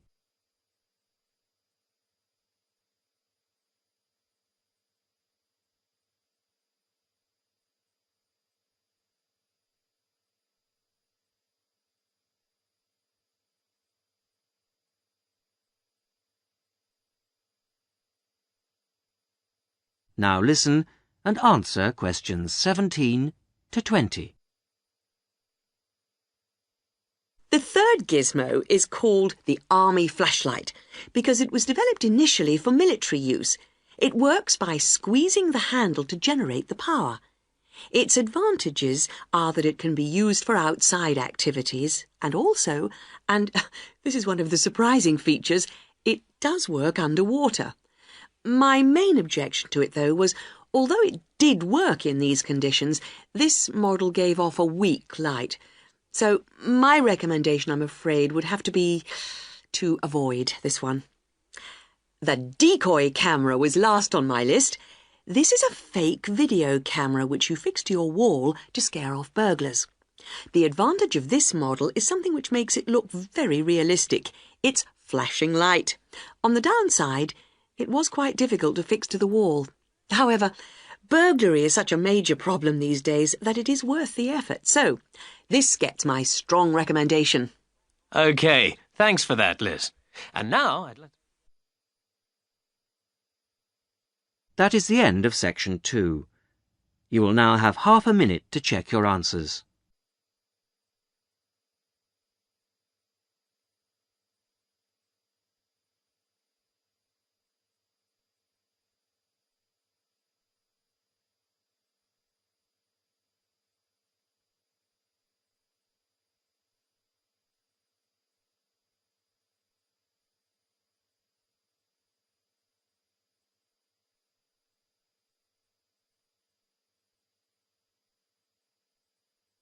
Now turn to section 3.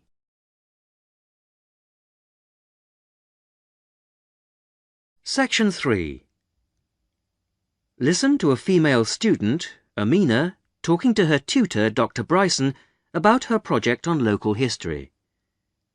Amina has completed a first draft of the project. First, you have some time to look at questions 21 to 26.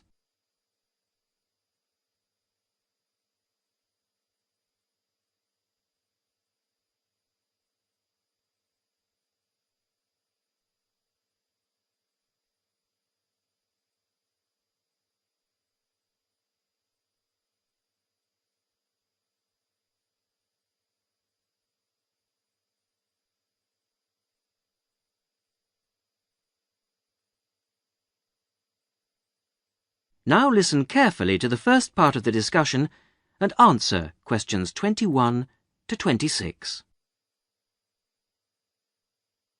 Well, Amina, thanks for letting me have your draft in such good time. Oh, that's all right. I was just very anxious to hear what you think of it. You can see that I decided to change the topic. I had been interested in looking at Bering's factory. Oh, I think the hospital was a much better choice. In fact, well, I have to say that I thought it was good. Oh. There's still lots of work to be done. Oh, yes, of course. But there's plenty of good ideas. It opens well, and the first chapter is fine, but the middle section really stood out for me. Most interesting. That's amazing, because I really didn't find it a bit easy to write. How long did you work on the whole thing? Well, I spent about 2 or 3 weeks reading and doing general research, and then I dashed the writing off very quickly. So about 4 weeks in all. Well, that's about par for the course. You've got a while yet to make the changes. Oh, right. No problem. Right. Let's have a look at my notes here. OK, starting with section headings. The broad divisions are good, but you'll have to redo the actual headings. I've made some suggestions in the margins. OK, thanks. Now, this information on local housing. I can see why you put it there, but it really isn't relevant to the approach you've taken. I think I see what you mean. Now, what did I say about the interviews? Oh, I worked very hard on those. I really thought they were valuable. Oh, they are, Amina, but they're very complex and rather unclear at the moment. You're going to have to spend a bit of time making the data a lot clearer. OK, as long as I don't have to remove them altogether. No, don't worry. What about the chronology, the list of dates? I wasn't sure whether I should rewrite those. My advice on that is to take them out. I feel it makes the whole piece appear too simplistic. OK, if it'll help. Now you have some time to look at questions 27 to 30.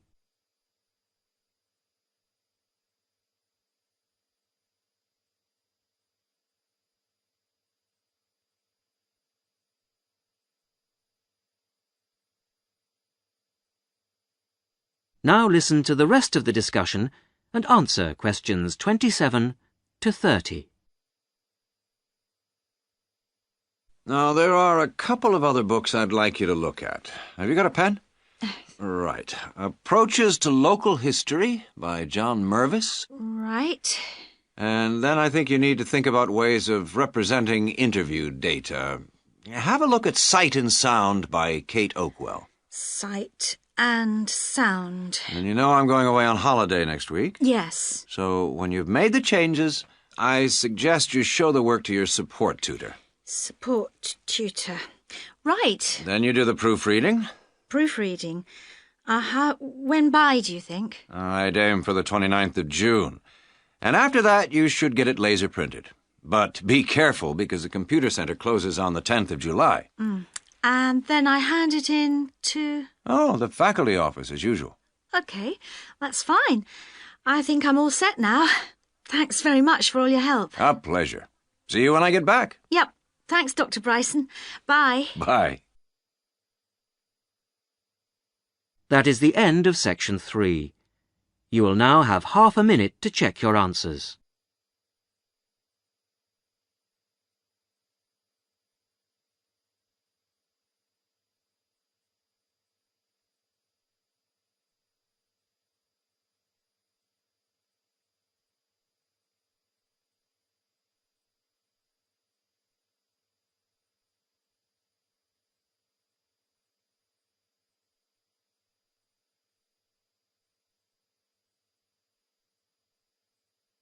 Now turn to section 4.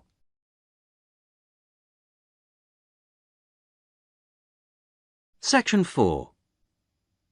You will hear a talk given by a university lecturer about the impact of environmental noise on a proposed building site. Before you hear the talk, you have some time to look at questions 31 to 35.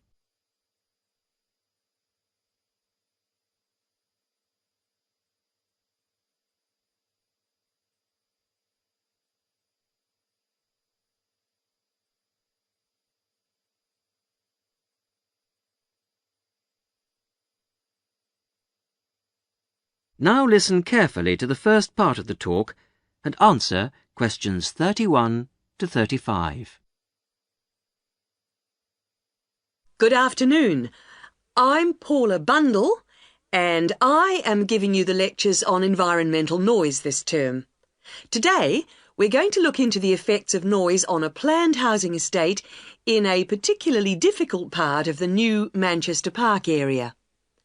This site is not as bad as some I have researched in the past. The Blacktown Airport is closed from 6 p.m. to 7 a.m, and this is a great advantage to the site.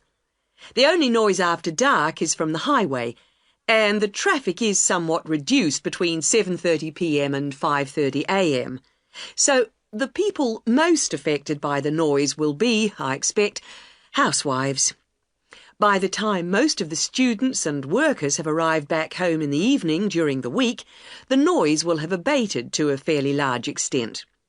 The weekends are still a problem, of course, but the traffic is certainly reduced on Saturdays to a large extent, and even more so on Sundays. Of course, modifications to houses will be necessary at a site like this, and they come at a significant cost to the developer and home buyer. The modifications I'm about to outline will add about $25,000 to the price of a newly built house. That will still mean a cheaper house than in a less noisy and more desirable area. A bit of background would not go astray. I understand that you are all familiar with the proposed development site at Manchester Park. It's a particularly difficult one in terms of noise, with the highway along the eastern perimeter and the Blacktown Airport not 3 kilometres away to the north. Of course, those nearest the highway will be the worst hit, with heavy traffic noise as well as the noise from the light planes overhead.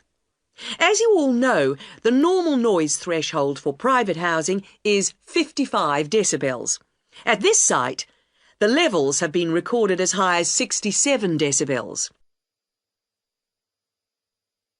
Before the talk continues, you have some time to look at questions 36 to 40.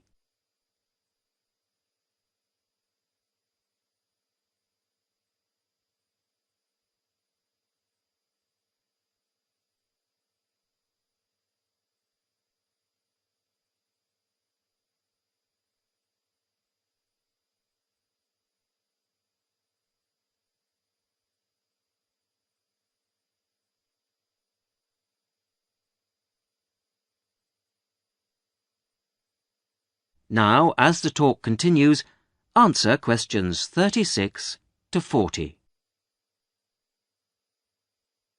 The construction of the houses has to be somewhat modified from houses in most areas. In the houses on the highway and in the noisiest areas of this site, there will be a need for specialised double glazing, and special acoustic seals will have to be fitted to the doors. All exterior doors in this especially noisy pocket will have to be solid core wood doors with hinges. Every house built on this site, not just those adjacent to the highway or nearest to the airport, will require high-density insulation materials in the roof. Not only will all the roofs need insulating, the exterior walls will be required to be double brick. All ceilings will require double-thickness plasterboard to be used in the construction. In the noisiest areas, mechanical ventilation will have to be installed in the exterior walls. In those areas with sealed windows, it will be necessary to fit fans with absorbers to cut out the noise in those particular houses. Air conditioning units could also be fitted in the ceilings of such houses, but this is substantially more expensive than fans and may not be needed on this site. Coming back now to the double glazing I mentioned before, specialised double glazing requires a larger air gap between the inner and outer glass than normal double glazing. The gap must be at least 7 centimetres. The thickness of the glass is also a factor, 8 millimetres on the outside and 6 on the inside pane.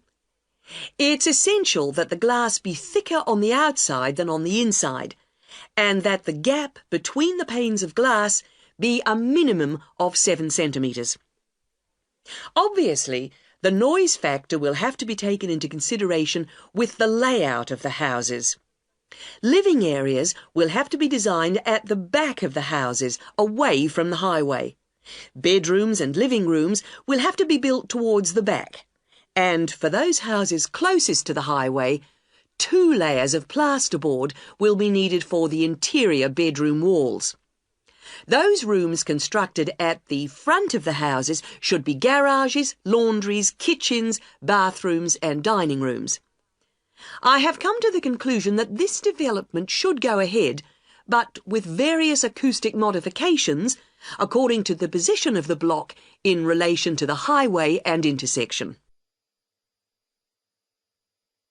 That is the end of section 4. You will now have half a minute to check your answers.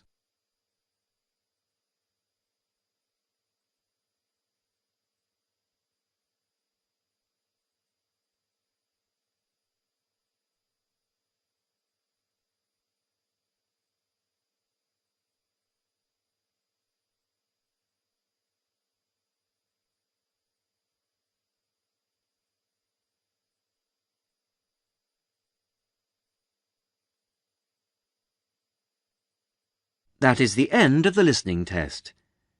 In the Ielts test, you would now have 10 minutes to transfer your answers to the listening answer sheet.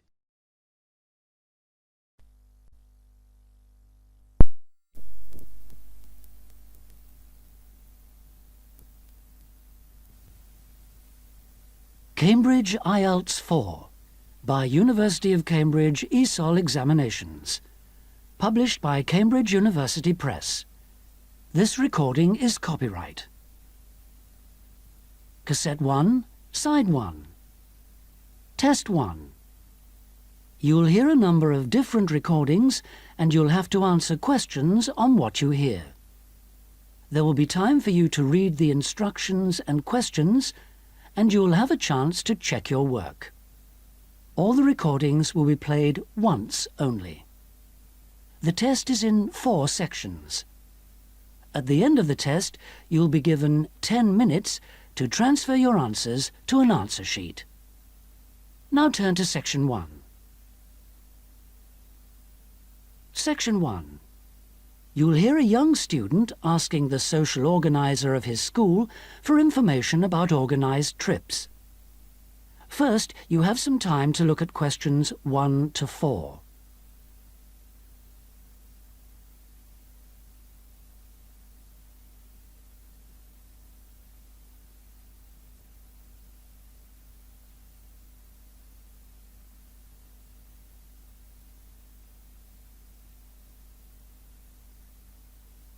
You'll see that there is an example which has been done for you. On this occasion only, the conversation relating to this will be played first. Good morning. Good morning. How can I help you? I understand that the school organizes trips to different... Yes, we run 5 every month. 3 during weekends and 2 Wednesday afternoon trips. There are 5 trips every month, so 5 has been written in the notes. Now we shall begin. You should answer the questions as you listen, because you will not hear the recording a second time. Listen carefully and answer questions 1 to 4. Good morning. Good morning. How can I help you? I understand that the school organizes trips to different... Yes, we run 5 every month. 3 during weekends and 2 Wednesday afternoon trips. What sort of places? Well, obviously it varies, but always places of historical interest, and also which offer a variety of shopping, because our students always ask about that.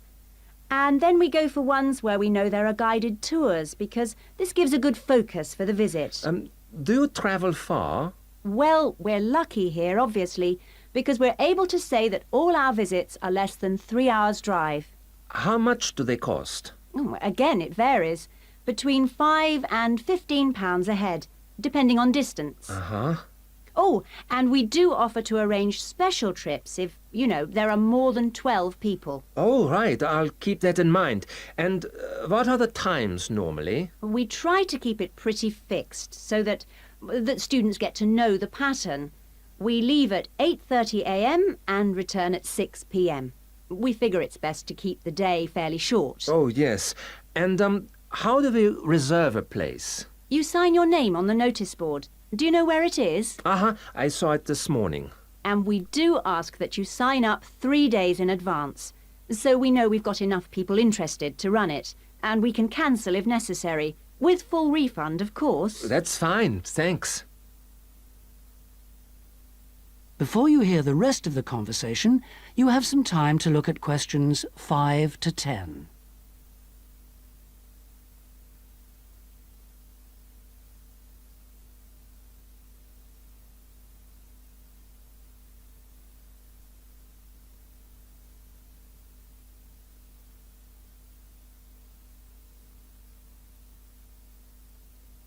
Now listen and answer questions 5 to 10.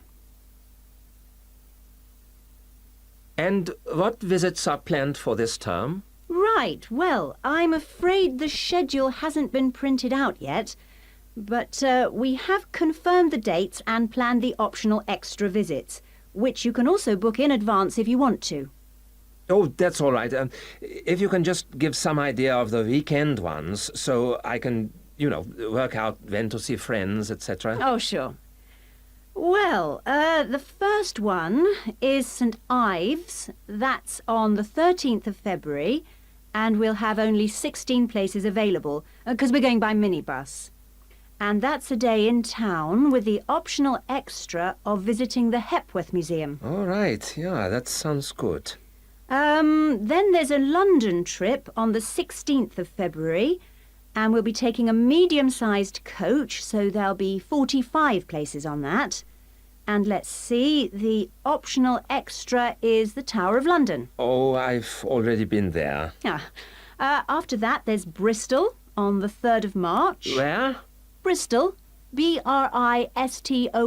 Okay.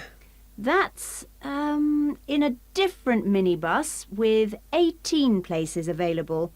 Oh, and the optional extra is a visit to the SS Great Britain. OK. We're going to Salisbury on the 18th of March, and that's always a popular one because the optional extra is Stonehenge. So we're taking the large coach with 50 seats. Oh, good. And then the last one is to Bath on the 23rd of March. Oh, yes. Is Bath the Roman city? Yes, that's right. And that's in the 16-seater minibus. And where's the optional visit? It's to the American Museum. Well worth a visit. OK, well, that's great. Thanks for all that. My pleasure. Oh, by the way, if you want more information about any of the trips, have a look in the student newspaper. OK. Or have a word with my assistant. Her name is Jane Yentob. That's Yentob. Right, I've got that. Thank you very much for all your help. You're very welcome. I hope you enjoy the trips. That is the end of section 1. You now have half a minute to check your answers.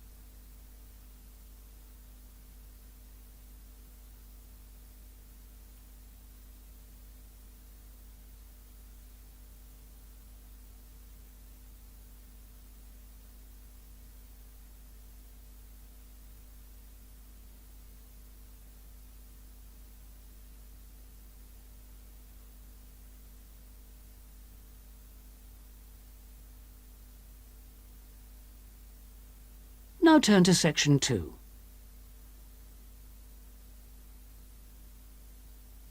Section 2. You'll hear a tour guide giving a talk about a museum centre called Riverside Industrial Village. First, you have some time to look at questions 11 to 13.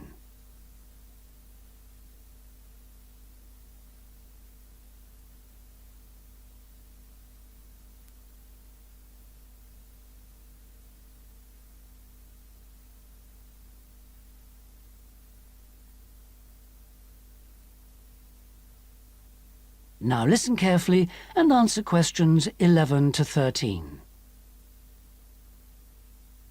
Good afternoon, everybody, and welcome to Riverside Industrial Village. To start your visit, I'm just going to give you a brief account of the history of the museum before letting you roam about on your own. I won't keep you long, OK? Now, from where we're standing, you've got a good view of the river over there. And it was because of this fast-flowing water that this site was a natural place for manufacturing works. The water and the availability of raw materials in the area like minerals and iron ore, and also the abundance of local fuels like coal and firewood, all made this site suitable for industry from a very early time. Water was the main source of power for the early industries, and some of the water wheels were first established in the 12th century, would you believe? At that time, local craftsmen first built an iron forge just behind the village here on the bend in the river. By the 17th and 18th centuries, the region's rivers supported more than 160 water mills, and many of these continued to operate well into the 19th century. But then the steam engine was invented. And then the railways came, and the centres of industry were able to move away from the rivers and the countryside and into the towns. So industrial villages like this one became very rare. So, that's the history for you. If you'd like any more information, you can ask me some questions, or you can read further in our excellent guidebook. Before you hear the rest of the talk, you have some time to look at questions 14 to 20.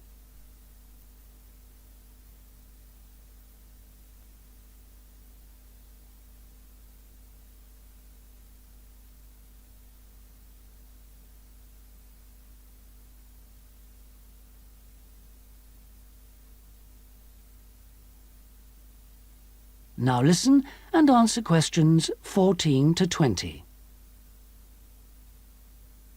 Now, I'm going to give you a plan of the site, and I'd just like to point out where everything is, and then you can take a look at everything for yourself. I've already pointed out the river, which is on the left, and of course, running along the bottom is Woodside Road. Got it? OK. Now, we're standing at the entrance. See it at the bottom?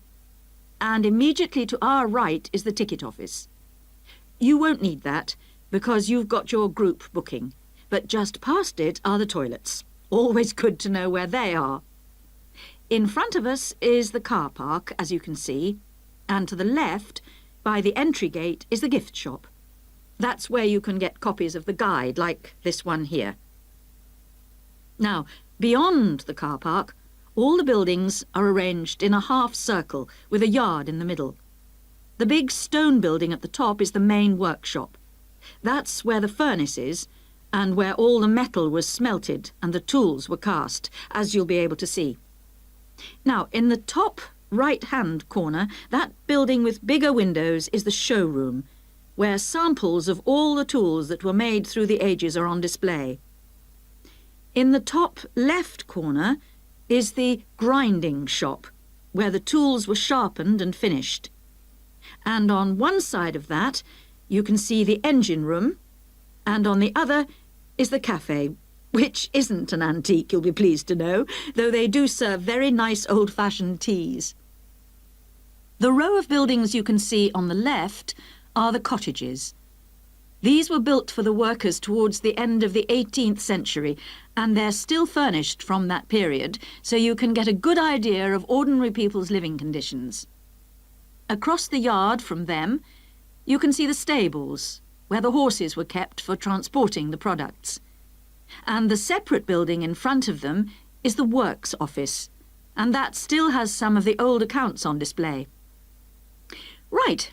If anyone wants a guided tour, then I'm starting at the engine room. If you'd like to come along this way, please, ladies and gentlemen.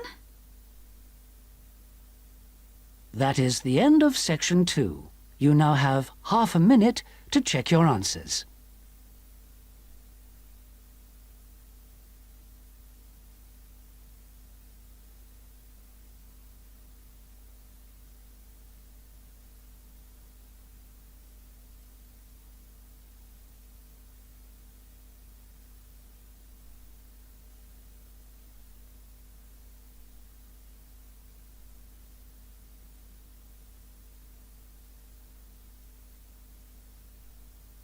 Now turn to section 3.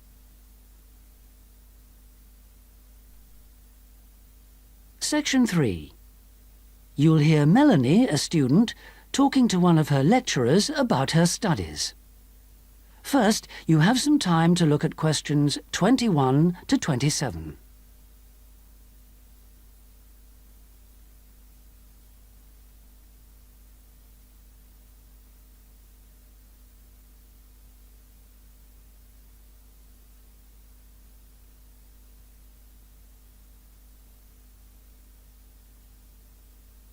Now listen carefully and answer questions 21 to 27. Excuse me, Dr. Johnson. May I speak to you for a minute? Sure, come in. I'm Melanie Griffin. I'm taking your course in population studies. Right. Well, Melanie, how can I help you? I'm having a bit of trouble with a second assignment. Mm-hmm. And it's due in 12 days. What sort of trouble are you having? Is the assignment question a problem? Well, that's part of the problem. I've been having trouble getting hold of the books. I've been to the library several times and all the books are out. Sounds like you should have started borrowing books a bit earlier. Well, I had a really big assignment due in for another course and I've been spending all my time on that. And I thought... You might get an extension of time to finish your assignment for me? If that's possible, but I don't know if... Well, yes, it is possible, but extensions are normally given only for medical or compassionate reasons. Otherwise, it's really a question of organizing your study, and we don't like giving extensions to students who simply didn't plan their work properly. What did you get for your first assignment? I got 87%.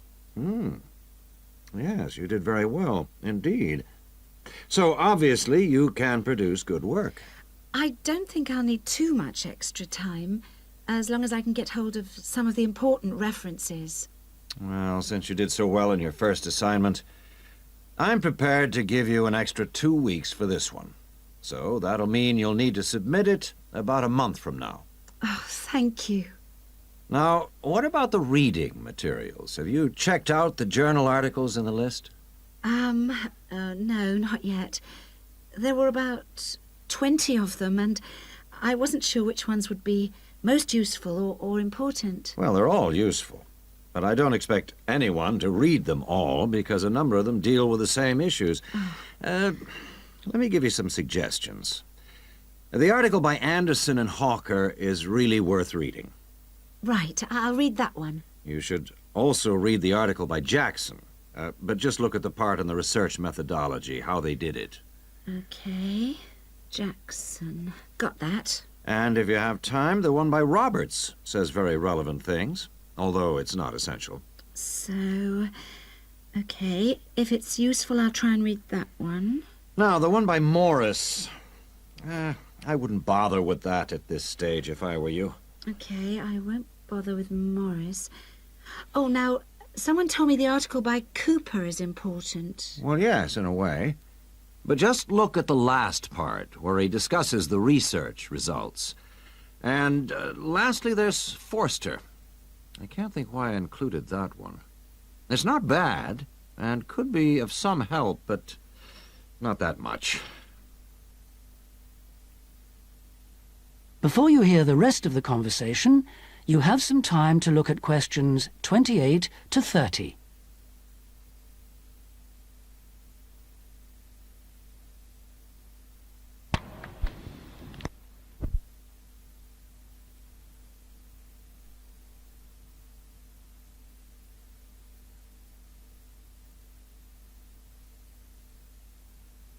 Now listen and answer questions 28 to 30.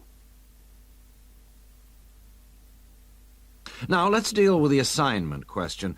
What's the problem there? It's the graph on page 2.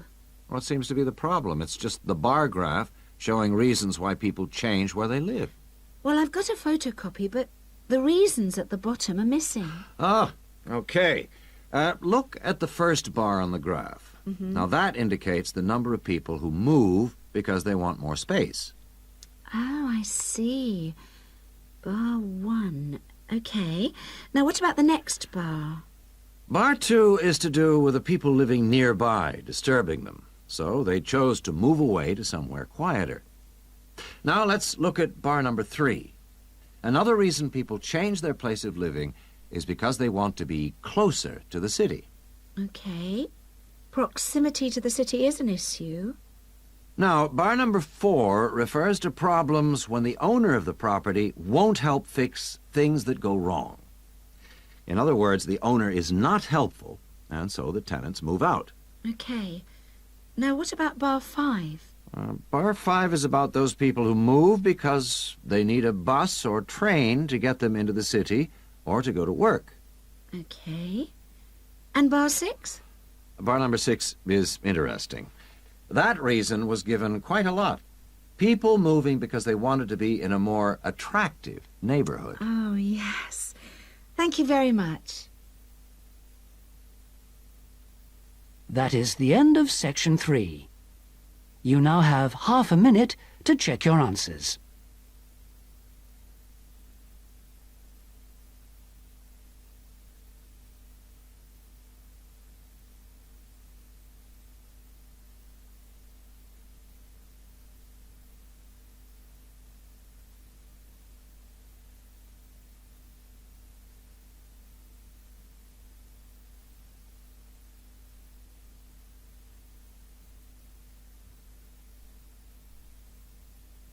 Now turn to section 4.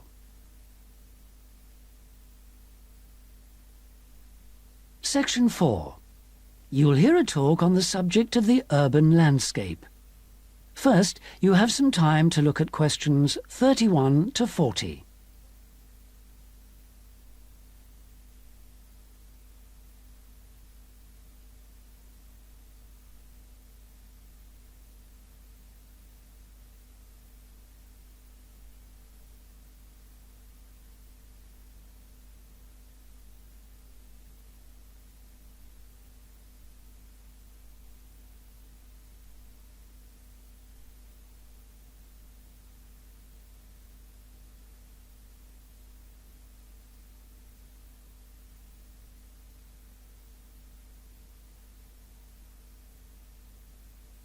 Now listen carefully and answer questions 31 to 40. Good day, ladies and gentlemen. I have been asked today to talk to you about the urban landscape. There are two major areas that I will focus on in my talk: how vegetation can have a significant effect on urban climate, and how we can better plan our cities using trees to provide a more comfortable environment for us to live in. Trees can have a significant impact on our cities. They can make a city as a whole a bit less windy, or a bit more windy if that's what you want. They can make it a bit cooler if it's a hot summer day in an Australian city, or they can make it a bit more humid if it's a dry inland city. On the local scale, that is in particular areas within the city, trees can make the local area more shady, cooler, more humid and much less windy. In fact, trees, and planting of various kinds, can be used to make city streets actually less dangerous in particular areas. How do trees do all that, you ask? Well, the main difference between a tree and a building is a tree has got an internal mechanism to keep the temperature regulated. It evaporates water through its leaves, and that means that the temperature of the leaves is never very far from our own body temperature. The temperature of a building surface on a hot sunny day can easily be 20 degrees more than our temperature. Trees, on the other hand, remain cooler than buildings because they sweat. This means that they can humidify the air and cool it, a property which can be exploited to improve the local climate.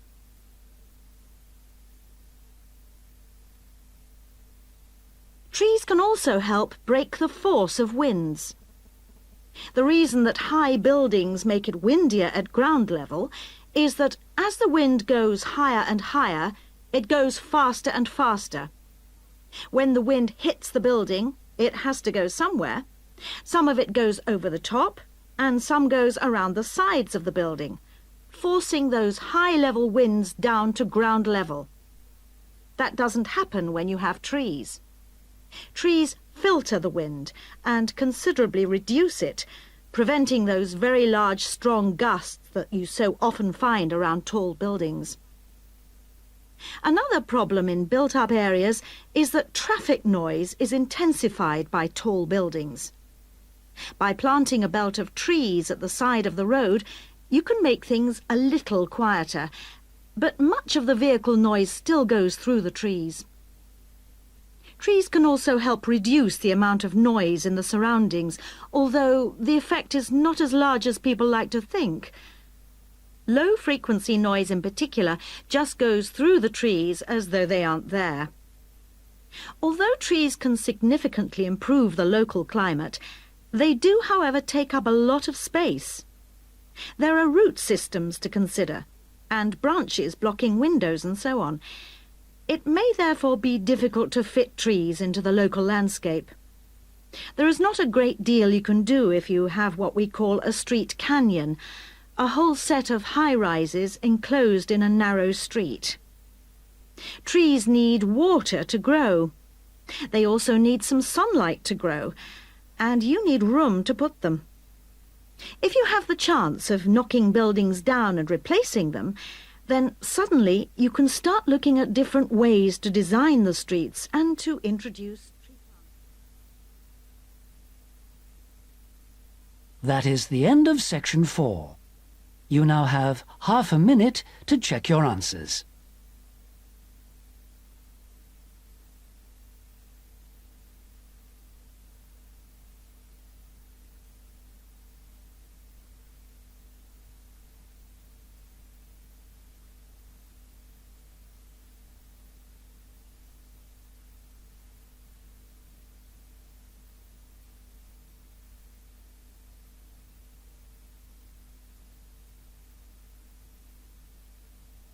That is the end of the listening test. In the Ielts test, you would now have 10 minutes to transfer your answers to the listening answer sheet. That is the end of side 1.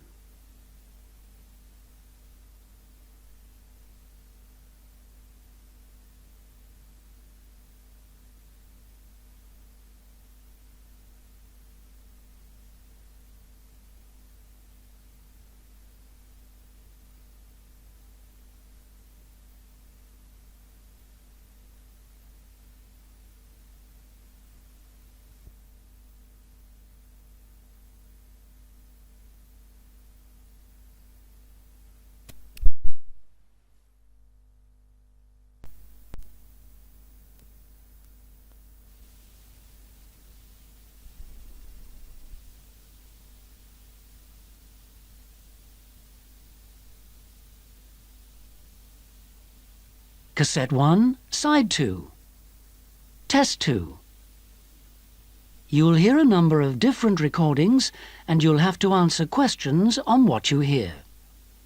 There will be time for you to read the instructions and questions and you'll have a chance to check your work. All the recordings will be played once only. The test is in 4 sections. At the end of the test, you'll be given 10 minutes to transfer your answers to an answer sheet. Now turn to Section 1. Section 1. You'll hear 2 tourists, Sally and Peter, talking in a coffee shop. First, you have some time to look at questions 1 to 5.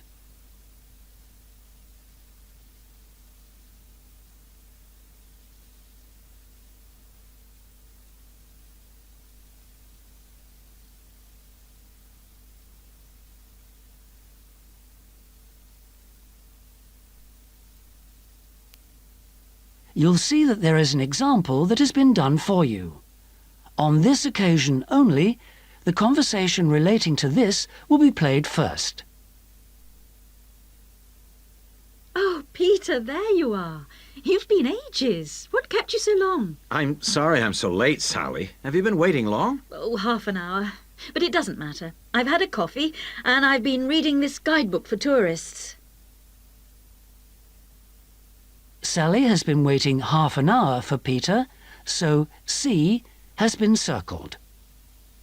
Now we shall begin. You should answer the questions as you listen, because you will not hear the recording a second time. Listen carefully and answer questions 1 to 5.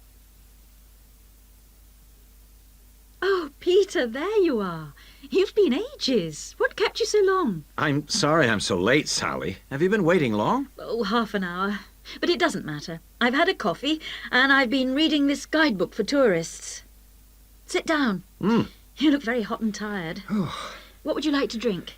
I'd love a really chilled mineral water or something. Will you have another coffee? Yes, I will. The waitress will be back in a moment. Why were you so late? Did something happen? Yes. You know, I went to the bank to cash some traveler's checks. Well, the exchange rate was looking healthy, but when I went to the teller, they told me the computer system was temporarily down, so they couldn't do any transactions. They said the problem would be fixed in a few minutes, so I waited. And then I started talking to another guy in the bank, and I forgot the time. Really? Someone you met in the bank? Does he work there? No, he was a tourist from New York. His name's Henry, and he's been here for a week, but he's moving on to Germany tomorrow. He's an architect, and he's spending 4 weeks traveling around Europe. Just like us? Yeah, just like us. He told me the names of some places where we should eat. Great food and not too expensive, he said. Oh, and he also gave me this map of the bus system. He said he didn't need it anymore. Oh, that's useful. Pity he's moving on tomorrow. Ah, here's the waitress. Let's order. Do you want anything to eat, or shall we just have a drink? Well, I'm hungry, and we've got a lot of sightseeing to do, so let's just have a snack and a drink. Sounds good to me. Before you hear the rest of the conversation, you have some time to look at questions 6 to 10.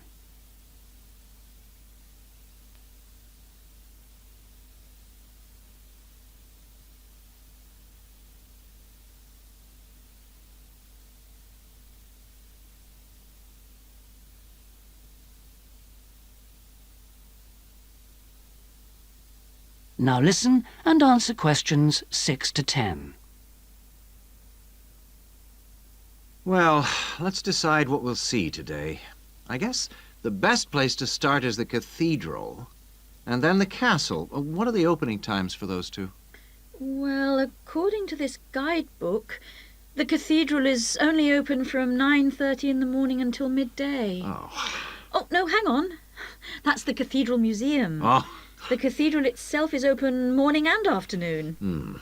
The castle is just open from 1 to 5, so we can't go there until after lunch. I really want to spend some time in the art gallery, because they've got this wonderful painting by Rembrandt that I've always wanted to see. What else should we see? Well, the guidebook says the botanical gardens are worth spending some time in, and they're open all day from 8 to 6, so we can go there any time. I'd like to go to the markets near the river too, but, oh, no, wait, that's only in the mornings too.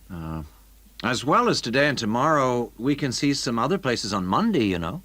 But I don't think the markets will be open then. They only open on Thursdays, so we've missed them for this week. Maybe we should go to the cathedral today because it's Sunday tomorrow, and even though it's open every day, it might be more difficult to get in tomorrow because of the church services. That's true.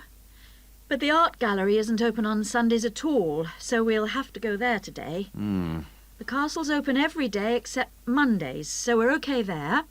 And the gardens, of course, only close at night. Are all these places free, or do we have to pay to go in? What does the guidebook say? I think there's a charge for all of them, except the botanical gardens. Oh, and the markets. Of course you don't pay to go in. Okay. Well, it looks like our plan is this. We'll go to see the painting you like first, the Rembrandt, then have lunch and go on to the castle after that, and then the cathedral. Okay. It says here that the roof of the cathedral is really beautiful. Is that right? What I really want to do at the cathedral is climb the tower. The view is supposed to be spectacular. Okay, well, that'll be more than enough for today. Then tomorrow, let's go to the botanical gardens and have a picnic. I want to sit by the river and watch the swans. This city's famous for them. That is the end of section 1. You now have half a minute to check your answers.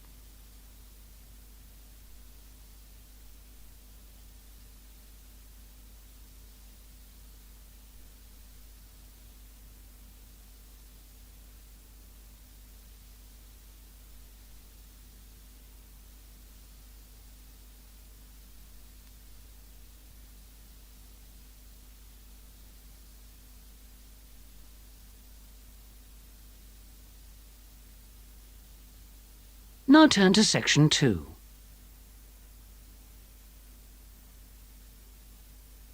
Section 2. You'll hear part of a talk given by an international student counsellor speaking to a group of overseas students during their orientation week. First, you have some time to look at questions 11 to 14.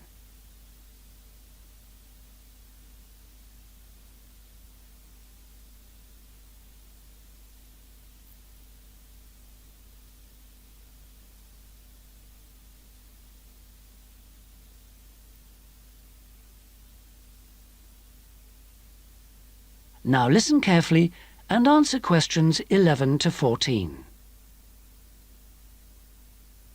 So the counseling services we offer deal with any problems arising from your studies or in your life outside the university. Let's take academic counseling.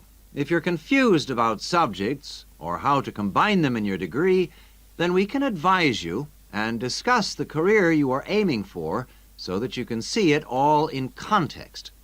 We can also chase up your tutor if you're not getting proper feedback on how you are getting on in your subject. Besides help with academic problems, you may also need personal counseling. If you think you're already under stress, well, just wait till classes begin next week. You'll have to start adjusting to teaching and learning methods that may be unfamiliar to you, as well as the mounting pressure as the deadline for that first assignment creeps up on you. And, of course, you have to cope with all this without your usual social network. You know, the social contacts, family and friends you could normally rely on for help. All of this causes anxiety. Studying overseas can trigger a personal crisis. You may have left a lot of what you might call unfinished business back in your own country. Or you may have interrupted personal relationships, or even sometimes have broken them off to come overseas. And so the student often feels lonely, unhappy, unmotivated, and unable to concentrate on studying. Or there may be other things bothering you. Our resident chaplain can offer you spiritual guidance if that's what you want, or we can put you in touch with community groups that can provide you with social contacts and friendship. Before you hear the rest of the talk, you have some time to look at questions 15 to 20.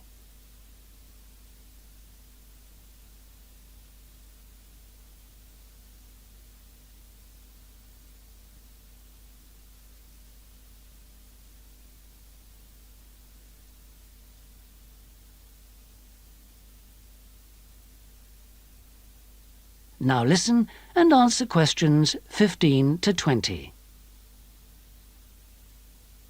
What about exam stress? It affects nearly everyone to some extent, but especially overseas students like yourselves. There may be a huge amount of family pressure on you to succeed. And if you fail a subject or drop out of a course because it's too difficult, then your self-esteem can suffer. But it's not the end of the world if you don't pass an exam. I had to resit first-year anthropology, so I can certainly offer you a sympathetic ear. Anyway, exam failure can lead to worrying changes in the way you normally behave. You may also be off your food, or you may have dietary problems because the local food is not to your liking and upsets you, and this can affect your health and studies. Glenda Roberts is our dietitian in the health service, and we can put you on to her. And we all have money problems, don't we? But remember, full-time students can get a low-interest loan of up to $600 to buy books and for similar study-related expenses. That's right.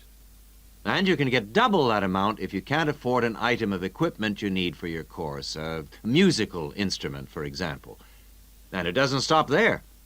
When you move into a flat, starting up expenses, including furniture for it, can be covered by a loan through the welfare service. See Jill Freeman for details. Can we help you? Well, last academic year, in spite of staff cuts, we counseled 240 international students for a total of 2,600 hours counseling. And finally, we won all but just one of the 12 appeals that we launched on behalf of students. Not too bad for an understaffed service, don't you think? That's all from me. Thank you. That is the end of section 2. You now have half a minute to check your answers.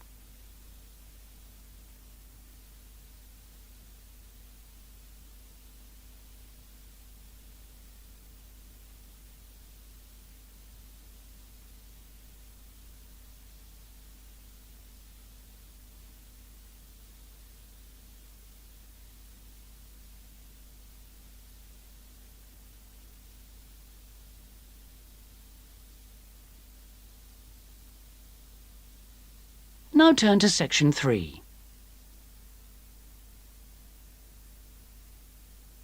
Section 3. You'll hear 3 friends discussing an assignment they're going to work on together. First, you have some time to look at questions 21 to 26.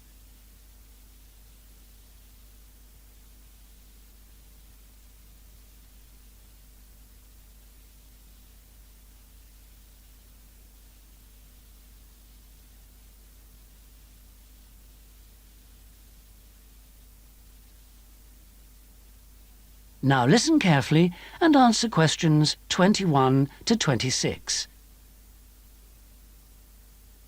Oh, there you are, good. Sorry I'm a bit late. There was a long queue. So, have you worked out how to deal with this assignment then? Not yet. We've only been here a couple of minutes ourselves. Can you just remind me what the task is exactly? Well, there are 3 parts to it. First, we've got to write an essay about ways of collecting data. Then... What's the title of the essay exactly? I've got it here. Assess the two main methods of collecting data in social science research. And how much do we need to write? 1,500 words. That's for the essay. Then for the second part of the assignment, we have to choose one method of data collection and carry out a small-scale study, making appropriate use of the method chosen to gather data from at least 5 subjects. And then we have to write a report on the study? That's right, of 3,000 to 4,000 words. Did you get as far as discussing which form of data collection we should go for? Questionnaire or interview, isn't it? Yeah, I think we should use a questionnaire. It'll be so much less time-consuming than organising interviews, I reckon. Once we've agreed on the wording of it, we only have to send it out and wait for the responses. Yes, I think it probably would be quicker. But what did that article he gave us last week say about the quality of data from questionnaires?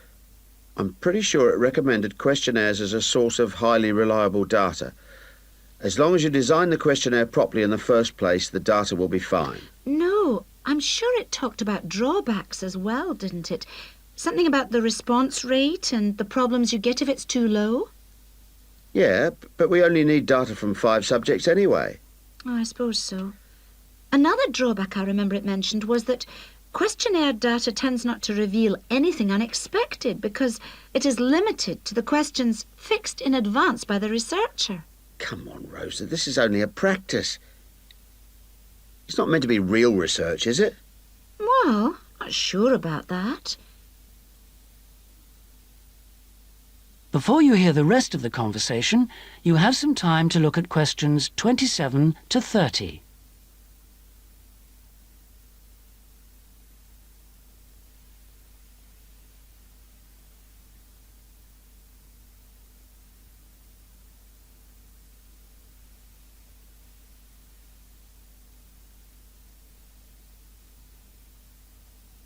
Now listen and answer questions 27 to 30.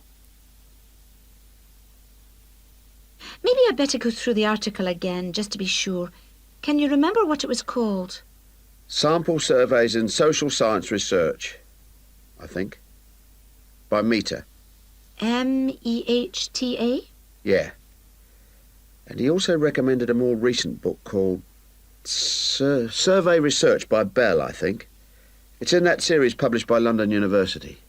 And if we try to use interviews instead, I saw a book in the departmental library that'll be helpful. It's called Interviews That Work by Wilson, published in Oxford in 1988. Right. Oh, I've got a tutorial now. Can we meet up again later this week? What about Friday morning? Suits me. 11 o'clock? Fine. Before Friday, I think we should all look through the reading list. That is the end of section 3. You now have half a minute to check your answers.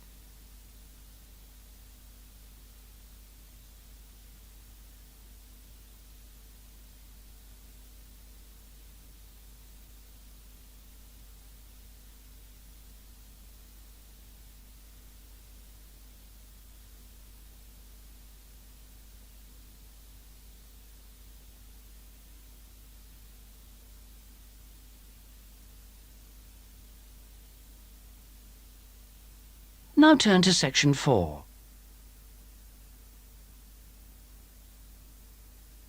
Section 4. You'll hear the beginning of one lecture in a series of lectures about crime. First, you have some time to look at questions 31 to 40.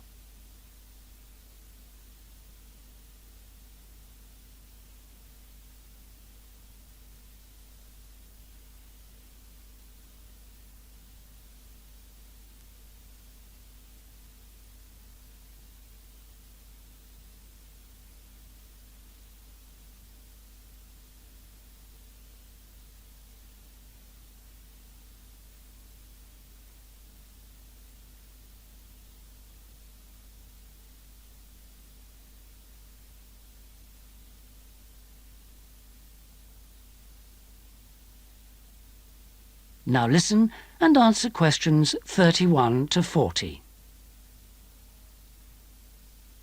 So far in these lectures, we've been looking at crimes like robbery and murder, both from a historical viewpoint and also in contemporary society. And we've seen that the preoccupation in Western society with crime and with lawlessness is part of a long and continuous tradition, rather than something which is new and unique to modern society. But over the past 70 years or so, there has been a massive increase in one type of crime, which is what's known as corporate crime.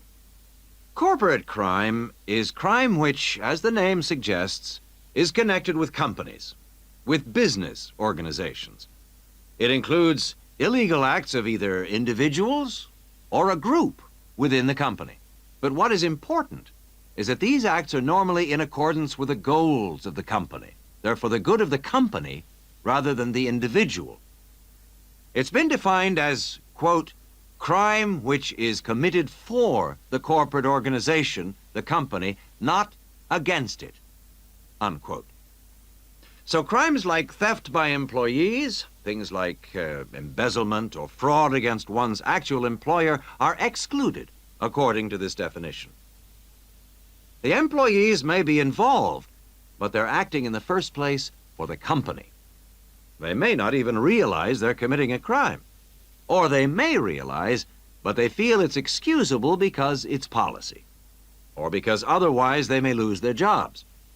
So here really we're talking about the links between power and crime. Now this is one area that much less is generally known about than conventional or traditional crime. It has been relatively ignored by the mass media. For example, it tends to be underreported in comparison with conventional crime in news broadcasts and in crime serials and films and so on.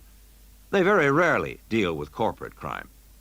And it also tends to be ignored in academic circles. There's been far more research on conventional crime and far more data is available. There are several reasons for this lack of interest in corporate crime compared with other types of crime. It's often very complex, whereas with conventional crime, it's usually possible to follow what's going on without specialist knowledge. As well as this, whereas conventional crime usually has a lot of human interest, corporate crime often has much less.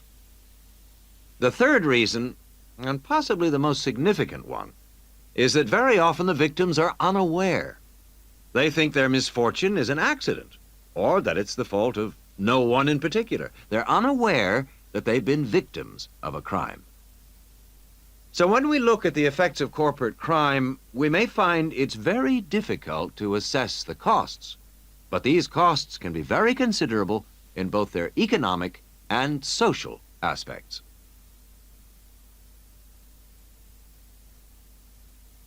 Let's look at the economic costs first. For example, if a company is producing fruit juice and it dilutes its product so that it's just a little below the concentration it should be, many millions of people may be paying a small amount extra for their carton of orange juice. Now, small amounts like this may seem insignificant for individual customers, too small to worry about. But for the company, this deception might result in massive illegal profit. However, all studies of corporate crime agree that the individuals are in fact deprived of far more money by such crime than they are by conventional crime like robbery and theft. In addition to this, we have to consider the social costs of corporate crime, and these are again very difficult to assess, but they are considerable. They're important because they can undermine the faith of the public in the business world, and also, more importantly, because the main group of people they affect are in fact not the richer sections of society, but the poorer. So here, companies are robbing the poor to benefit the rich. There are two more points to do with corporate crime that I'd like to illustrate with reference to a specific event which occurred several years ago. This was an explosion of a large oil tanker, which caused the loss of more than 50 lives of the crew. It was an explosion which never should have happened, and a subsequent inquiry laid the blame not on anyone who had actually been on the tanker at the time, but on the owners of the tanker. They had deliberately decided not to carry out necessary repair work on the tanker as it was due to be sold. And it was this lack of repair work which was directly responsible for the explosion. Now, this illustrates 2 points to do with corporate crime. First of all, that it does not have to be intentional. The owners of the tanker certainly did not intend it to explode, but very serious consequences can result from people or organizations not considering the possible results of their actions seriously enough. The main crime here was indifference to the human results, rather than actual intention to harm anyone, but that didn't make the results any less tragic. And this leads me to my second point, that corporate crime can have very severe consequences.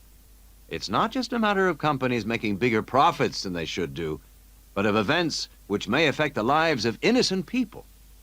And yet very often, companies, because they say they didn't intend to harm anyone, can avoid taking responsibility for the results of their actions, and that has been a very dangerous loophole in the law. Now, a further example of corporate crime was the... That is the end of section 4. You now have half a minute to check your answers.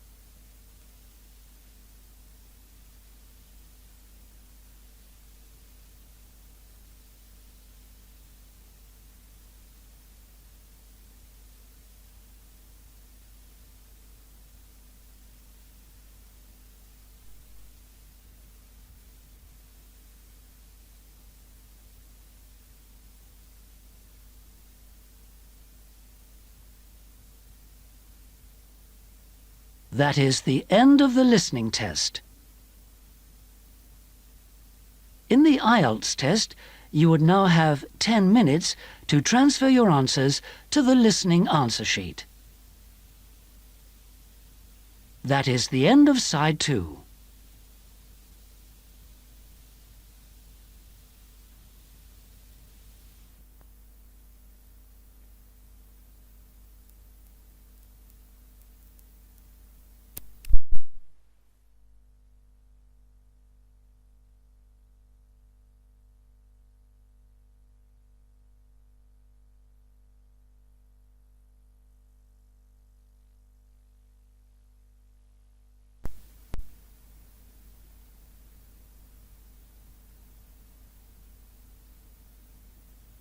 Cambridge Ielts 4 by University of Cambridge ESOL Examinations.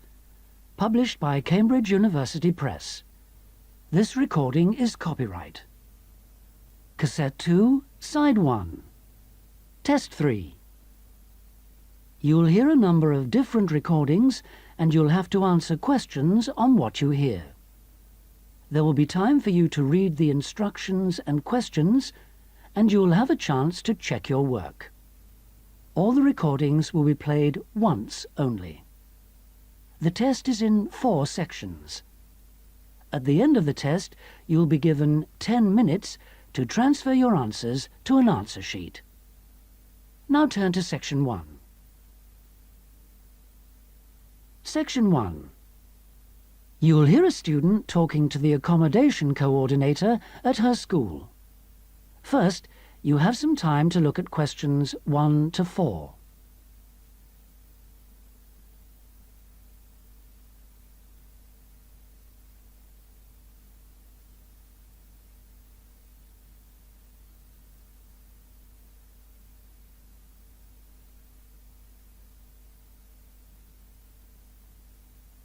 You'll see that there is an example which has been done for you.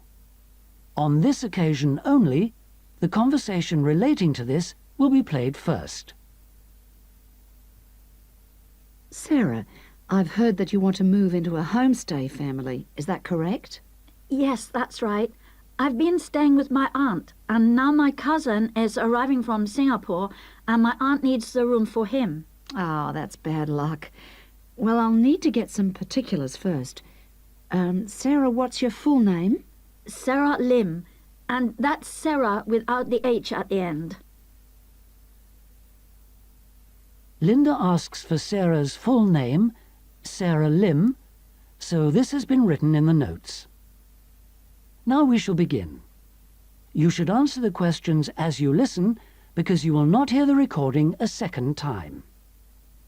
Listen carefully and answer questions 1 to 4. Sarah, I've heard that you want to move into a homestay family. Is that correct? Yes, that's right. I've been staying with my aunt, and now my cousin is arriving from Singapore, and my aunt needs the room for him. Oh, that's bad luck. Well, I'll need to get some particulars first. Sarah, what's your full name? Sarah Lim, and that's Sarah without the H at the end. How old are you, Sarah? 23, only just. It was my birthday on the 21st of August. Happy birthday for yesterday. How long have you been in Australia? A year in Adelaide and 6 months in Sydney. I prefer Sydney. I've got more friends here. What's your address at your aunt's house? Flat 1, 539 Forest Road, Canterbury. And the postcode is 2036. Okay. What are you studying now? I was studying General English in Adelaide, and now I'm doing Academic English because I'm trying to get into medicine next year. That sounds good, but it'll take you a long time. When would you like to move out from your aunt's? My cousin arrives on Friday morning, so I'd better be out on Thursday. What, the 7th of September? Yes, that's right. Before you hear the rest of the conversation, you have some time to look at questions 5 to 10.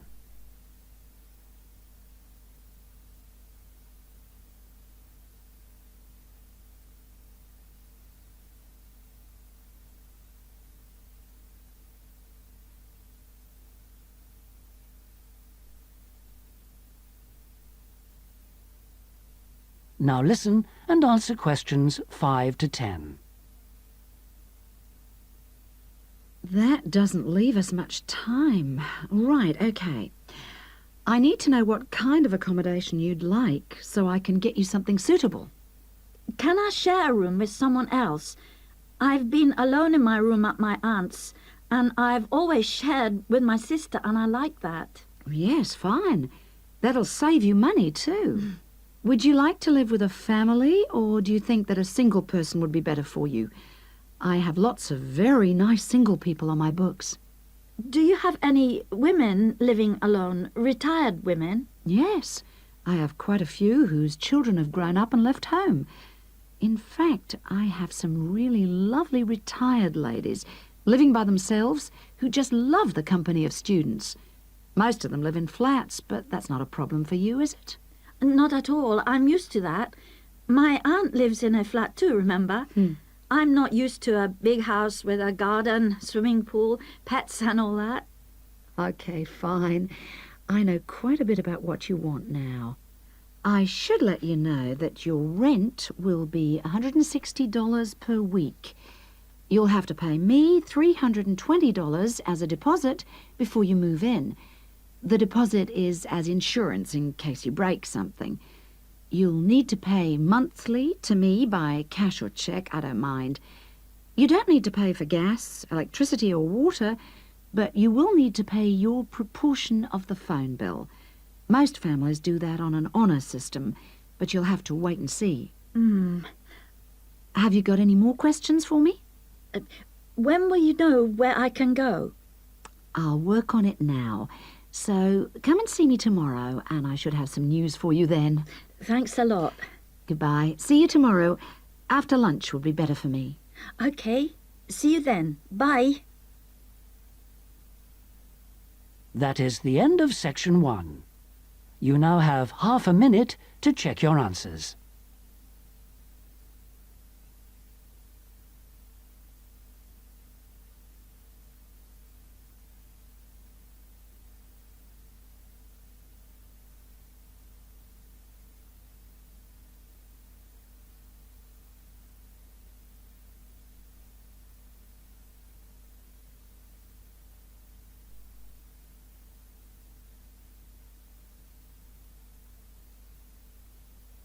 Now turn to section 2.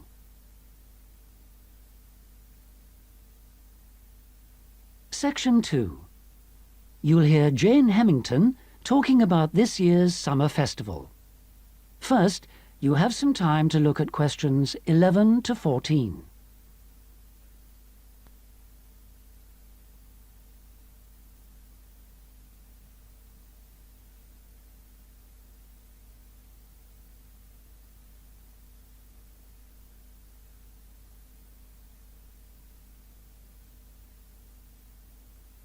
Now listen carefully and answer questions 11 to 14. Good evening. And in this week's edition of Focus on the Arts, Jane Hemington is going to fill us in on what's in store for us at this year's Summer Festival. Over to you, Jane. Thank you, Jeffrey. This year, the Summer Festival is the biggest we've ever seen, so there should be something for everybody. This is the third year they've run it, and the timing's slightly different. For the last couple of years, it's been around the 5th to 17th, but this year, they wanted to allow everyone enough time to recover from the 1st of January celebrations, and they've put it at the end of the month. The program has sensational theater, dance, and also a large number of art exhibitions. But the thing the festival is most famous for is its great street music. For today's report, though, Jeffrey, I'm looking at some of the theatrical events that you might like to see. In particular, at this year's theme, circuses. I'm going to tell you about 2 circus performances, but there are plenty of others in the program. I've chosen these because they represent distinct movements within circus performance. The first is the Circus Romano from Italy. As this is a traveling circus, it follows a long tradition by performing in a marquee, which is really like a canvas portable building, usually put up in a green space or car park rather than in a theater or stadium. Before you hear the rest of the talk, you have some time to look at questions 15 to 20.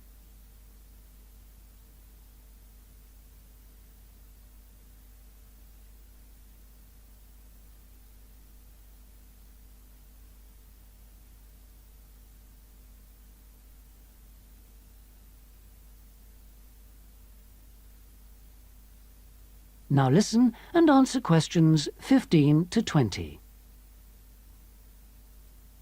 In spite of this, Circus Romano isn't at all like the traditional circuses I grew up with. There are no animals, just very talented clowning and acrobatic routines. The show has a lot of very funny moments, especially at the beginning. But the best part is the music and lighting. They're magical. At $45, it's very expensive anyway. It's really for adult tastes. In fact, much of it would be wasted on children, so I suggest you leave them at home. The second circus performance is Circus Electrica at the Studio Theater. The purists are suggesting that this isn't a circus at all. It's a showcase for skills in dance and magic, rather than the usual ones you expect in a circus. With only 6 performers, it's a small production which suits the venue well.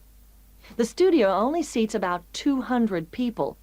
For my money, it's the aerial displays which are outstanding, as well as the magical tricks, features which are missing from Circus Romano. An interesting feature of the show is that the performers are so young. The youngest is only 14, but it's still well worth seeing. A good one for the whole family. And finally, as it's summer, you may wish to see some of the festival performances that are being presented outdoors, like the famous Mekong water puppet troupe performing in the city gardens this week. Now, water puppetry is amazing. It's large puppets on long sticks, controlled by puppeteers standing waist deep in the lake. The puppets do comedy routines, and there is some terrific formation dancing. This is a fantastic show, and the best moment comes at the end, seeing the puppeteers. When the troupe walks up out of the water, you get this amazing feeling. It's really hard to believe that what you've been watching is lifeless wood and cloth. As an adult, I had a great time, but I did note that other older people in the audience weren't quite as taken with it as I was. It's a must for young children, though, and that's the audience it's really aimed at. Well, that's all I've time for today, but I'll be back next week with more news of what's worth seeing and what it's best to miss. That is the end of section 2. You now have half a minute to check your answers.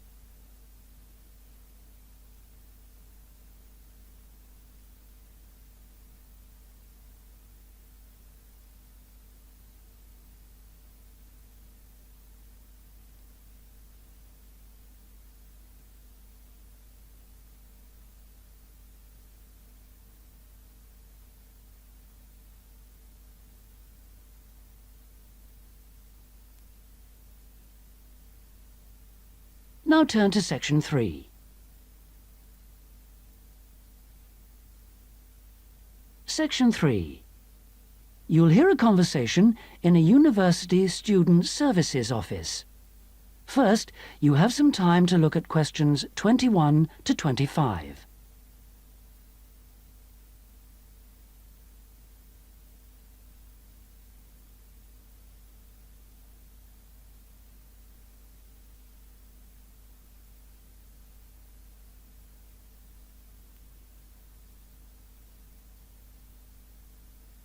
Now listen carefully and answer questions 21 to 25. Hello, I'm Dawn Matthews. Yes, hello. I've been referred to you because I'm inquiring about the refresher courses that you run. I'd like to find out a bit more about them. OK. Well, we run quite a few different short courses for students who are either returning to study or studying part-time. Tell me about your situation. Well, I think that I really need some help in preparing for the coming semester, especially to build up my confidence a bit and help me study effectively because, you see, I've been out in the workforce for nearly 12 years now, so it really is a long time since I was last a student. Yes, it can seem like a long time, can't it? Well, let me start by telling you what courses we have that might suit you. Are you an undergraduate or a postgraduate, arts or sciences? Undergraduate, and I'm in the business faculty. Right then. Well, first of all, there's our intensive Study for Success seminar on the 1st and 2nd of February. Mm-hmm. It's aimed at students like you who are uncertain about what to expect at college and looks at a fairly wide range of approaches to university learning to motivate you to begin your study and build on your own learning strategies. That sounds good. What are some of the strategies that are presented? Well, we try to cover all aspects of study. Some of the strategies in writing, for example, would be improving your planning for writing, organising your thinking, and building some techniques to help you write more clearly. With reading, there'll be sessions aimed at getting into the habit of analysing material as you read it, and tips to help you record and remember what you've read.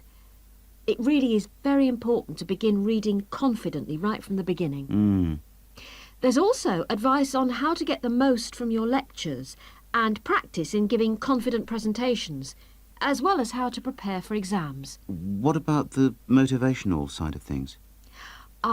Well, there's a range of motivational exercises that we do to help the students feel positive and enthusiastic about their study.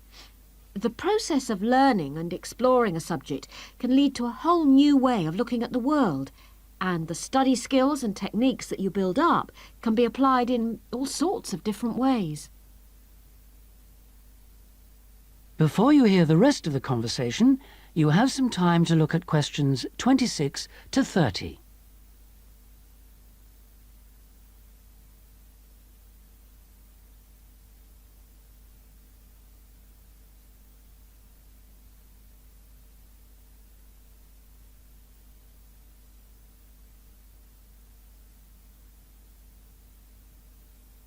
Now listen and answer questions 26 to 30. Actually, I'm very excited about the whole thing of taking up studying again, but You know, I'm a little nervous about whether I'll manage to get everything done. I suppose it's the same for all mature students. Of course it is. Two of the key components of the course are time management and overcoming procrastination. People discover that once they learn to plan their days, all the work can be accomplished and there'll still be time for leisure. Is there an enrolment fee? Well, just a minute, let's see. The cost is £30, which includes all course materials and morning tea. You have to arrange your own lunch. Well, that wouldn't be a problem. I already make sandwiches for my 3 kids and my wife and myself every day. I won't have to change my routine. No. Now, I need to tell you that this is a very popular course, and it's essential that you book well ahead of time. In fact, the course convener tells me that there are only 5 places left. What other course might be good for me? There is one other that you could benefit from. It's simply called Learning Skills for University Study and is on 3 consecutive mornings, starting on a Monday from 9 to 12, and costs £25. This is aimed at upgrading the study skills most school leavers have and help them cope with the increased demands of university study. It focuses mainly on making students more responsible for their own success. What sort of things are covered in this course? Well, basically, it's more advanced thinking, note-taking, reading and writing strategies, but also some input about stress management. I think I'd be better off starting from the basics and looking at all the strategies, don't you? Yes, from what you've told me, I think that's more in line with your situation. All right, then. Can I book a place on the Study for Success seminar course now? Yes. Let me just get out a registration form and take down your details. That is the end of section 3. You now have half a minute to check your answers.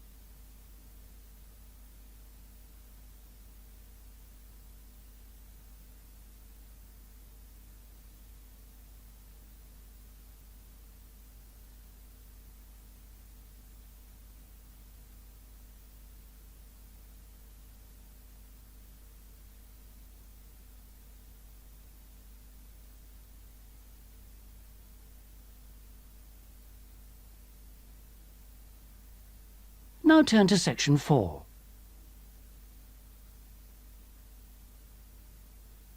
Section 4. You'll hear a student union representative presenting the views of college students about the design of a new building. First, you have some time to look at questions 31 to 40.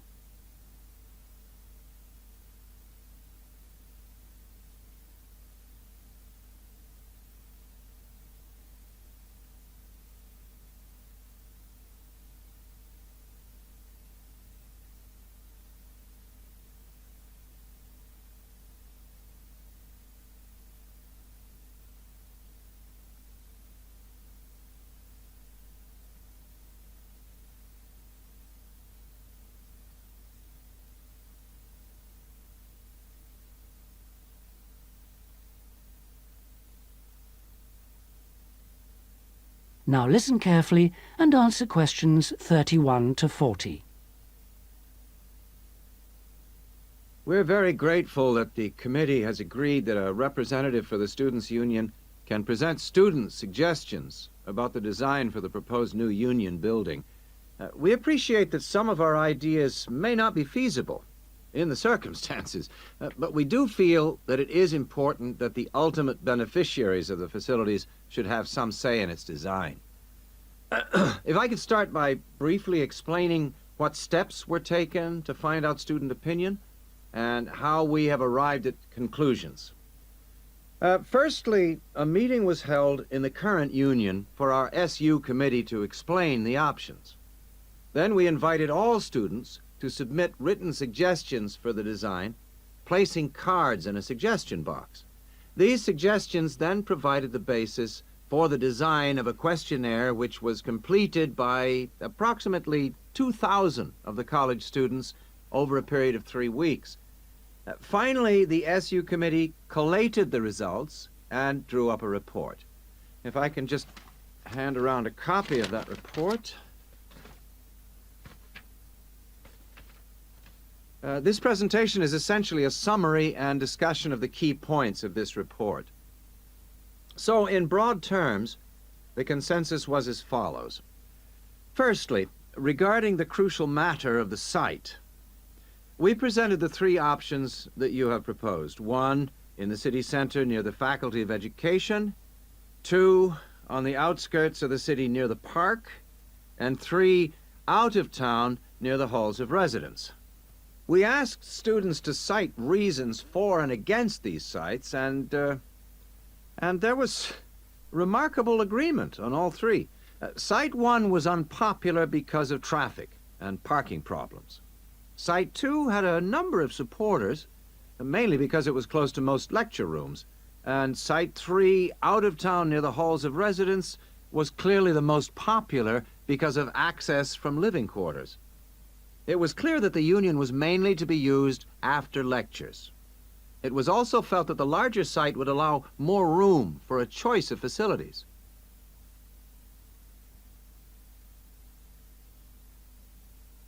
Our second area of interest was obviously the facilities. There was minimal interest in having a library on the premises, but one option seemed to be a reading room instead, more useful. We would like the current table games room to be replaced with a small gym, and if possible, a small swimming pool. Not, of course, Olympic-sized. There was a large number of respondents in favor of a travel agents and insurance center. We also request that there be the offices of the Student Counseling Center, moving this from the refectory. There was, however, much disagreement about whether to build a drama theater. Just over 40% of the respondents were in favor, but a largish minority were strongly against it, claiming that it is elitist and a waste of funds. Essentially, the jury is out on that. Finally, given the number of unfortunate incidents in the current union over the past few months, a strong point was repeatedly made about security. The recommendations would be at least video surveillance and security personnel who would check student union cards on request. We doubt if it would be feasible to have a check at reception of all people coming in. Well, this is the summary of the views of the student population. As I say, fuller details are given in our report, but I'm happy to take any questions if you have them. That is the end of section 4. You now have half a minute to check your answers.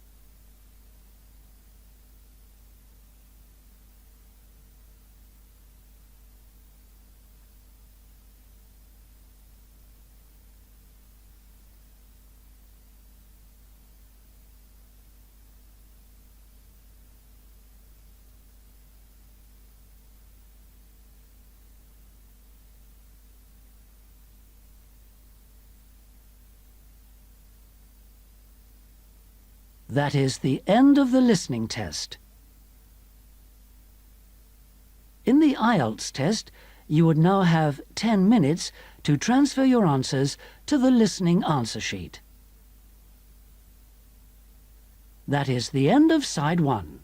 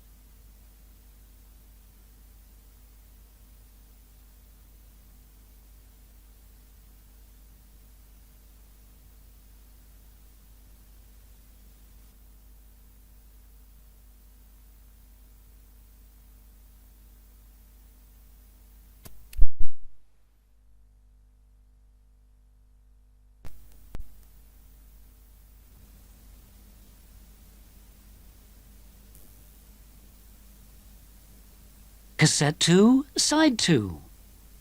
Test 4. You'll hear a number of different recordings and you'll have to answer questions on what you hear. There will be time for you to read the instructions and questions, and you'll have a chance to check your work.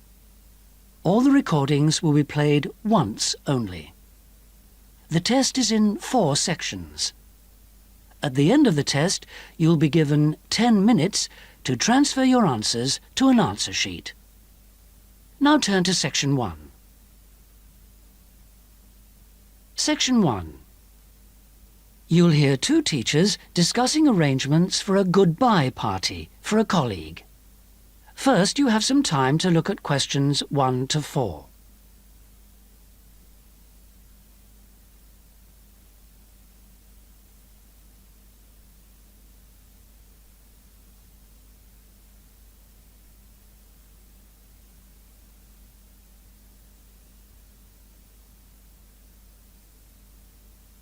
You'll see that there is an example that has been done for you. On this occasion only, the conversation relating to this will be played first. Hi, Tony. Thanks ever so much for coming. You know we've been asked to organise something for John's farewell. Yeah, sure. It's about time we started working out details. Exactly. We don't want to leave it so late that it's double the work. Right. Do you want me to take notes? Oh, that'd be great, thanks. Right. First thing is, when is the best time to hold it? Well, he leaves on the 24th of December.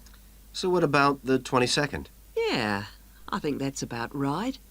We want it quite near the time, don't we? The date of the goodbye party is the 22nd of December.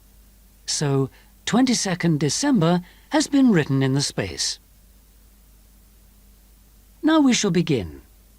You should answer the questions as you listen because you will not hear the recording a second time. Listen carefully and answer questions 1 to 4. Hi, Tony. Thanks ever so much for coming. You know we've been asked to organise something for John's farewell. Yeah, sure. It's about time we started working out details. Exactly. We don't want to leave it so late that it's double the work. Right. Do you want me to take notes? Oh, that'd be great, thanks. Right.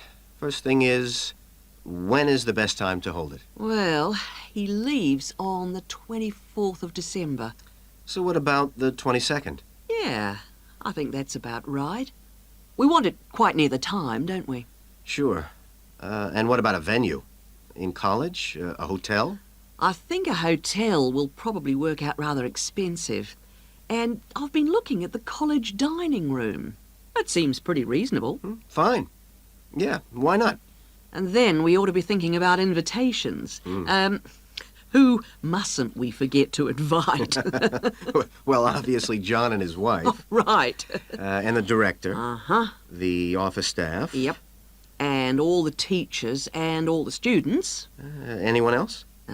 Faculty heads? No, better draw the line. I don't think it's necessary. Yeah, you're right. I don't mind writing the invitations. When shall we get them out for? Enough time, but not too early. What about the 15th of December? Well, there are exams on the 16th. Better avoid them. 10th? Yeah, that should do it.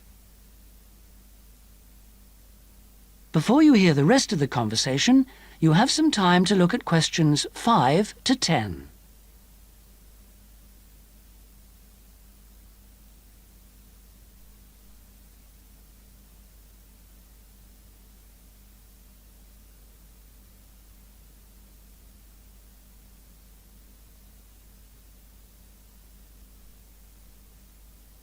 Now listen and answer questions 5 to 10. So, what does that leave? Oh, yes, a present. Would you mind doing that? No, not at all. We usually go round with an envelope during coffee break, don't we?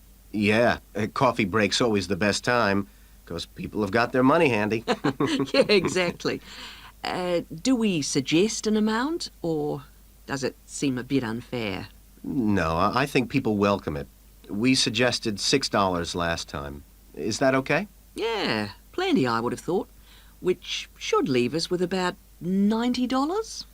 Have you any ideas for presents? Well, I've been having a little think. I thought, well, you know, he loves music. Yeah, and books. So I thought I'd check on prices for, well, perhaps CD players? Yeah, that's a good idea. And also I thought maybe, you know, a set of dictionaries.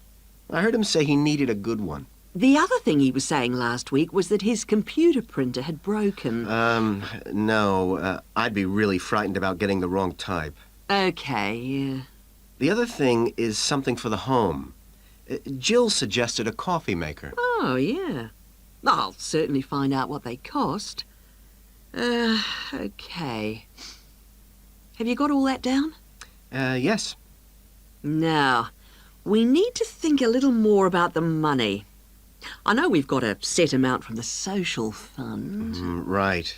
What does that cover? It's meant to cover the cost of the room. Yeah. And a certain amount for food. And also drinks? Oh, yeah, certainly. But will it be enough? What we've done in the past is to ask guests to bring some snacks. Right. We don't ask them to bring more drinks because we figure that's, well, that should come from the social fund. Okay. Anything else for the guests to bring? Well, some music, because there'll be a tape deck there in the room, and we can have some dancing later on. Anything else? Well, it's just a thought, but a couple of years ago we had a really good party where we set up, you know, some simple games. Yeah, great. Wasn't it based on photos from the students and teachers? That's right. So we should ask the guests to bring photos. Okay, I'll put it on the invitations. Now, the last thing is, who shall we ask to do the speech? Don't you think it might be nice to have one of the students? Well, then the student leader? Yeah, much better than the director giving speeches again. Okay, then I'll ask her. Lovely. So, is that all? Looks like it. Great. Oh, thanks ever so much. That is the end of section 1. You now have half a minute to check your answers.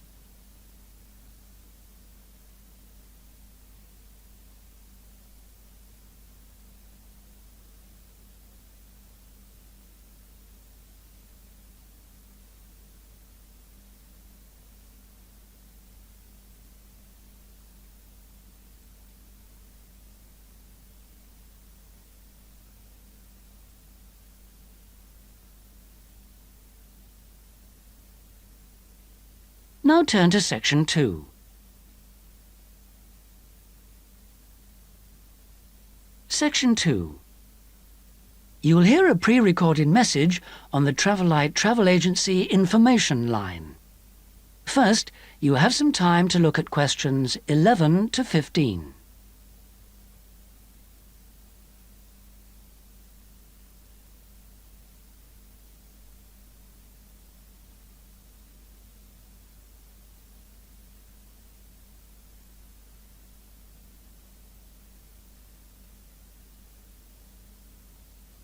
Now listen carefully and answer questions 11 to 15. Thank you for calling the free Travelite Travel Agency information line. You will not be charged for this call. In order to deal with all calls effectively, we offer you a number of options. Please listen carefully and press your required number at the appropriate time or dial a new number. If you want to hear about special offers, please press 1. If you want to hear our latest price lists, please press 2. If you want to make a complaint, please press 3. If you want information about our new walking holidays, please press 4 now. Thank you for calling our Travelite Walking Holidays line. We have been offering a wide variety of walking holidays to suit all tastes for just 3 years, but already we have won 2 awards for excellence in this field.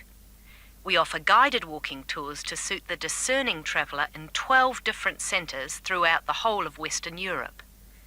We are planning to open our first centre outside this area in the coming year, so watch out for developments. But the pride of Travel Light is the level of guidance and support we offer on our walks. All are planned in detail by our highly trained guides who all work in a variety of different Travel Light locations, so we can guarantee standards. Each day we offer 3 separate walks catering for all skills and fitness levels. We also pride ourselves on our friendly service, particularly important for the increasing numbers of people who choose to holiday alone. Unlike almost all travel operators who happily charge large supplements for single rooms, we guarantee that no single client will pay more, even when only double rooms are available for them. And the day doesn't end with the return to base. After our dinner at communal tables designed to make all our guests feel part of a family atmosphere, entertainment is laid on nearly every night with tour leaders on hand to organise lectures, games, quizzes, and respond to any special request from guests. Before you hear the rest of the message, you have some time to look at questions 16 to 20.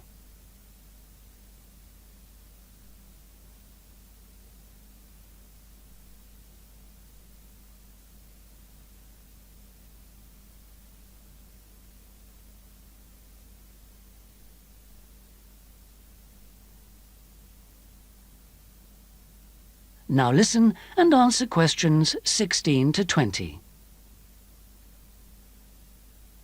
The following is a summary of costs and special inclusive offers on holidays for the coming summer.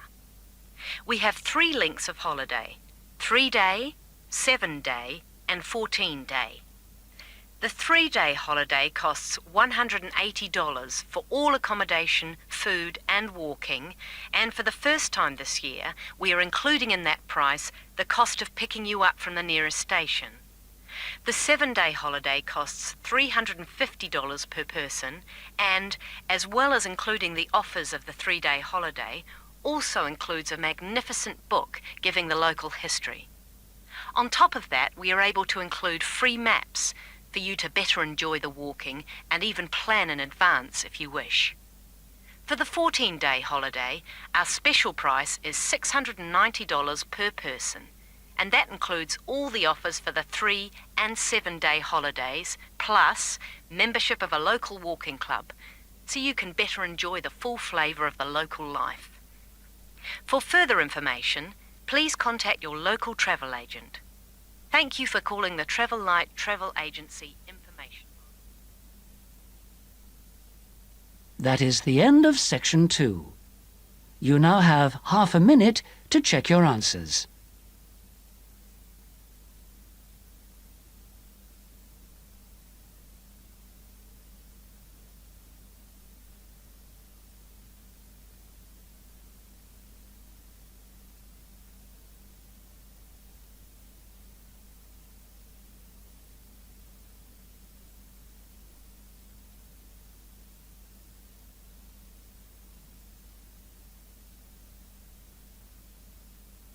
Now turn to section 3. Section 3. You will hear a conversation between 2 students who are studying to be teachers, talking about science experiments. First, you have some time to look at questions 21 to 26.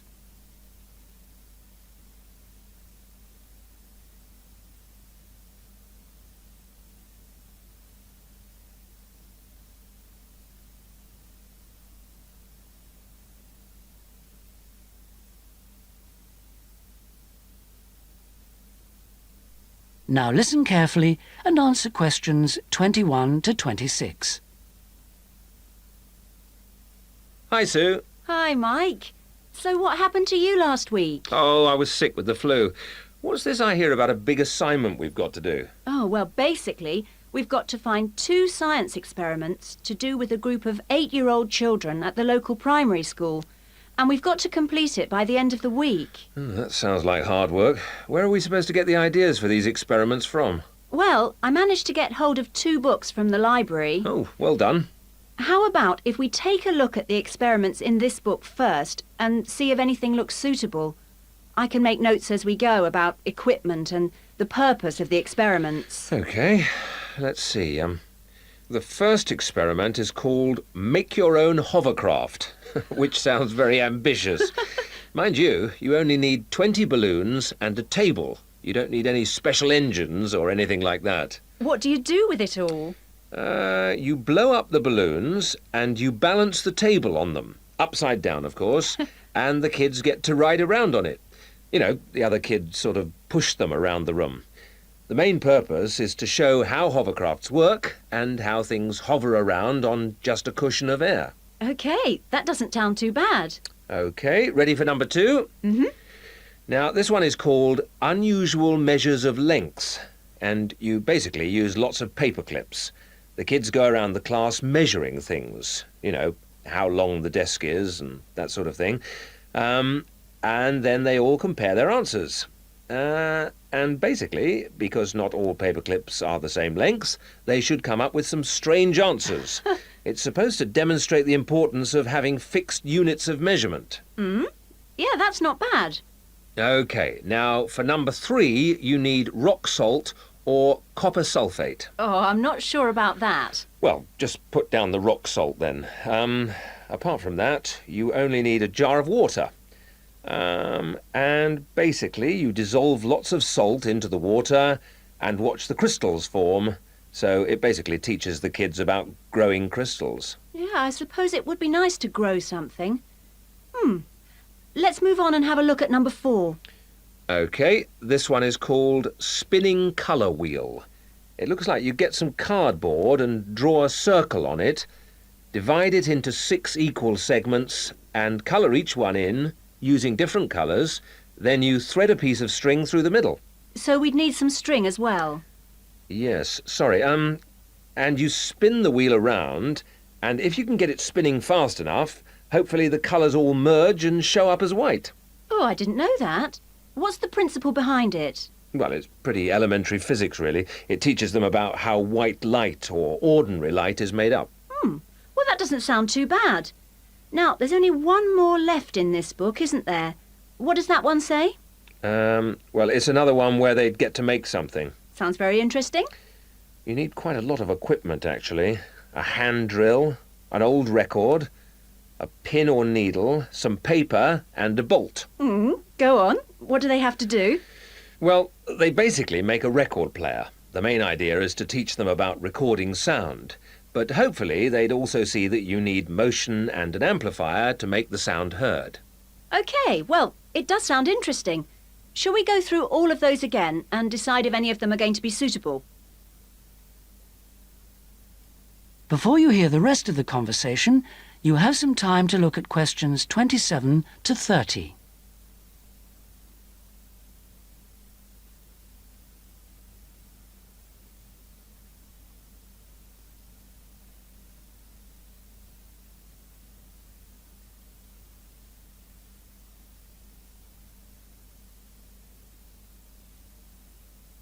Now listen and answer questions 27 to 30.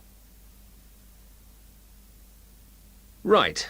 Number 1. I thought this one sounded nice. There'd be lots of activity, and it doesn't need too much in the way of equipment. Yes, that's true, but don't you think it's a bit risky to get a group of 8-year-olds pushing each other around a classroom like that? Well, someone could get hurt.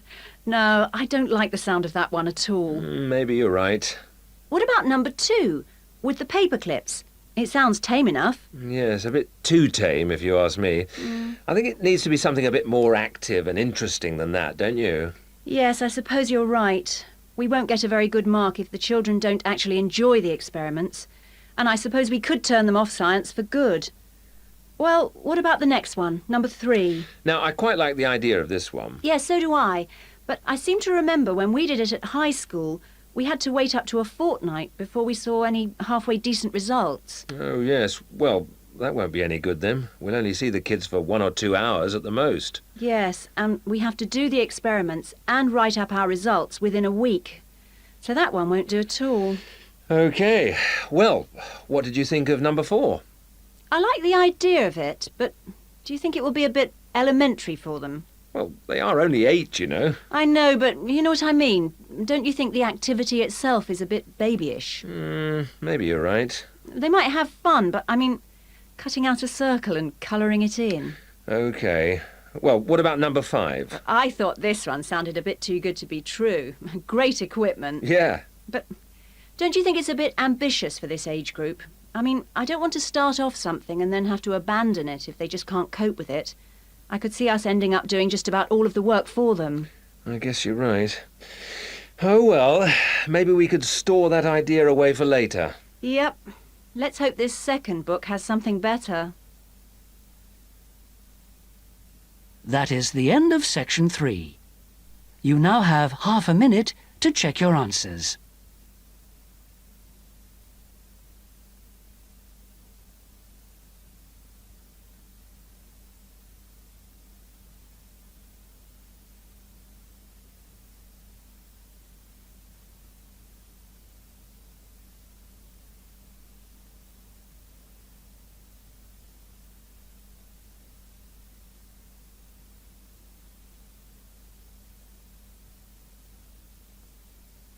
Now turn to section 4.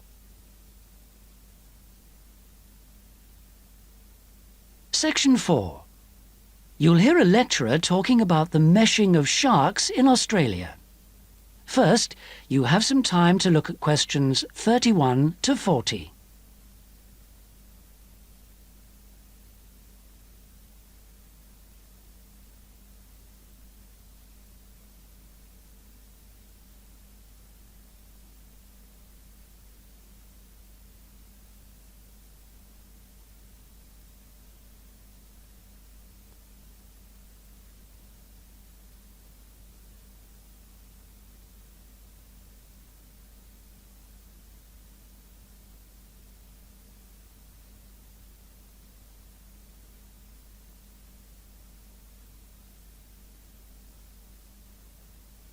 Now listen carefully and answer questions 31 to 40.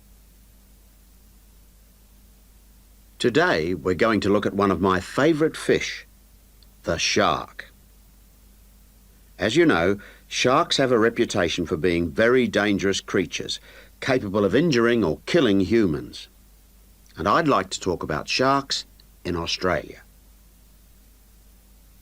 Sharks are rather large fish, often growing to over 10 metres, and the longest sharks caught in Australia have reached 16 metres. Sharks vary in weight with size and breed, of course, but the heaviest shark caught in Australia was a white pointer. That weighed 795 kilograms. Quite a size. Sharks have a different structure to most fish. Instead of a skeleton made of bone, they have a tough, elastic skeleton of cartilage. Unlike bone, this firm, pliable material is rather like your nose and allows the shark to bend easily as it swims. The shark's skin isn't covered with scales like other fish. Instead, the skin's covered with barbs, giving it a rough texture like sandpaper. As you know, sharks are very quick swimmers. This is made possible by their fins, one set at the side and another set underneath the body, and the tail also helps the shark move forward quickly. Unlike other fish, sharks have to keep swimming if they want to stay at a particular depth, and they rarely swim at the surface. Mostly they swim at the bottom of the ocean, scavenging and picking up food that's lying on the ocean floor. While most other animals, including fish, hunt their prey by means of their eyesight, sharks hunt essentially by smell. They have a very acute sense of smell and can sense the presence of food long before they can see it.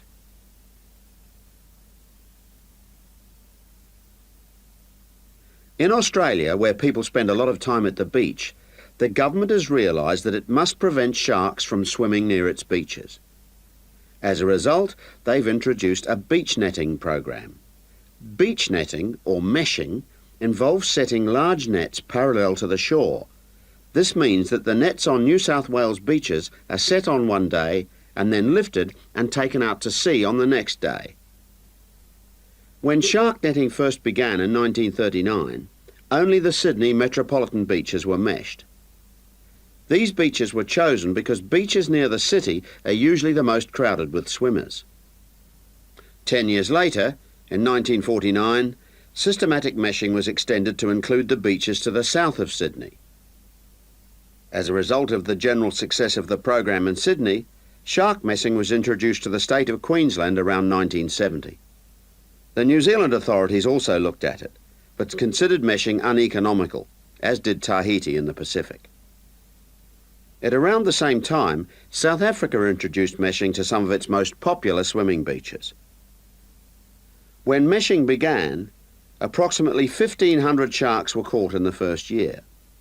However, this declined in the years that followed, and since that time the average annual catch has been only about 150 a year. The majority of sharks are caught during the warmest months, from November to February, when sharks are most active, and when both the air and the ocean are at their maximum temperature. Despite quite large catches, some people believe that shark meshing is not the best way to catch sharks. It's not that they think sharks are afraid of nets or because they eat holes in them, because neither of these is true. But meshing does appear to be less effective than some other methods, especially when there are big seas with high rolling waves and strong currents, and anything that lets the sand move. The sand that's holding the nets down. When this moves, the nets will also become less effective. That is the end of section 4. You now have half a minute to check your answers.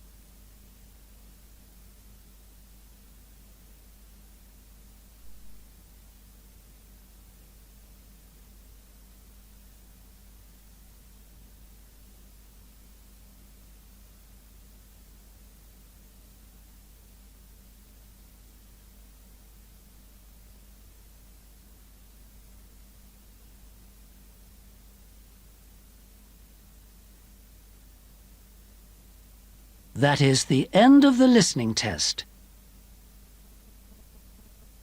In the Ielts test, you would now have 10 minutes to transfer your answers to the listening answer sheet. That is the end of side 2.